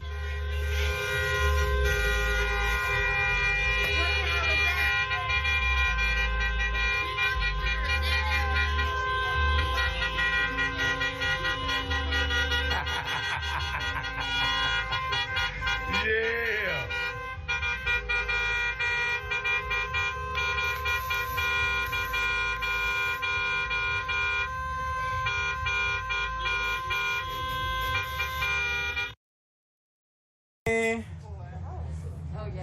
I'm only guest starring tonight because tonight the stream is Snacks's. Just because. Boop, Tracy. Here you go. I need something to do. Oh, yeah. Let me finish my coconut water. It's like the most white. Rumor is that me and Baloo are dating. I don't know who started that. That's pretty funny. Hi, Richie. That's cute.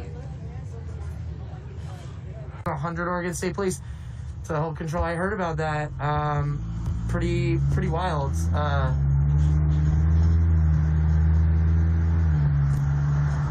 It makes me think a lot about what could be happening and what the future holds. So.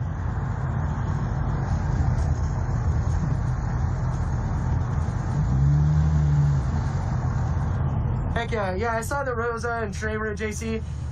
It seems like there's probably going to be a march that gets back to that at some point. So here we are in like China, like just passing Chinatown, and yep. So Portland looks pretty normal, you know. Yeah, we were here. We'll play some off IV. They were liking it actually. We could play a little bit in the background. Yeah, I don't know. You know, I feel like over and over again I've seen them have the opportunity to protect us and have the opportunity to de-escalate things, but then they don't.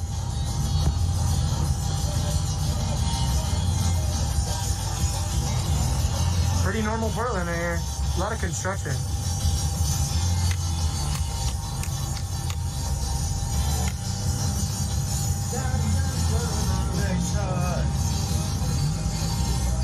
It really doesn't look like a little war has happened here, like at all.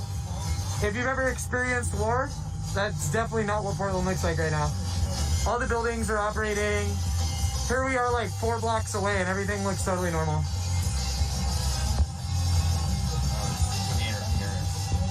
Needs a Bluetooth FM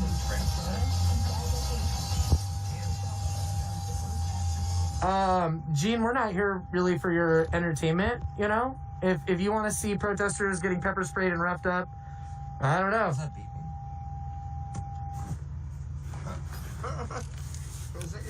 Yeah, you're beeping again, dude. That was my car. I'm like, why is my car doing that?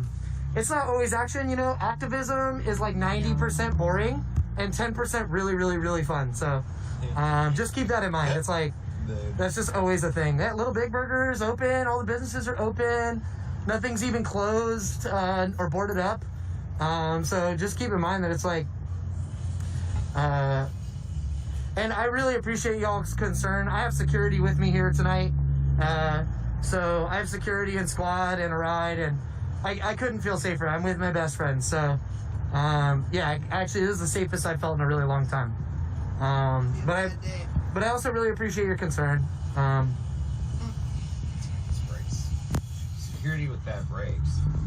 That's alright. I'm like the Flintstones. You don't stick my feet right to the floor. It's embarrassing. Well, I mean, I don't know what you mean by destroyed it. It's like, I don't know what you mean necessarily by destroyed. Like, when you look around at the buildings, everything is normal. So I wonder what it is you mean by the city is destroyed. No, none of the windows are boarded. We're here. Look, all the windows are open. I'm showing you right now. This is my live stream. This is not edited. All of the windows are not boarded up. And we're just in the Pearl District. We're like 4 blocks away. So there's one tiny little area where there's boarded up windows and stuff, but here we are 4 blocks away and everything looks just fine. That's it right there. I feel like I hear things.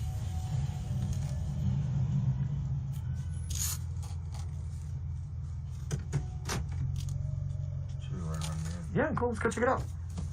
Yeah, there's not even trash on the ground. Like, there's a lot of houseless people, but it's Portland. They've been gentrifying everything and destroying, you know, who's really been destroying the city is the property management companies and building companies who have been gentrifying for so long now that we have this, like, epidemic of houseless people. Wrong way. Oh, we just got already people just driving all crazy down the wrong way. Hopefully they're safe. I don't know where they're going.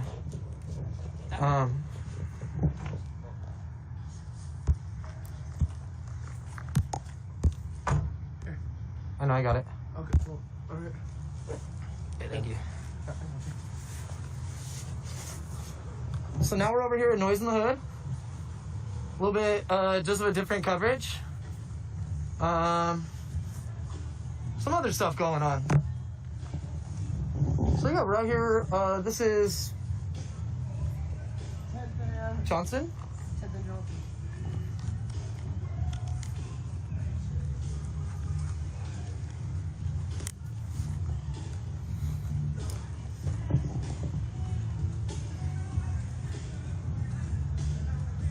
Cool.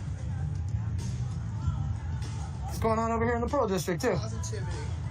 You guys are a really positive vibe over here. Wow. Yep, that's what they need right now. That's what everybody needs right now. Some positivity. I just want y'all to know I got like 6 people who have admin and just black people who don't follow guidelines. So. Oh, is that food? Oh my god, dude! I ate so much curry, but I'm still hungry. Grab yourself some food, man. There's, you know, it's always. I know. I'm seeing. I'll be patient though. We got a speaker. Someone's dancing. I want to catch this vibe right now. This is cool.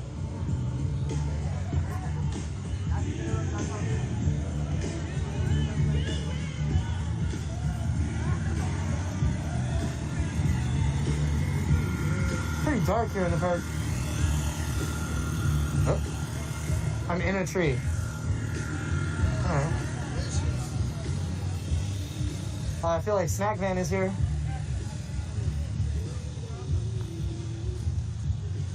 How have you been? I know. Day after day. It's kind of fun. Well, if it helps, solidarity.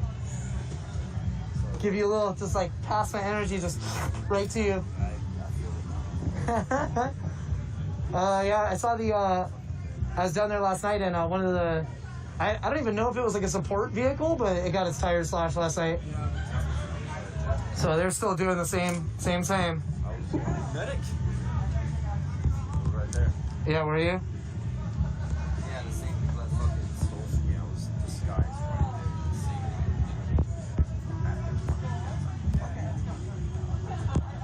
there. Literally just disguised. People are trying to kill me straight up as medic.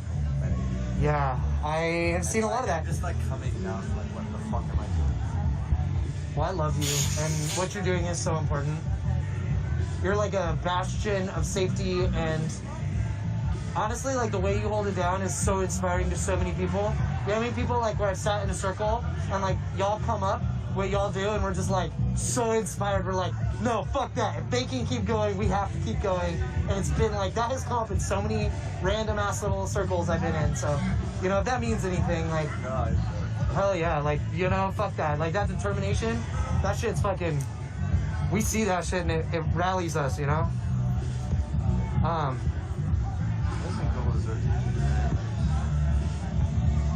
You really should be having like just vans getting up all over right now. Like the money's there. Yeah. People are dying of hunger. Yeah. It just seems like a very obvious like do this right the fuck now. Like all the don't be wrong, like BLM and everything is super important. It's just that's why I want to do it right there. And like start doing it right the fuck there where it's supposed to be happening. So yeah. We're just like really fucked, man. We were out here for like days and just Keep in mind, like, I think it might be called Noise in the Hood as kind of a joke. This is the Pearl District. It's one of the nicer neighborhoods in all of Portland. So, yeah, just keep that in mind. It's probably like satirical if you think about that sometimes. But oh yeah, so I mean, we're just going where they said like we didn't to start the march. Where's the march at? You heard about what's that? They're marching from Peninsula. Yeah, I think there might be something at Peninsula, but I And think then- tonight's gonna be pretty just chill. Chill, getting ready for tomorrow. Yeah, no, I mean, there's another JC thing tonight, but like all around, like We were it's pretty chill. We were just there. We were just at the JC. Like we just mobbed over here, and it was like, there's some people, there's some speeches, just pretty normal. There was a lot of medics, a lot of crowd. There was crowd. Everyone seemed to be observing like social distancing and kind of being in their little like groups away from each other. Like when you know how that happens, where it's like So I was thinking of stopping by, but yeah, no, it's worth. Like it's kind of high tense situation for me to be there. Sure. Yeah, and they're not fucking around. I heard today the OSP has pulled out of defense, so the state troopers have pulled out of defending the Justice Center. And basically what that means is that it's going to be PPB and National Guard, which isn't that weird. That's how it was in May, June, July. That's how it was. It was PPB and National Guard. So it's just back to the same shit where they fucking chase everyone up all the way to the freeway and then all the way back and then all the way to the freeway and all the way back. You know, I actually, as much as the feds sucked in the way that they were really, really, really brutal, like they seem to have an unlimited amount of ammunition and fucking ability to brutalize people, they would never leave 2 blocks past the JC, which allowed really good staging because you could like stage, you know, different things around the area where they're not going to go and then still really help, you know, encourage the vets. I feel like that's a little bit of that's kind of wrong though, because I feel like the staging caused them not to push us. Yeah. And after the feds left, the staging lost a little bit of importance. Yeah. So things kind of returned because the fronts moved. Sure. Like there was other precincts and stuff. So Yeah. JC is a thing, but It's a little interesting. They were talking a lot on the when they were giving the speech. The prisoners that have been unlawfully detained, they have no answers for us and have not, like, they should be checking on their citizens, you know what I mean? And they haven't, and there's been no word about them. So yeah, it's an issue here and there and for all Ethiopians, not just Oromos.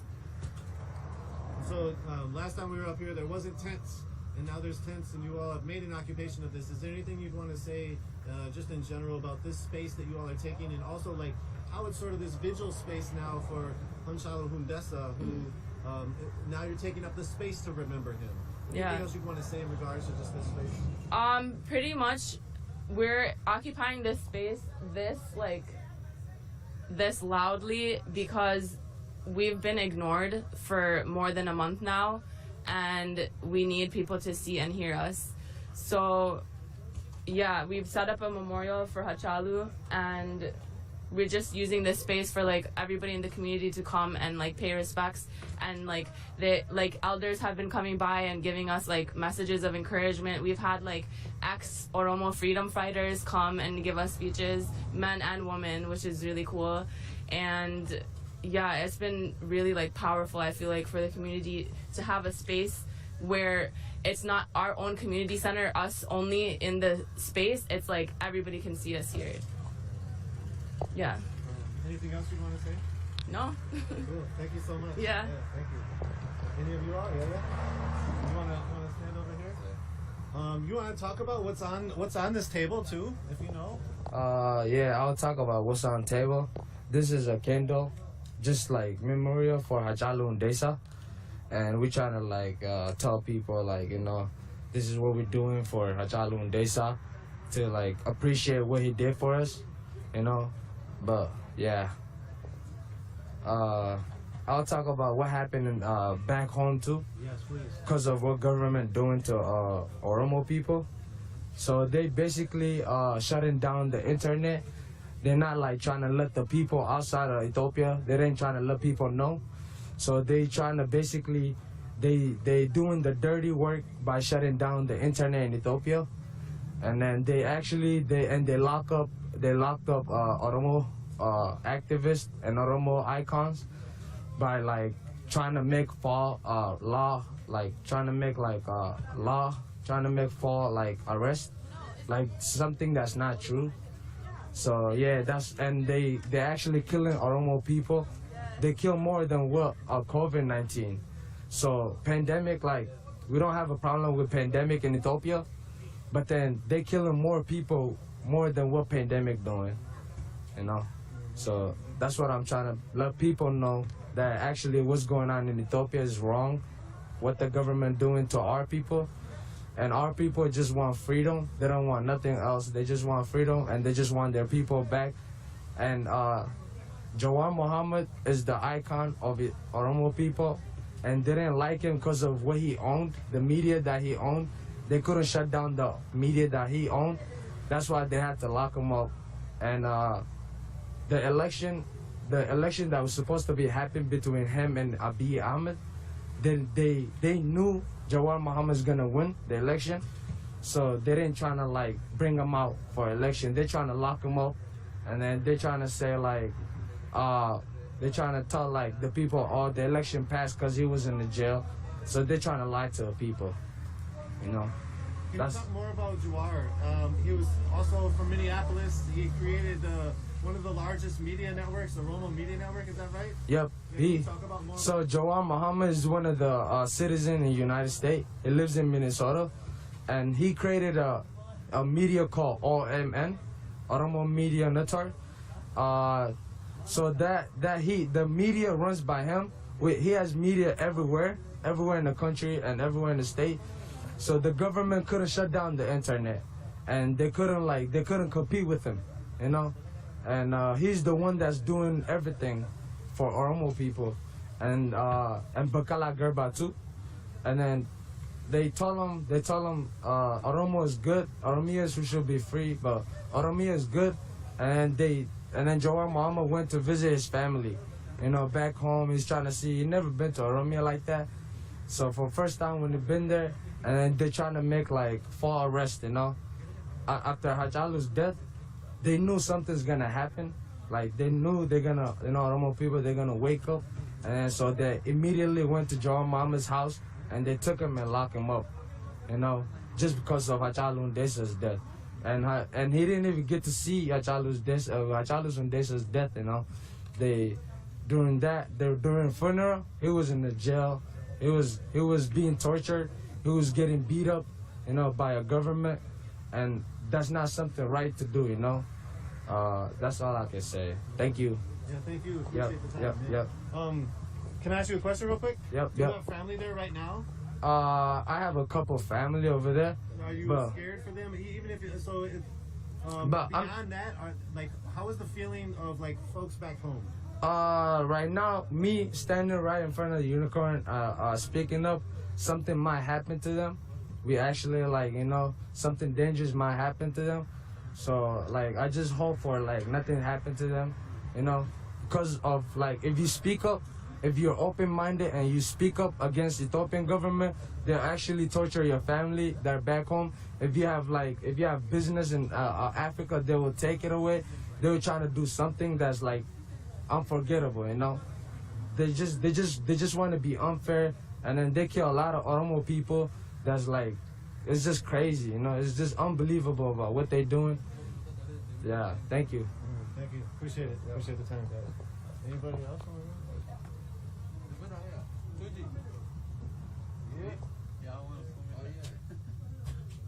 You want to stand over here with the flag? Yeah. So you can talk about basically what brings you out here, and then I have some questions for you. Okay. My name is Tuji Abdullah. I'm a resident in Minnesota. First, I want to say thanks to you guys for coming here and trying to make our voice to be heard.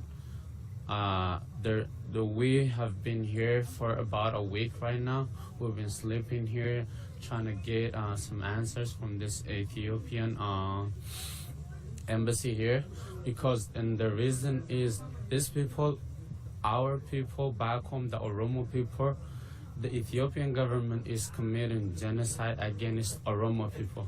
He's killing us one by one and trying to commit genocide. If we see the reason the outer world is not hearing about Oromo people is the Ethiopian government, when they start killing, they shut it down, the internet and everything, so that people can record and post it.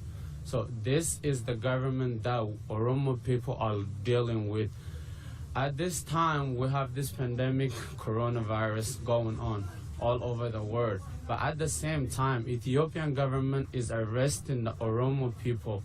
Like, if you see the prison that they're arresting Oromo people in, is like there are over 50 plus people in a small room, which is a risk to their life. Our leaders are being arrested. Our singers are being arrested. Our leaders are being killed. A child is being killed. This is what we want the world to hear. As Oromo, we will fight until we get answer. We are a peaceful people. We don't, as Oromo people, they don't have no army, but we protest as a peaceful people. There's been a lot of protests around here from the Oromo community, and this one for 7-8 days now. Can you just talk about how this feels to come out here, and also what do you hope from this? Hopefully, my hope from this is like what we want from Ethiopian government is one and one, to stop killing Oromo people. We want our voice to be heard. These people, they took our land, our everything. To be honest, for being here, I don't mind being here more than a week, because our brothers, our mothers, our sisters are being killed, are being slaughtered back home. So this is nothing to me, you know. We are trying to protest the American government to hear us, the United Nations to hear us, to stop funding the Ethiopian government, because Ethiopian government is using that money to buy guns or some other stuff and killing Oromo people. We as Oromo community, as a citizen of America, we pay taxes here. That tax we pay here is the money is being sent to Ethiopia. They're helping Ethiopian government. We want justice as a peaceful people. So we will stay here no matter how long it is, until we get answer, until we get justice, until we get what we came for here. And then up here, there's the building management took away some of the vigil stuff from up here, from my understanding. Is that right? Yeah. Can you talk about, like, how have you all been treated up here doing this occupation? To be honest, the building, the property owner has talked to us. He has been nice to us, and he's been putting some pressure on the embassy, because what we have is something we're fighting for, something that's true, which is our life here. So we explained to him why we're here, and he was so nice. He said, you guys can stay here as long as you want, until your voice is being heard. So do you have, if people were at home watching this, what would you want to say to them? What is your feelings about even being so far away, and knowing that so much upheaval is happening in Oromia? Being far away from my back home is like, if here in this country, I'm really feeling a pain more than those who are in there, and that pain comes from why I'm not there with them, fighting for freedom with those people. You know, I don't really care if I die protesting for peace, you know. And for those people who are at home and listening on the social media, we want you guys to stand with us. This is a human right violation. They're committing genocide. We want you guys to stand with us so we can fight for justice, for peace. That's what I'm saying. That's what I have. Yeah. Anything else you want to say? I think that. Yeah. Thank you so much. Yeah, thank you. All right. Yes, I got some questions. Can you bring us back with some history? Can you bring us back with some history? Can you give us like some knowledge, the audience, as to where the Oromo struggle recently has been? It hasn't been a recent thing. This has been going on for a long time. Oromo people have been struggling. We are the majority here in Ethiopia, and no matter what we have done, our people have always been trying to disperse. No matter what they try to do, they try to erase us. But the one thing that Oromo people the Ethiopian government can never do is erase us. They've done a lot of things ever since we've been there, and all they've done ever is try to erase us, but we're still here. No matter what, they try to kill our voices, and we're still here to this day. We're still going to move forward. And we're privileged to be here in America, and that's the reason why we stand for our people. We're here to talk about it and try to give the voice to the voiceless. I mean, Achalu was one of our voices, and they took him away from us. And what they're doing right now is they arrested one of our political leaders. Jawar, first of all, he went to the U of M. He's been a voice for the voiceless ever since he was here. He's always been standing for the right thing. And right now, we're here trying to stand up for him because he's out there imprisoned with no rights or anything like that. And that's what we hear every day, trying to fight for him. Can you talk about Jawar? Yeah. So he gets arrested right after Hundessa is assassinated. Can you talk about sort of like how that transpired? It seemed like a targeted thing where they went after multiple opposition leaders. Can you talk about that? Yeah, and this was what's been happening for a long time though. Jawar's not the first. Jawar came back home believing that, hey, there's going to be a change. We believed in the prime minister, thinking that he was going to be the change for us.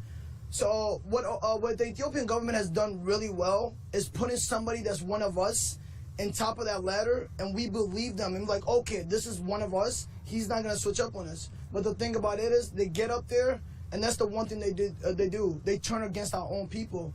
And that's the one thing we're trying to stop right now. The one person that has not done that is, no matter how much views, how many people follow him, how many people trust in him, is Jawar.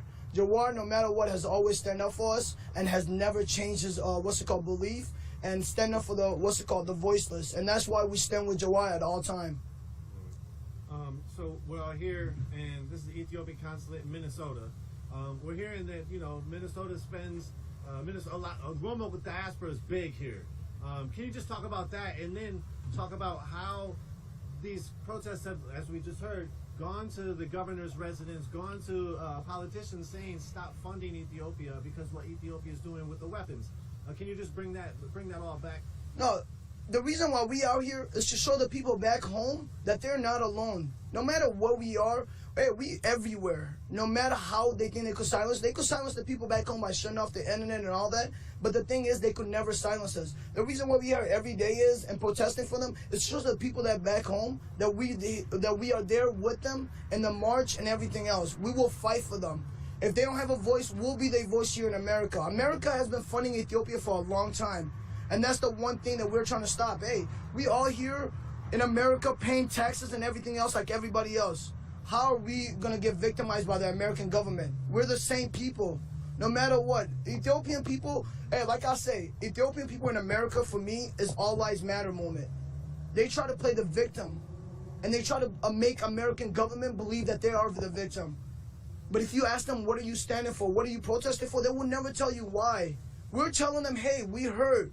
We're getting hurt. Our people are dying every day. And they're going to tell you, oh, no, you're victimizing us. And they can't give you no proof of us victimizing them. And that's why we stand here every day. We will fight for our Kero, our people back home every day. And we won't stop for that. We want to show them that, hey, you're dying back home, but here we have the freedom to speak. Back home, they don't have the freedom to speak. You can't just be out here carrying an Oromo flag. You will get shot on the spot. But here, we could put a flag anywhere we want and nobody every day.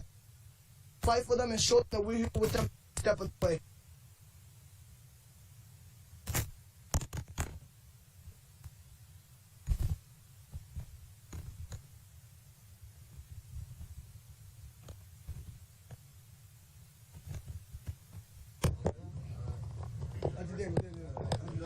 All right. Just make sure it's check. All right. Hold them both together. Sorry for that. Thank you. So thank you for that. When it comes to the money being spent, like you said, like we said, there's a huge diaspora here. What would you rather hope, if American government could hear this, or if Tim Walz could hear this, if you would want them to redirect the monies that are going to the Ethiopian government, what would you want them to go to? The one thing I would want them to direct it to is like, hey, stop believing everything what's going on in Ethiopia. They gave him the Nobel Peace Prize without really knowing what he has done. Now that they know what's really going on, the one thing they need to do is take that Nobel Peace Prize, because he really doesn't deserve it. Hey, I'm not gonna lie, we was one of the first people when he was first elected. We believed in him. We thought he was gonna be our change. And you know what? They turned our back on us. And now he has the Nobel Peace Prize without really deserving it. And the one thing that we want to do is put the money in our community. Put the money into the majority. We are the majority. Imagine being a majority in a country and being treated like a minority. We've been there the longest. They've tried to take us out, and no one can. And we'll be strong no matter what. But the fact is, we need help. We've been asking for help for years and years, and we'll still be there no matter what. I'm glad you brought up the sort of the Ethiopian sort of the counter to this, and because I want to ask about that, because we do hear, and we see that there's counter protests to some of the Oromo protests, right? And then they point to some villages might have got burnt, other Christian places might have got burnt, where Oromia is also like multiple religions. So there's those questions that I have, but what do you think that they're coming from? Like, where is their point of view coming from? So the one thing I would bring that back to is the same thing as the Black Lives Matter movement. Hey, we've been here in Minnesota. You've seen what happened after George Floyd died, right? Hey, the only way people are able to hear, you could peaceful protest all you want, and no one will hear you because you're peacefully protesting. Unless you burn things down and get the attention from the media and everything else, nobody will be heard. And that's the same way we feel. Hey, Oromo people are not just burning anything down. We're trying to be heard. We've tried the peaceful protest.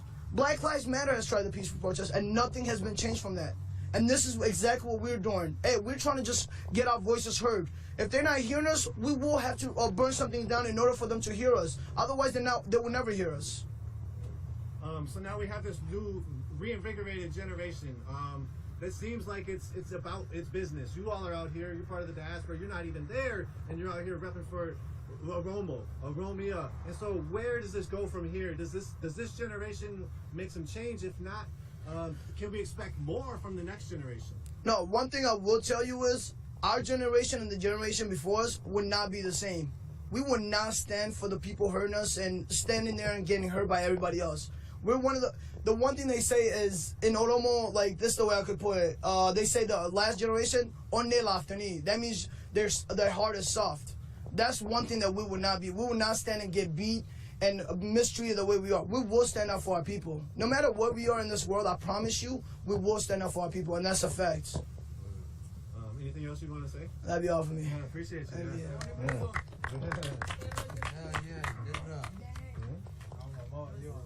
Anybody else feel like talking?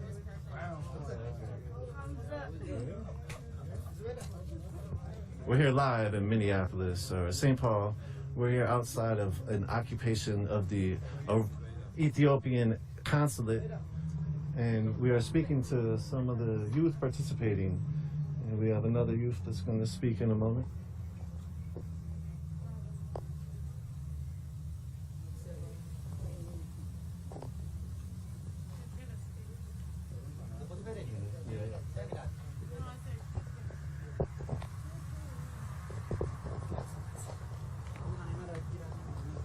You good? Just remember this way, You can start if you have something to start off with. Otherwise, I can ask you a question. Can you ask questions? Yeah, for sure. What does this feel like? You have tents out here. This has been happening for over a week, and you're calling for some awareness to the Oromo struggle and for other sort of demands. What does this all feel like to you? Yes, Nico.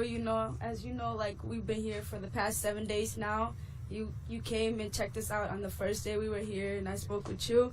And honestly, it's been kind of hard for us to not like we feel disrespected by the Ethiopian people that work, like the Ethiopian government that works here.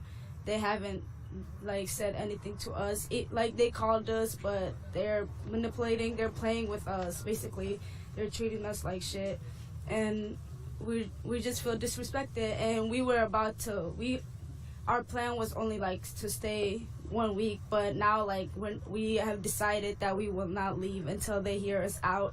And like the property manager is pushing them to come out and speak because we're on somebody's property. We know that, and like we don't want to be disrespectful to the community, but if this is what we have to do, we will do what it takes to get our voices heard.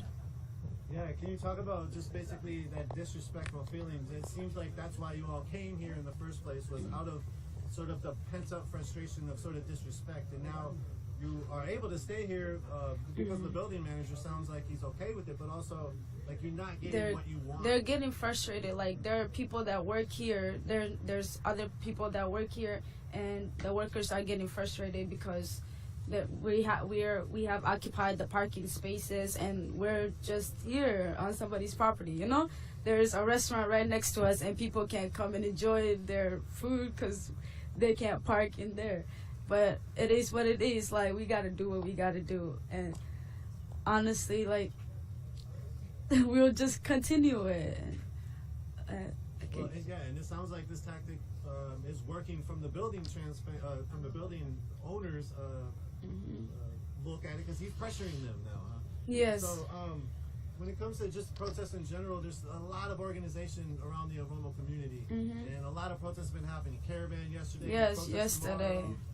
Protests every weekend, it seems. Can you talk about these and like the organizing behind them? The young group of Oromo kids are the ones that are doing it. The Keros are the ones that are organizing this because we want to be the voice for the people back home. If the government here cannot do anything, the Ethiopian government here that has a relationship with the people back home. So our demands are very simple. We want them to put a statement out saying that they're against what's going on in Ethiopia, and if they're not, then if they're not saying anything, they're with them, and that's injustice to our people, and that they gotta go from this place, basically. Yes, there are a lot of protests happening. We're trying to be as peaceful as we can. We are not violent. We speak with the police ahead of time, but it gets out of control sometimes, and that's like Magarsa said, like the Black Lives Matter protests, they try to be peaceful. It doesn't work. Like, people don't hear your voice unless you're apparently you have to be violent to be heard. So it's not violent. Like it's not as safe as we plan it to be, but if that's what we gotta do, we will do what it takes, honestly. Yeah. What are you hoping? It seems like because of it's youth, like you said, that are running these, organizing these protests. What are you hoping for the future when it comes to maybe 10 years from now? Yeah.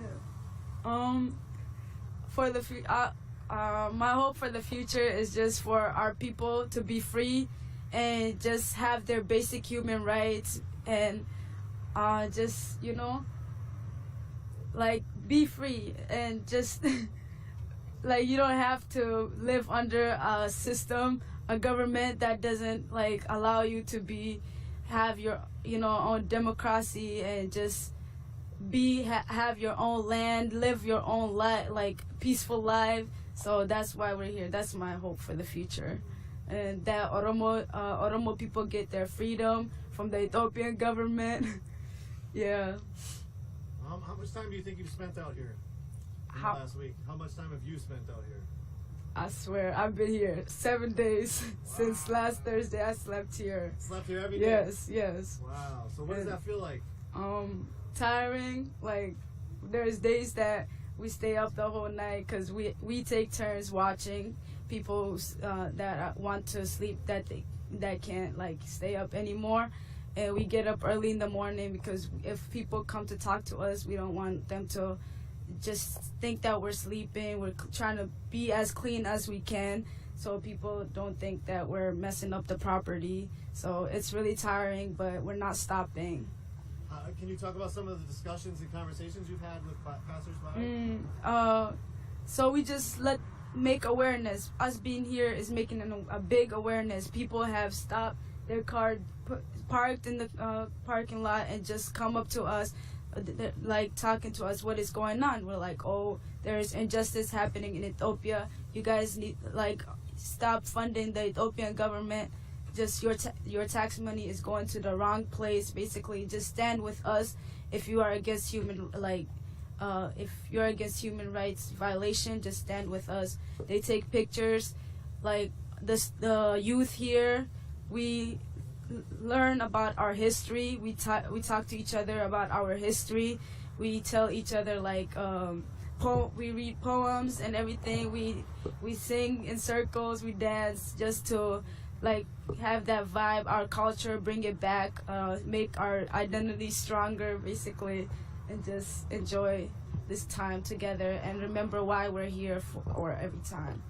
I remember I saw on social media some videos from you all in the underground parking lot because it was raining outside. Yes. And it looked like a fun time. Yes, it was. So it seems like you all are along with this sort of protest and occupation for a reason, you're also building community itself. Yes, Can definitely. you talk about how much organizing it goes into creating this, being open, being available to speak to people, cleaning up, having food, communicating with the world, social media, doing all these interviews. You've now done a lot of interviews and people have been coming by. Can you talk about just like that in general? It's kind of frustrating, but personally, I don't like speaking in front of cameras and everything. But if I gotta do it for my people, I swear, I'm messing up a lot right now. But if I have to do it for a good cause, which is I want the freedom for my people. My family is back in Ethiopia, and there are days that I went with months without speaking to them because there was an internet shutdown by the government, and they beat my brother-in-law. He was almost beat to death in the capital of Ethiopia because he was Oromo. That needs to stop. I'm here every day for the people back home. If I can't go fight there in person, I will fight here, and that's why I'm here. And it's it's frustrating for us, but this is what we're doing right now. Anything else you want to say? For the people at home, please go do your research and learn about the Oromo protest, and just come out and support us in any way. We need more body. If we need colored people, just people of color, anyone, just come outside and support us. You don't have to be here in the night, but the more people there is, the people the news people are gonna come out and ask what's going on. Yesterday, the only way we could get their attention is to go outside and be in the highway. They came in 2.5 seconds. Why is that? Why can't you come to us when we're being peaceful? So they're always trying to find a fault in us. So please just come out and be peacefully and let our voices be heard. And thank you so much, Unicorn Riot, for being here. Thank you. Appreciate you. I got it. Yeah. Thanks.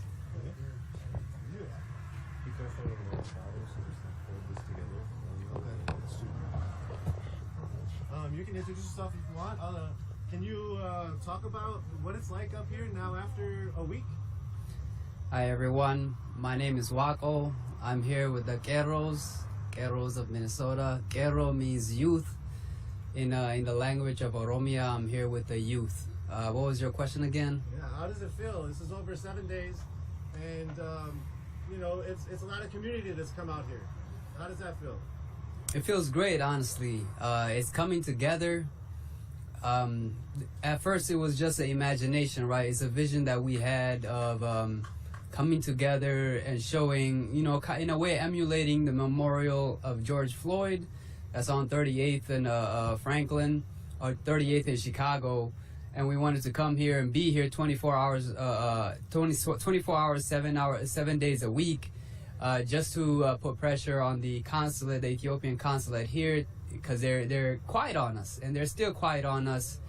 But they don't understand that as youth, we are relentless. We have nothing better to do but to stand up for justice. We have nothing better to do but to stand up for our freedom and to fight for our freedom. We have nothing better to do but to come out here to liberate ourselves, because the fire is under us, right? Life is being taken away left and right.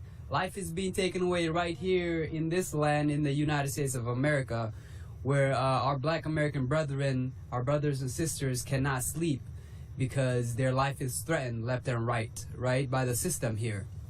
And back in Oromia, our brothers and sisters cannot sleep because their life is being threatened left and right.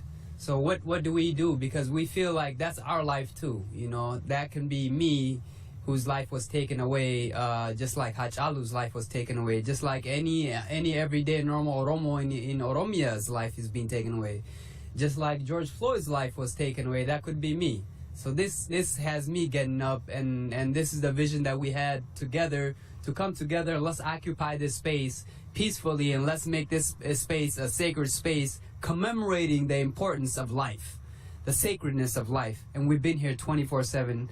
You know, every day, at every hour, we've had somebody here. And yes, it feels great that this is coming together the way it is coming together. We as a youth brought this together. We as a Kero made this together. And now our elders, our mothers, and our grandmothers are behind us. Our elder men are behind us. The whole community is behind us. And they don't see nothing wrong with what we're doing here and why we are here.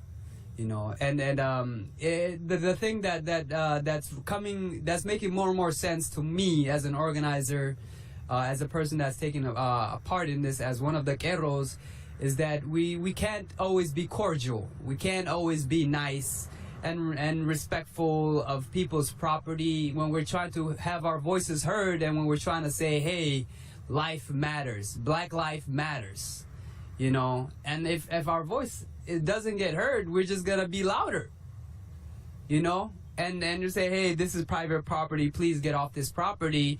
No, we didn't come here to obey the law, honestly, and some of these laws are unjust, you know. And we're out here using our voice for life, and we're saying that life, you know, is greater than property, life is greater than profit. And we have people telling us, hey, this is private property, or this, you can't do this here and there. We're like, listen, we're not gonna listen to you, because you're not listening to us. We hear what you're saying, but it doesn't matter to us. What you're saying about property and profit doesn't matter to us compared to life, you know. And life matters a lot more than what you're talking about to us right now. And we're out here. I could be out at home playing video games. I could be at home sleeping, you know. I could be at home just chilling, eating. I could be at home having a session with my homies. But I'm out here because right now life is being threatened, and for a long time life has been threatened, and the government, the systems, and I'll be very direct and very clear, the U.S. government, the federal government of Ethiopia, have no respect for life, and they have been violating the basic human rights of every Black individual here in the United States, in Oromia, all over the globe. Every system has been violating the basic human rights of life everywhere. My basic rights for life was not given to me by a system, was not given to me by a government. By the nature of my birth, my life is sacred and should be protected at all times. So when it's violated, that's a problem. It's not a political issue, it's a humanitarian issue. So if one life is violated, then all lives are violated. Justice anywhere is justice somewhere is injustice to anywhere, right? It's a threat to justice everywhere. Injustice anywhere is a threat to justice everywhere. So yeah, we're out here. You spoke about some of the when we talked to you last week. You talked about some of the parallels between Black Lives Matter and the Oromo struggle, and you also talked about today. Can you expound on sort of the question that was brought up a little earlier, where you have the counter protest or the counter voice to the Oromo voice being, well, they burnt up things, and can you just talk to that frustration beyond that from the Oromo struggle, from what we heard just a minute ago, and you even reiterated, property is not worth people's life. And can you talk about maybe how much lives have been lost? How much Oromo lives have been lost compared to the property? What's been recorded by Amnesty International as far as Oromo lives have been lost in the last 2 weeks is 500, and it's definitely a lot more than that, right? And as far as Oromo Keros, Oromo youth who have been arrested, 5,000, and it's definitely more than that, right? So what number is too great? You know? So if we look at history and we look at the histories and the genocides that have happened in history, let's unpack some of these things. The Rwandan genocide. It wasn't until hundreds of thousands of people were being killed until the Western world decided to give it some attention, right? Many of these genocides, the Rohingya genocide, wasn't actually ever given any attention by the Western countries, by the Western world. The genocide, the Bangladeshi genocide, wasn't given any acknowledgement whatsoever.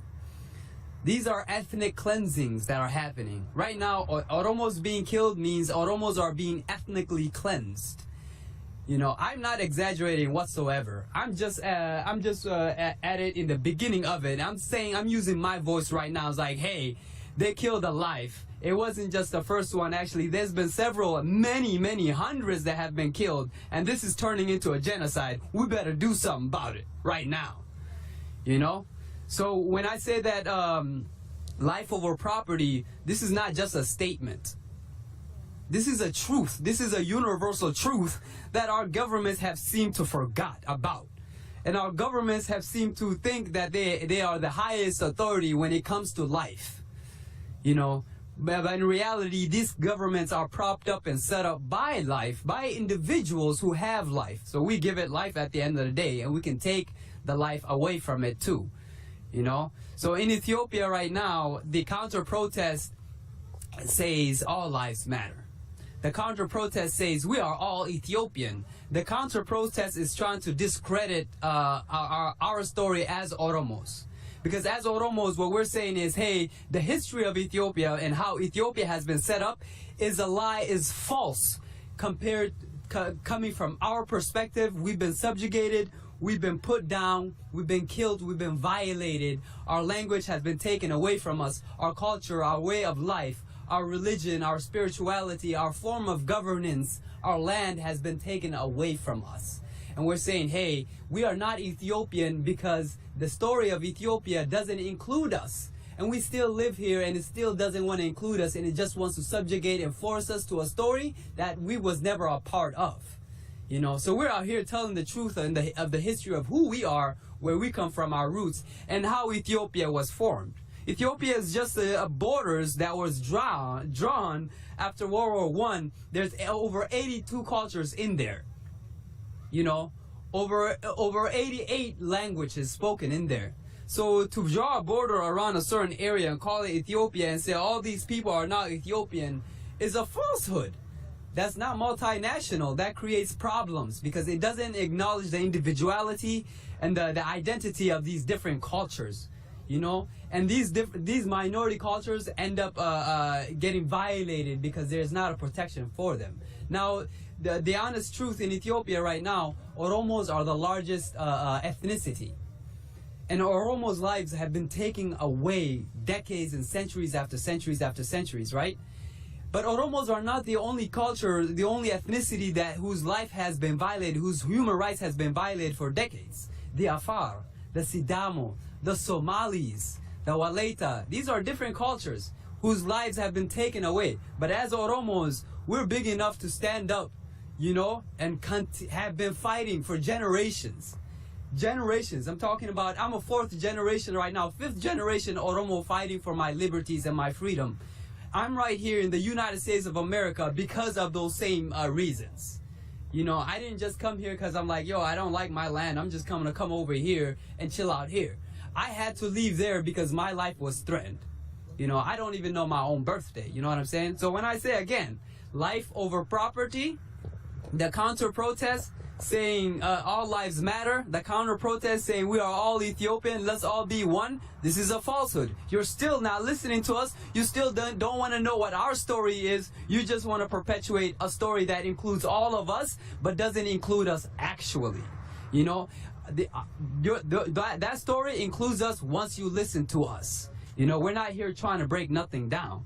We're trying to, we want to be heard. We want to be included, and we want a space for ourselves. This earth is huge and is very, very large, you know? So when you're talking about making decisions about policies, when you're talking about making a country, Ethiopia, and making a democracy, we better be included in this shit. Because we are a peaceful people. We have a history of being very peaceful. You know, and we're a freedom-loving people. So if we're a peaceful people, it doesn't mean we're pacifists. It doesn't mean that when you come and you subjugate your identities and your perspective upon us, that we're just gonna take it and we're gonna crawl up into a dark space. We get up, because that's where our history is. Our history is getting up. You know, our liberty is violated, our freedom is being violated, our land is being taken away. We get up, because we'd rather fight for what's ours than you just take it away from us, and now we live a life of slavery. You know, that's what we're about. That's not what we're about. We have pictures of Jawar Mohammed. Yeah. Can you talk about Jawar Mohammed as we look at some of these pictures? Yes. The importance of him, maybe his Minnesota ties, and sort of what's happened. You know, in my perspective, what's really made Jawar Mohammed very important to us is that he has tied the Oromo politics from the time of my father and my grandfather to us youth right now. He has he modernized Oromo politics and what's going on in Oromia for us right now. You know, and he also he showed us why it's important for us to be politically educated and also to stand up for what is right instead of saying, hey, instead of, letting the politicians do it. Jawar Mohammed wasn't a politician whatsoever starting out. He was just a freedom-loving individual that got up to fight for the freedom of his people and ended up in a position of, hey, you know what? You love our people so much and you're fighting for our people so much, you should be the one that's leading our people. You know, and he loved it. He wanted to help our people so much that he forsook his citizenship here in the U.S. and moved back to Ethiopia, to Oromia, to help the people back there and get into a position of leadership since elections are coming. You know, but Oromia, Ethiopia is not the same as the U.S. here, and the way politics works there is very, very different. And Abiy Ahmed knew that Jawar Mohammed was going to win by a landslide. And after Hachalu was killed, and next thing you know, Jawar Mohammed and Bakale Garba, another political leader of ours, was jailed. Why do Jawar Mohammed and Bakale Garba need to go be imprisoned if Hachalu Ndesa was the one that's killed? Are they accusing Bakale Garba and Jawar Mohammed of killing Hachalu? What are they doing? The accusation is that you are inciting violence in the country. The accusation is that you are a terrorist. Just like Antifa, just like our youth here, who rose up. They rose up, there's an uprising, but they want to call them looters and rioters. Looting and rioting is like an opportunity situation, right? But these people didn't wake up and say, yo, I want to loot and riot. No, they rose up for the fact that George Floyd's life was taken away. They burned down the building because they weren't being listened to. Property, it'll be brought back up again. So Jawar Mohammed literally, the fact that it was just salt on the wound. Hachalu Ndesa was killed. And then next Jawar Mohammed and Bakala Garba was taken arbitrarily and thrown into a prison without any due process, without any charges whatsoever. How are we supposed to feel? But we're here again. What's your hope for them? Obviously, people have hoped and demanded that they be freed. What's the update from there? Do you know? Like they've seen, Jawar's had a court date or something, but he might, and then even the Seattle folks. If you can give us an update from his case and the Seattle case, if you know them. The two cats from Seattle that are locked up, but might have got out on some kind of probation. Yeah, the two individuals from Seattle are getting out. They're U.S. citizens. I don't know complete details about that, but their situation is changing from what it was before. Jawar and Bakale Garba, they have a court date. That's all we know for now. As far as whether it will be a fair process and whatnot, we don't trust it whatsoever. Because who has harmed us is the federal government of Ethiopia, and we do not trust them, and we do not believe that they will dispense justice rightfully and in a moral way whatsoever. We don't believe that they would do this, and we're very sure that because they are the ones that the Ethiopian government feel like these two individuals in the Oromo community are a threat. And because they feel that they're a threat, I'm very much sure that they're going to do whatever they can do to make sure that they're not a threat anymore. You know, we do not believe them. I do not at all respect the authority of the Ethiopian government whatsoever, and I don't think they have the ability to actually dispense justice whatsoever. There is no justice. They're not giving any justice. And if we're looking for justice for Hachalu Hundessa, for Oromia, and for Oromos, it's not gonna be the federal government of Ethiopia that's gonna give it to us, and we're not looking for justice through them. We want justice from them, meaning they're the perpetuators of violence, and they're the ones who have wronged us, but they're not the ones, again, who's going to give us the justice. It's like saying these are the ones who hurt us, and if we're in court, the person that hurt us is also the judge. It doesn't make sense, right? So no, we don't believe that they'll give us justice whatsoever. What does a just Oromia look to you? What does a just Oromia look? Oromia look like to you? A just Oromia looks like us having political freedom, us being able to express ourselves politically, us being able to express ourselves culturally, and also us being able to express ourselves economically. You know, just Oromia means that we're allowed to practice our democratic forms, our ancestral democratic forms called the Gada system. It means that we can practice our spiritual forms, traditional spiritual forms, whether Islam, whether it's Christian or Waqifatumma, that we can practice, we can move around however we will. And a just Oromia means a multinational government, a multinational country.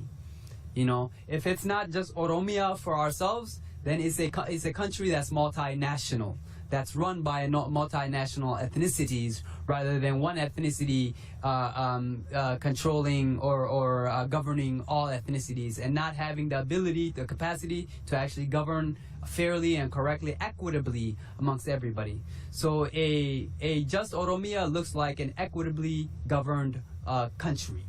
You know, and a just Oromia means that we have a truth and reconciliation about all the wrongs that have been done in the past. There's no way that we can move on without acknowledging the things that have happened in the past, the people that have been killed in the past, the injustices that have happened in the past histories. We must acknowledge this in order to move on. Just like in the U.S., we must acknowledge the injustices that have happened to our Black American brothers and sisters before we move on. Just like our Native American brothers and sisters, that must be acknowledged before we move on. We can't just throw it under the rug and like, oh, those are our ancestors, our forefathers, we had nothing to do with that. No, you have something to do with that, because you're benefiting from that right now. You're benefiting from that privilege of your forefathers right now. So we have to acknowledge what had happened, and we have to set rights and wrongs. If land was taken away 100 years ago and you're benefiting from that land right now, I'm sorry, but you need to give that land back. You know, I don't care if it's like, oh, that was 100 years ago. I've been on this land for over 100 years. You can't just take it. Well, if you take something of mine and you had it for 100 years, I have rights to that still. And I never verbally gave it to you. You took it away from me. You stole it away from me. And if anything, you tricked me out of it. You know, if I didn't by my own free will give you something that's mine, then I own it at all times. Even if it's 100 years later, it's still mine, and I need to have it back. So there needs to be a truth and reconciliation about all the wrongs, the human rights violations and injustices that have happened in the past. Has to happen in order for there to be a new just world in the future. It just must happen. There's no way that we can just bulldoze over what has happened to say, all right, let's go forward from this. No, we're not going forward until we account for every wrong that has been done to our people whatsoever. We're not stopping there. Thank you for that. Concise answer. Anything else you want to say? There's it's a process, struggling to get justice, and like you said, it doesn't seem like you can even get justice from this government who has given you such non-justice. Yeah. What's the move now? We're going into winter here in Minnesota soon. What's to come? I'm starting to feel like this is just a way of life. The way of life before wasn't necessarily a way of life. We're just moving. We're just passively living, right? This is actively living where you're fighting for life. We're not fighting for nothing else but for life, for the proliferation of life, for life to be free, for life to express itself, right? For life to be whatever it wants to be, as long as it doesn't hurt another life. And there's consequences already set up for that. So when you ask what is next, we're coming into winter. We're not going back from this. And winter doesn't scare me at all. I mean, I live here in Minnesota. I've been here in Minnesota for a minute. Winter doesn't scare me whatsoever. And what's next is just doing the process. And we, in all honesty, we don't plan everything out and then we do it.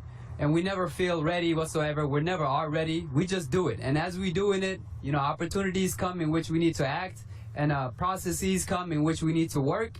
And we just work those processes. As far as this protest right here, as far as what we're doing here, we're trying to figure out novel ways of trying to make an impact. So instead of only just protesting, we don't want to just use our voice and just yelling out into the void. We want to be very specific and strategic on how we use our voice and how we want to be heard so that we can make an impact. And the way we want to make an impact here is not just as a silo, as just Oromos, but we want to make impact as Black Oromos, as Black individuals. And we want to contribute to Black liberation because this is Black liberation for us. And we see it very clearly that Oromo lives matter. We don't say that. We say Black lives matter because that's redundant. To say Oromo lives matter is redundant because Oromos are Black. So we just say Black Lives Matter. So what is next is really globalizing this movement, Black Lives Matter movement, the Oromo Liberation movement. This has already happened globally, and the indigenous movements that's happening all over the world. Zimbabwe is coming up, you know what I mean? These movements need to be tied and connected together because they're all the same thing and they all come around the same ideology of life is sacred. It's not an ideology, it's just a right. It's just a truth, the truth that life is sacred. And that's why all these indigenous groups, Hong Kong is like the trailblazer, all these groups come out, all these movements, they have the same thing, and that life is sacred. Black lives matter, life is important. And who is the aggressor, who is the perpetrator of against life? Is these systems all over the world that just don't seem to understand that life is important. They just don't seem to understand it because for so long they've been made to believe, I don't know. But at the end of the day, I don't know how I feel like I can understand simply, my brothers here can understand simply that life is sacred. We don't have to explain to each other why Black Lives Matter and Oromo liberation is the same thing. They just get it. It makes sense to us, you know what I mean? So next steps here is to continue to globalize this movement and continue to intertwine and connect Black Lives Matter with Oromo liberation and just continue to evolve and just be only Black liberation. And then as you see, the umbrella of that is human liberation. So anybody can stand with us because at the end of the day, we're standing up for humanity because life is humanity, right? Life is animals. Life is the earth, But if we got to stand up for ourselves as human beings before we stand up for other life forms too. So this is This is the next step, is to continue doing what we're doing. The next step is to continue being consistent in doing what we're doing. The next step is to continue getting up even when winter comes. Still not getting the energy down, keeping the energy up here, having that same energy even throughout the winter. Because at the end of the day, the counter revolution or the counter protest or the system, what they want is for this to calm down so we can get back to normal.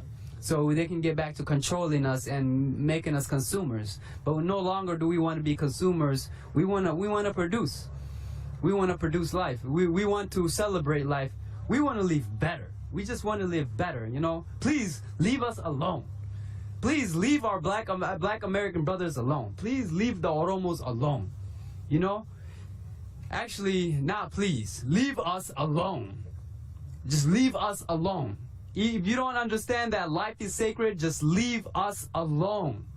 We're commanding this now. And here's another thing. We are not pacifists. We are not pacifists. We will not just stand and let you kill us. We know life is sacred, and we're not afraid to defend life, because life is sacred. We're not afraid to fight for freedom, because freedom is sacred. Liberty is sacred. Liberation is sacred. So again, we are not pacifists. We will not just stand and let you kill us. We will stand for what is right, and we will protect and defend life. That's all. You know, we are not pacifists. That needs to just be clearly said. Thank you for that. Yeah, we're peaceful though. We're peaceful. Yeah, you're peaceful. We're very peaceful. But not pacifists. Not pacifists. We're not pacifists. We're peaceful, but we're not pacifists. We are peace. We are so peaceful. We can teach class about peace. You know, we don't even need to teach a class. We just walk, and you see, man, that person right there, he's very peaceful the way he's walking. The government can learn a lot from us. The police can learn from us. You know, what do they call them? Peace officers? Hell no, get out of here with that. They don't do that. You know, the government needs to come learn from the people, the community, what peace is. They need to take a step back. They need to let us maintain the peace, because the peace is for us at the end of the day. And we create the peace too, and we can maintain the peace too. The police don't know how to do that. We can do that for ourselves. You know, we're peaceful people. And we also can dispense justice too. This is what we're commanding. Before, we can just come and say, hey, we want peace. Give us peace. But no, now we're saying, hey, we're here to bring peace. We're here to create peace. We are peaceful. And we're here protesting peacefully. We're not asking nobody for it. We're not demanding nobody. There's nobody we're asking for peace from. There's nobody that we're asking for justice from. We're just here commanding these things. But yeah. Thank you. Is there anything else you'd want to say?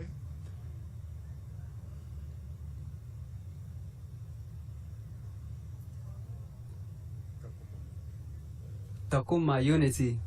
This right here, I just like to tell everybody that's watching right here, you know, when you think about saying peace, we go like this, right? Peace, right? This is a false. This is a lie. This is not peace. This is not peace. This is what you learned is peace. This is separation right here. It's separation. Peace, this is peace right here. Together, that's peace. And together doesn't mean the same. It doesn't mean the same. It means that we can live on the same plane, on the same planet, on the same earth, peacefully together. Meaning that you can be what you want to be, I can be what I want to be. You can have the perspective you want to have, I can have the perspective I want to have. You can believe who you want to believe, I can believe who I want to believe, and we can still be together peacefully. We can still live on the same planet, on the same earth, peacefully, you know, without having or needing to harm each other. This is true peace right here. From my ancestry, this is how it was, and we back to this. We don't do this no more. This is separation, peace. This is what we do right here. Peace. Learn from us. Learn from us. Learn from the black people, y'all. Learn from the black people, because we know what peace is right here. If you don't know what it is, we know what it is. We telling you right here. Thank you so much for tuning in. And thank you so much, Unicorn Riot. We very, very much appreciate you being here with us. We very, very much appreciate you letting our people here use our voice on your platform. We very, very much appreciate it because we want the people to know what we're about. We want the people to know who we are and to hear our voice. And we are the Kero. We are the Kero. We are the youth, the Oromo youth.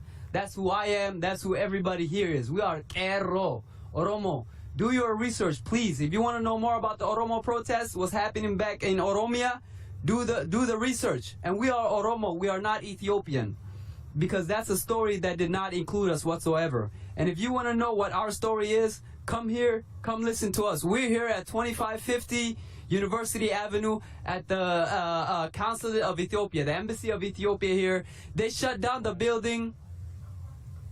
They shut down the building here. They don't want to hear us. They don't want to listen to us. There's people being killed back home. And so we are here as a representative of our people to show that, hey, you're not listening to our people, what's going on. You're not giving them a chance to speak, nor are you giving any statements about what's going on back home. So we're here going to use our voice as if you're not going to use your voice in representation of us. And one last thing. Amongst us, there's Muslims. Amongst us, there's Christians. Amongst us, there's like non-Muslims, non-Christians, non-religious people. You know what I mean? We have spiritual people here. But the one thing that connects all of us here, being different religions, that we can just eat together, be in the same space, is Oromumma. Is coming from the same land, coming from the same spirit, coming from the same culture. You know, so we don't even divide ourselves on the lines of religion. We don't do that because we know it makes no sense to do that. You know, we can be different religions and still be on the same land and still be respectful of each other and still be peaceful with each other. And look, we're demonstrating that as youth right here, being different religions and still being on the same, being peaceful with each other. We're not different factions. You don't see like the Muslims going somewhere else and protesting somewhere else. You don't see the Oromo Christians going somewhere else and protesting somewhere else. We come together. We're in the same community. We come to the same community center. We come to the same protests, the same marches, the same actions, and we're fighting for freedom in the same way. We're fighting for freedom together, being different. Emulate this. Learn from this. This is possible that we can be different people from different walks of life. You don't even have to be Oromo. You know what I mean? And we fight for the same thing. You can be different color. It don't matter. You can believe whatever you want to believe, and you can still fight for life. You know, you can still fight for freedom. Others' freedom, not just yours. And fight for somebody else's liberty, somebody else's justice. You know? So you don't have to be the same to be doing this. So if you're at home looking like, oh man, I don't even look like him, you know, or I don't even believe like him, I don't know where he's from, you know, that don't matter. You hear what I'm saying, you hear my voice, you can understand the words coming out of my mouth, and you hear my heart most definitely. I bet you we don't have to speak the same language, and you can still understand what I'm talking about, you know? So yeah, it don't matter who you are. Just come out. Go to the George Floyd memorial. You know, go over there. Come over here. Go to the protest. Anything that speaks for life.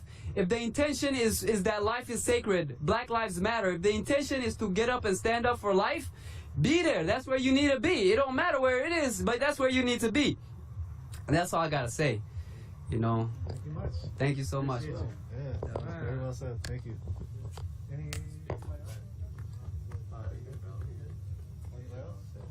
You want to say one more thing?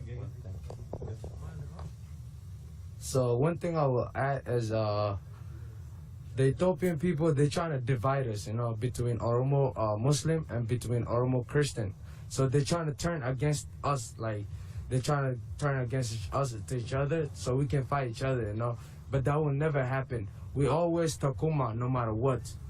Always takuma. And we fight as a Muslim, as a Christian, no matter what we do, we always together. So please do not try to divide us. And we always together. Thank you. That's all I can say. Yeah, do a rap. So yeah, we got an artist here. I'm an artist, so I go by the name of KHB, and I will do one song. I'm Oromo, and I'm Cairo. I will fight till I die for my people. I'm Oromo, and I'm Cairo. I'm so proud to be Oromo. I'm Oromo, and I'm Kato. I will fight till I die for my people. I'm Oromo, and I'm Kato. I'm so proud to be Oromo. I'm so proud to be Oromo. Dahil tinadya sa warabi sa biya kaysa. Kerong gizedote, naptanya to desa. Ati toki chatu berhunda sani kasa. Kawake furadu, gara ketis kabadu. Kerong takatate, wajalaha den tu. Oromi anda kunte subika toko. Makale jujur tu berganda toko. Uniforme fate, media rabate. Nuti sodanu, kerong dihate. Takuma falmana, kapsonis diate. Namuti beka, hachalun desa. Kerong gizekate, warabe sa desa. Kerong gizekate, warabe sa desa. Thank you. Can you give a rough translation? The translation is like, it's like I'm Oromo, and I always die, you know, for freedom no matter what. That's what I was trying to say, but you know, I will let you know more about it. And thank you. How can people find your music? Just search KHB and /ENT on YouTube, or you know, you can find it on YouTube, and just do this research, and please. Just before you speak up about anything, do research and see what Oromo lives are going through. Please, just go do research. Like, do not try to just speak up from your mind. Do not like just speak up what you didn't see. You know, just do the research and see what we going through, what our Cairo going through back home. Please, that's all I can say. Thank you. Yeah. Hey, bro. Anybody else want to say anything? You want to say anything, close out or anything? I can do a closing. Closing? Yeah, or yeah. What are you? No, okay. No problem. Okay. All right. So yeah. Basically, so this is like 2 in the morning, 1 something in the morning, and you all just this is your life. You're just rocking out here. Yeah, we'll be up all night. Okay. So what can people expect for this next week? There's an action tomorrow for the starting at the Romo Community Center. Can you talk about that and maybe the hunger strike that happened last week and just any updates? So there was a hunger strike held at the state capitol last week by Oromo Youth Association in solidarity with the political prisoners in Oromia.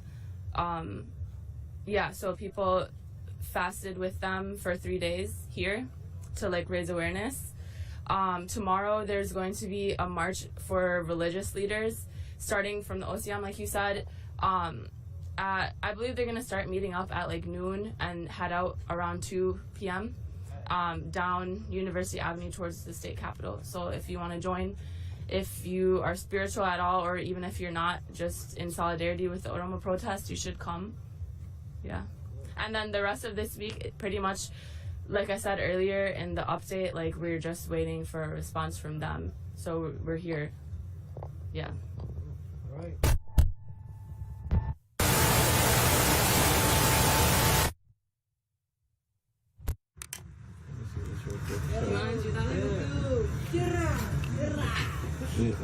All right. Go ahead. I'm all this. Okay. I just want to say thank you for coming and like giving us more exposure to what's going on here. And I think Gigi wants to do a chant. Ero jirtu. Jirra. Ero jirtu. Jirra. Ero jirtu. Jirra. Jirtu. Jirra. Jirtu. Jirra. Eso jirtu. Atas ini falmana ini panon tomoto Oromoti. Kapson etefufti. Thank you. Hey. Thank you. Ero jirtu. Jirra. Yeah, can you give a rough translation? Oromia nibilism. Tifanon diga nerofa. Oromia nibilism. Oromia nibilism. Idam tuan siasa ni kamu. Oromia nibilism. Oromia nibilism. Nagabula. So Jirtu means where you at. Jirra means we are here. So that's a Oromo saying. It's been here for a minute. It basically means, hey, show up, be present, be full, be here 100, you know? So when we say Jirtu, we ask each other, where you at? And when we say Jirra, we mean, yo, I'm right here. I'm here. Somebody calling me? I'm here. All of me is right here. So that's what we on. We right here 100%. We present.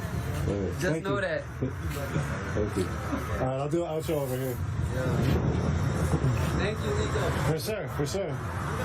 So again, thank you all for joining. We're here live. There's a large group over there, large group over here.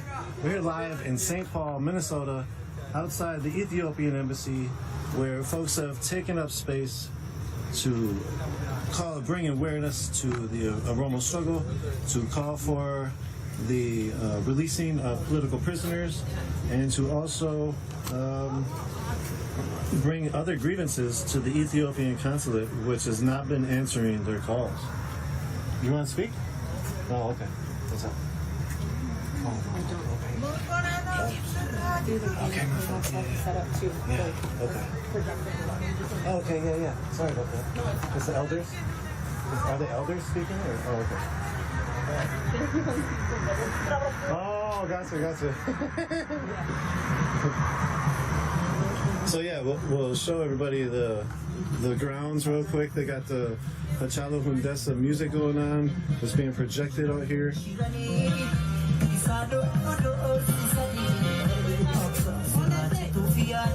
can you turn the volume up? We got it. Yeah. I think it comes in pretty good. It's not against the police as people, it's against the system they choose to work for. If you listen then to us more often, then you would actually know the answers to these questions. We answer these questions every day. You're back. I didn't see any police head out in any direction, so I do not know where everybody is.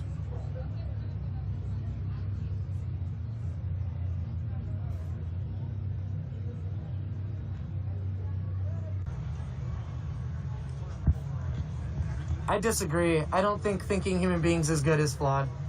Human beings have been conditioned through trauma to have a lot of the behaviors we have. And I don't think there's nothing that I just don't believe you can cite any legitimate information that says that you can show human beings by nature are bad or need policing.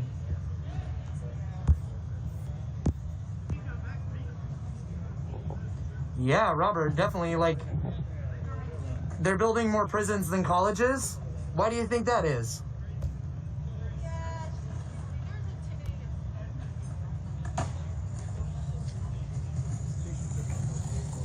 Yes, Sharita, I'm convinced what happens to Black, Indigenous people of color on the streets at the hands of police is oftentimes an execution. Yes, I'm convinced. Fred Hampton was executed. Breonna Taylor was executed. Many other activists have been executed.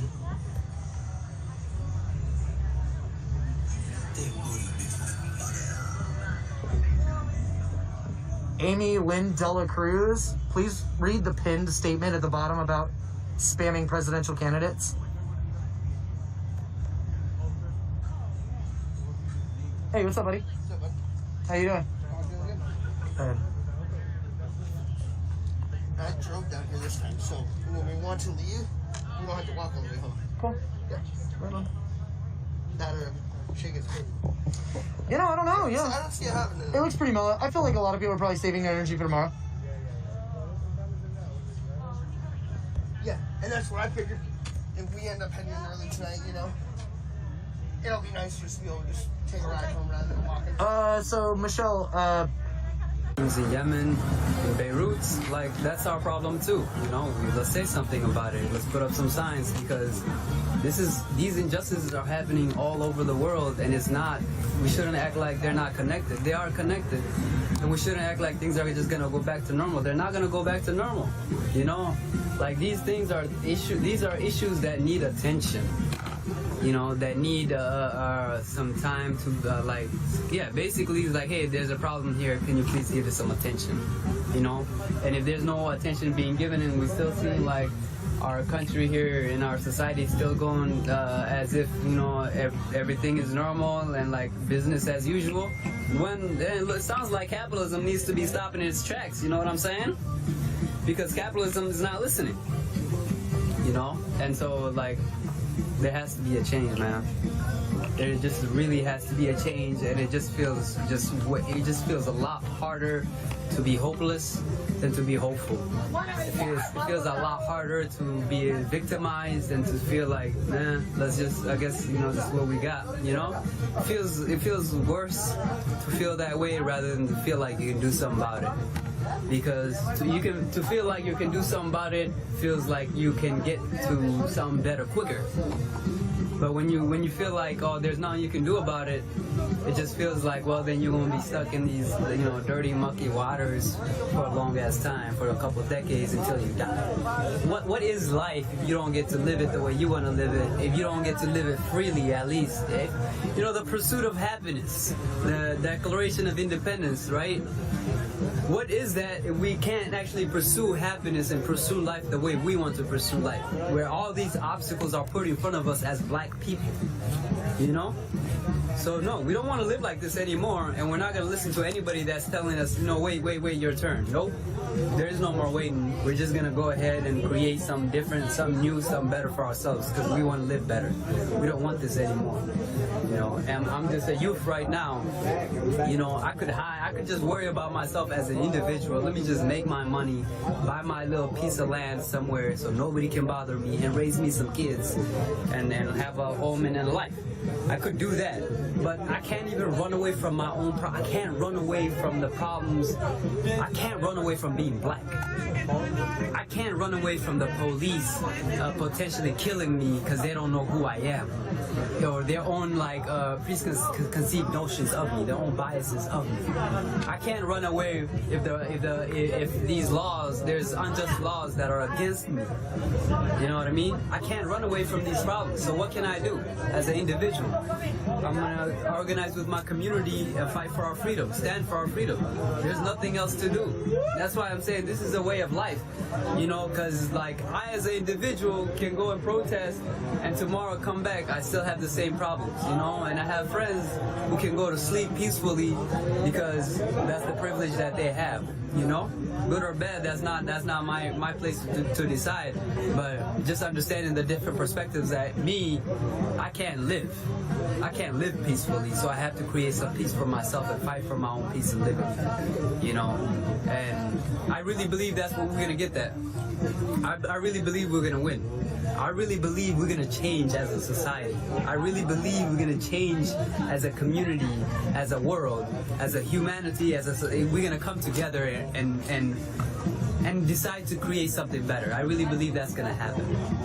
Because the other option is not viable. It's not life affirming, it's not life giving. So yeah. We out here still. It's 2 a.m. in the morning. I got work tomorrow. What time? What time? I got work tomorrow, 9 a.m. 9 a.m. to 5. I still work. I go take care of my work so I can take care of my bills, but that's like secondary. But this right here, this is important too, so I come out here and do this too. Yeah. Yep. So yeah, thank you so much for being out here with us. Thank you for allowing us to be. Yep. Yeah. My sister, yeah, for sure. I think I got this thing fixed. Check. Let's see. Just be aware that This way, okay. Well, I'm just saying because this bottom part. Okay, so how should I hold it? Hold from here? I can hold it. Yeah, you can hold it too. Like this? No, just, yeah. Hold this, so basically hold this and this together. I can do this together. Let me hold that. I tell people we're dealing with a little equipment, so thank you all for your patience. So I just wanted to say a few things about the Ethiopian embassy. We've been out here for a week. It's a whole week we've been out here, and we haven't received anything from them. And that tells you a lot. I mean, from what I'm seeing, it's like they're in support of what's going on, the human rights violations taking place in Ethiopia, the mass arrest, the killings of children and pregnant women. It's like they're in support of this. Like, it's not making any sense to anybody. We're out here for a week. We haven't had anybody reach out. They're calling on unknown caller ID, and that's sick. You know, that's very disturbing. This is humans' life we're talking about. I wanted to say that. And another thing I want to say is mention about the Ethiopian government. These people, they will talk all day, but they will not listen to the people. That's what they're known for. They will never listen to the people. But that's all I really wanted to say. And if anybody who works for this Ethiopian embassy, think of what you're doing, you know. There's a large Oromo community out here. This Ethiopian embassy was only open because of the Oromo people here. We are the largest ethnic group from Ethiopia here. So this office is only open because of us. And yes, we're in support of every other ethnic groups in Ethiopia, not just Oromos. We're speaking for Waleta people who are going through the same thing just like us. Right now, we're talking about the Afar people. We're talking about the Sidama people. You know, it's not just us. We're here for all humans. But that's all I wanted to say. Can I ask you a question real quick? Yes. So you've been out here all these time. How does it feel for you to be out here? It's frustrating, honestly. You know, we're losing sleep. You know, it's very tiring. We're just all frustrated, and we just want answers. We want our questions answers. We want to see change. You know, it starts with them up here. If they come out, speak to the public, speak to the whole Oromo community out here, that's what we want. Why are their offices still closed? I mean, COVID, come on now. Everybody in this building right now, their offices are open. Why are they closed, you know? It's not making any sense to us. But yeah. Thank you. Yeah, no problem, no problem. Thank you. Thank you. Thank you. Anything else, though? Is that good? Anybody else? I'm good. They were just gonna start like... Okay. It's like some celebrations going on.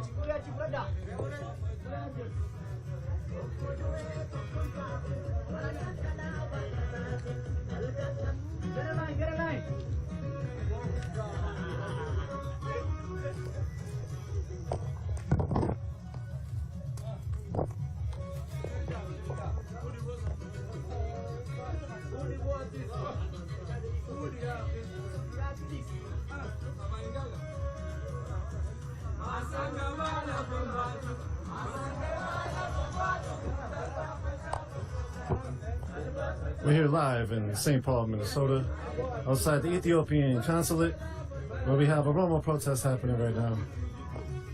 It's been an occupation for over a week.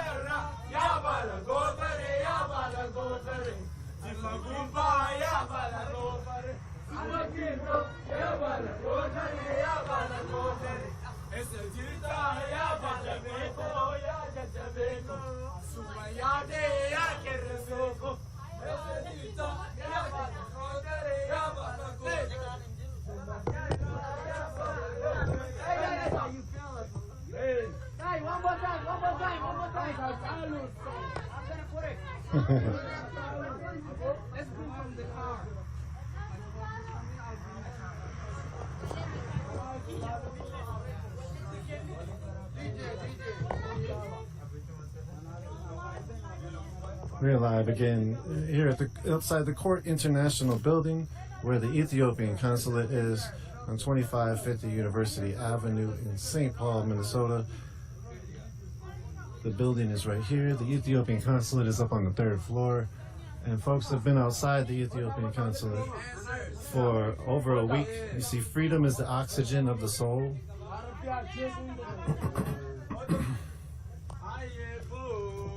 The cats are listening to a lot of Hanshala Rundesa songs. And right now they're doing some movements.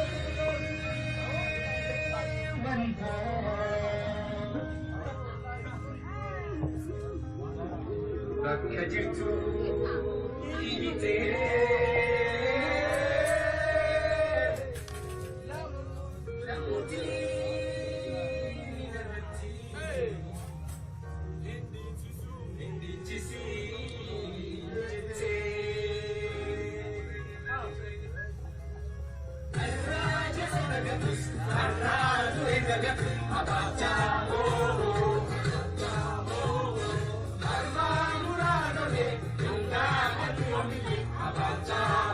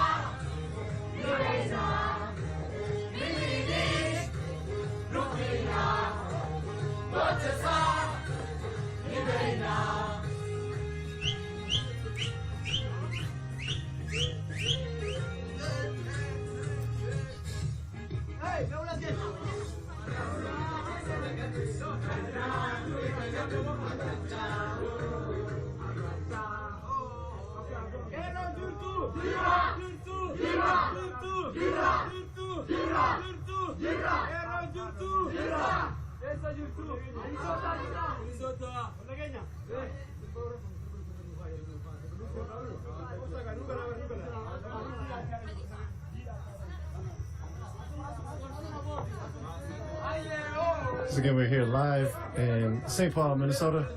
Thank you all for joining. This is Nico from Unicorn Riot. Thank you for Chris and Dan on the back end.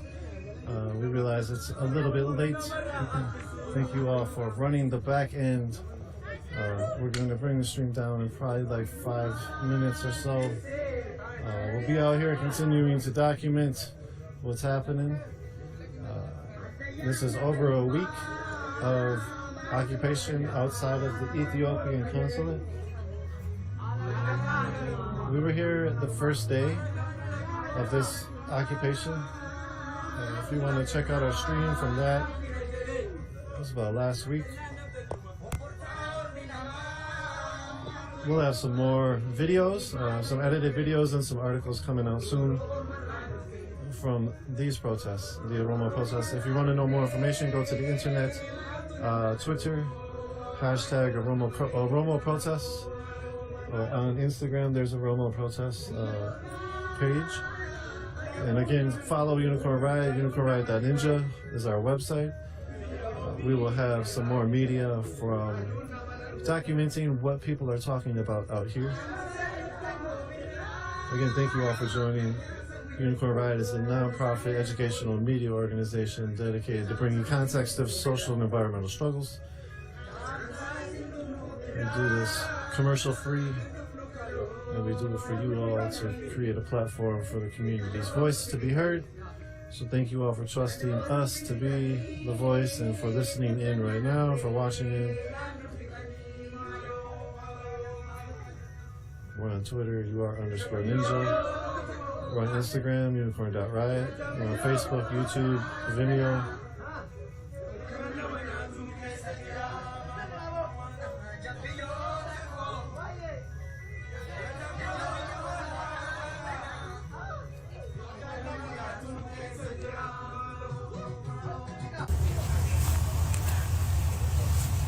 They scared to leave IHOP on some weirdo shit.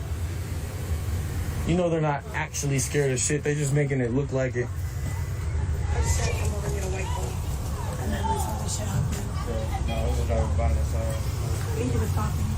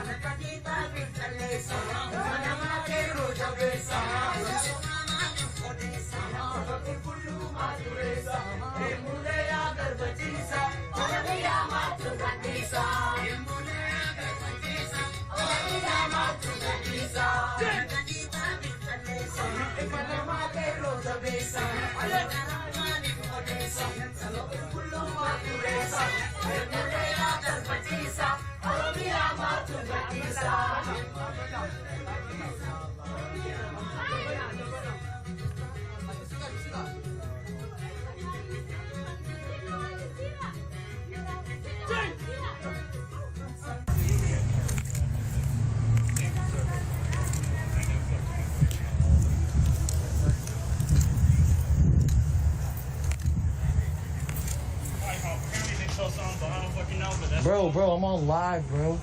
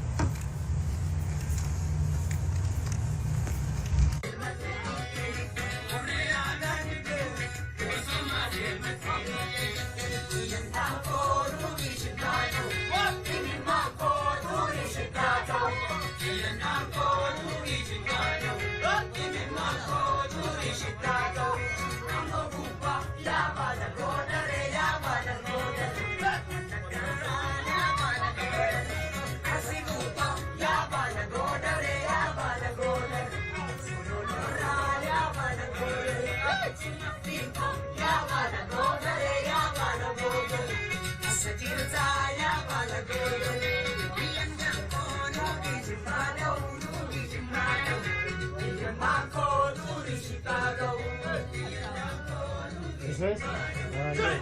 I'll say that, thank you. Do you know the name of the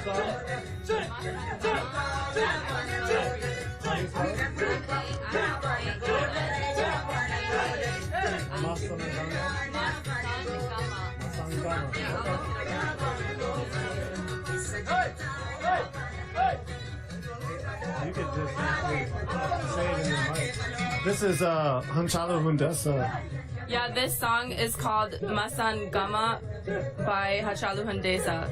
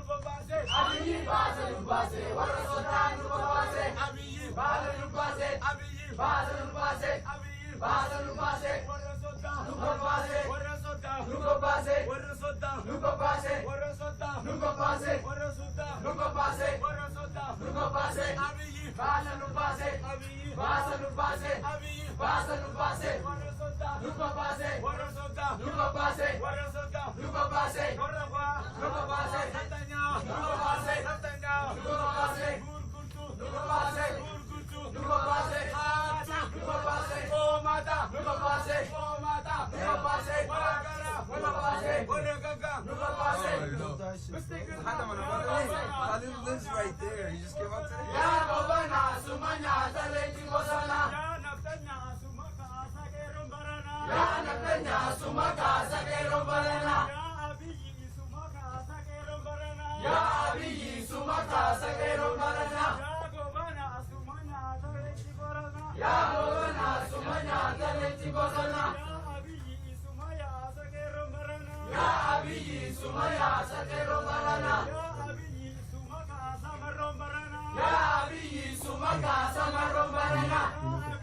Yeah.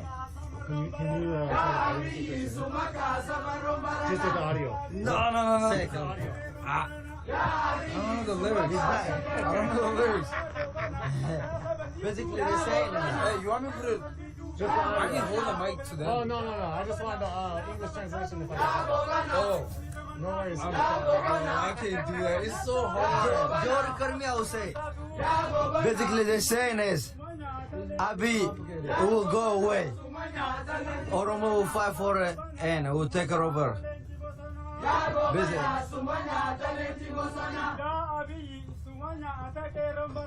Abi is the president of Ethiopia. Kero means the youngest people will take her over, no matter what you do. Thank you. And they will take her over you. So you not last forever, you know. Literally, what they're saying is, regardless what you do, the Kero will be still a resistant group against you, and we will still resist regardless of your oppression against Oromo people. We got the Kero. Kero means the youth. Oromo people still fight for Oromo. They're still fighting for injustice, regardless what you're gonna do. You can in prisons, regardless whatever, we still will fight. We are 50 million people deep. Is either you arrest all of us or kill all of us. That's what they basically mean. Thank you. No problem. Appreciate it.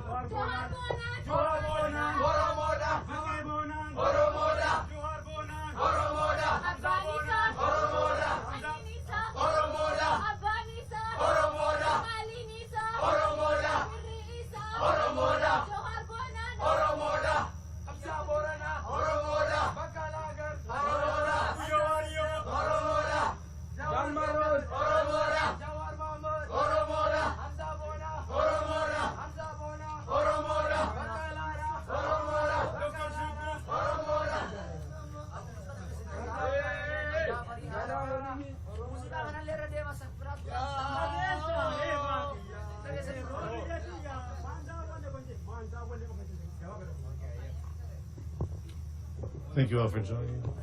This is Nico from Unicorn Riot. We're out here outside of the Court International Building at 2550 University Avenue, bringing you the perspectives of the Oromo youth, the Kero. And right now they're doing some chants, some empowering chants, some self-determination chants. Again, if you want to know more information about the Oromo protest, check out the internet. Also check out our live feeds from last week. We were live from outside of this consulate, as well as the next day during the Women's March. We've heard a lot of perspectives from the Oromo folks.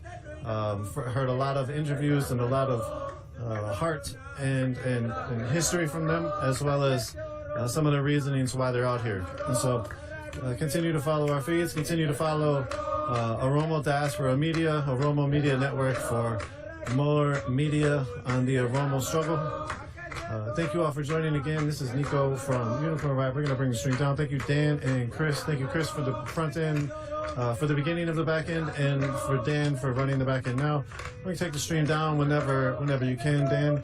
We'll continue to be out here. We will bring a fuller picture with an article and a video encapsulating some of the protests that we've been documenting. Again, continue to follow us, unicornride.ninja. If you have the financial ability and financial privilege to support us, that's how we operate. We operate off of your support. Continue to follow us on the social medias. We're more active on Twitter. Otherwise, you all take it easy, have a great night, and have a good weekend this coming up weekend. Peace, peace.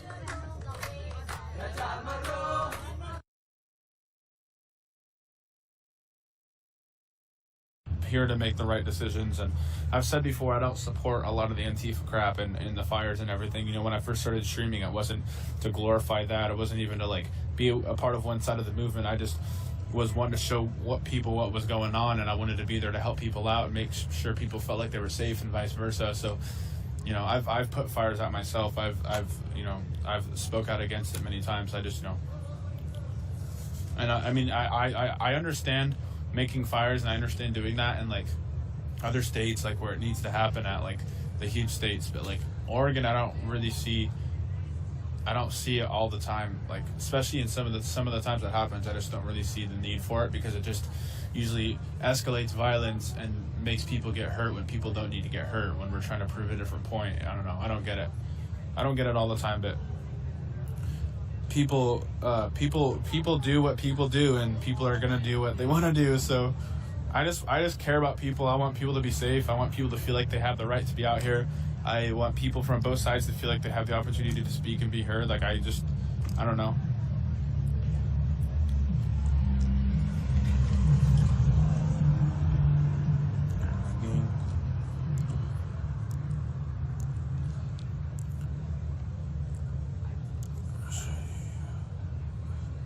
I used to BMX also. That's like all I did growing up. I BMX'd, I motorcycled, I had a dirt bike. I was like outdoors a lot when I was growing up, because I grew up in Lebanon, so there wasn't like much to do there. There was like a huge dirt BMX strike behind my... Supremacists too. This is true. It's a thing. So again, white supremacy has weaved its way into every facet of society, and so you tokenizing Black, Indigenous, people of color for your argumentative benefit so that you can show that you're right is a really hot take. It's pretty bad behavior.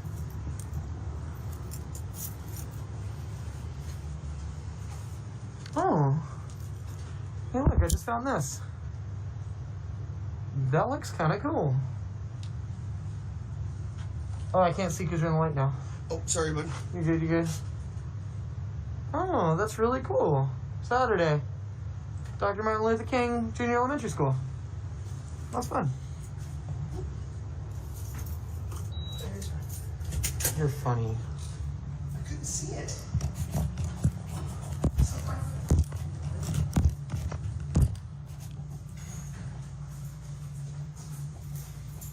Nah, I do like the USA.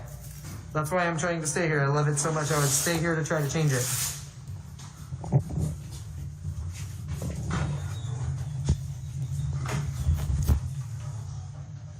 Also, yes, there's a ban on international travel. Yep.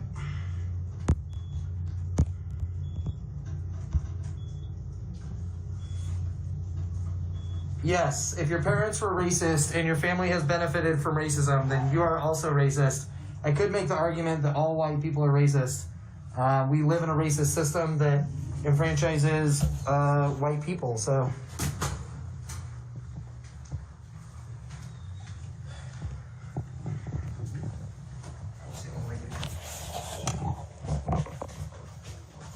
I remember having that conversation with you. Yeah, I know, I remember. I'm not going to hijack your... I know. Because then we'll get into it for about 2 hours.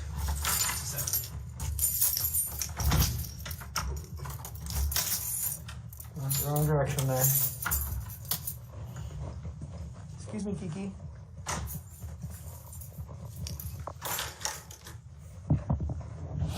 Can you turn the light on right there? The one on the other side. I mean, like I said, I get it. I get it, but like at the same time, a lot of the times when it happens, it just like gets people hurt, and it's like not really the point. We're not like out here trying to get people hurt. I'm hella behind on comments. Here, I'm gonna pull up comments on my, because it's vertical right now, so I can't see shit. It's like one comment at a time. And Good evening and welcome to Tucker Carlson Tonight. For more than a month, mobs of violent police officers have roamed this country, terrorizing citizens and destroying things. No one has stopped them from doing that, so they've continued and they've become stronger. The police department wants the power to destroy anyone who wants peaceful protests. It's an impediment to their power. This mob was clearly intent on violence. They said so. Whoa, what the But tear off the masks, turn down the volume, and you'll see it very clearly. The mob is not fearsome, it's pathetic. These are pampered children, and they are cowards. They have no skills. All they can do is destroy. It makes them feel alive. What world are we living in? That doesn't happen. They're such liars. This was definitely a hate crime. Who will stand up for this country? And the answer we're learning is Americans. Antifa, Black Lives Matter. Well, it's up to them. Small groups of citizens are beginning to come forward to defend their laws, defend their history and their culture. Is that the best you got? If I were in that march and these racist lunatics were waving guns at me, I'd like to think I'd rush them and beat their brains in. And I wouldn't apologize for it for one goddamn second.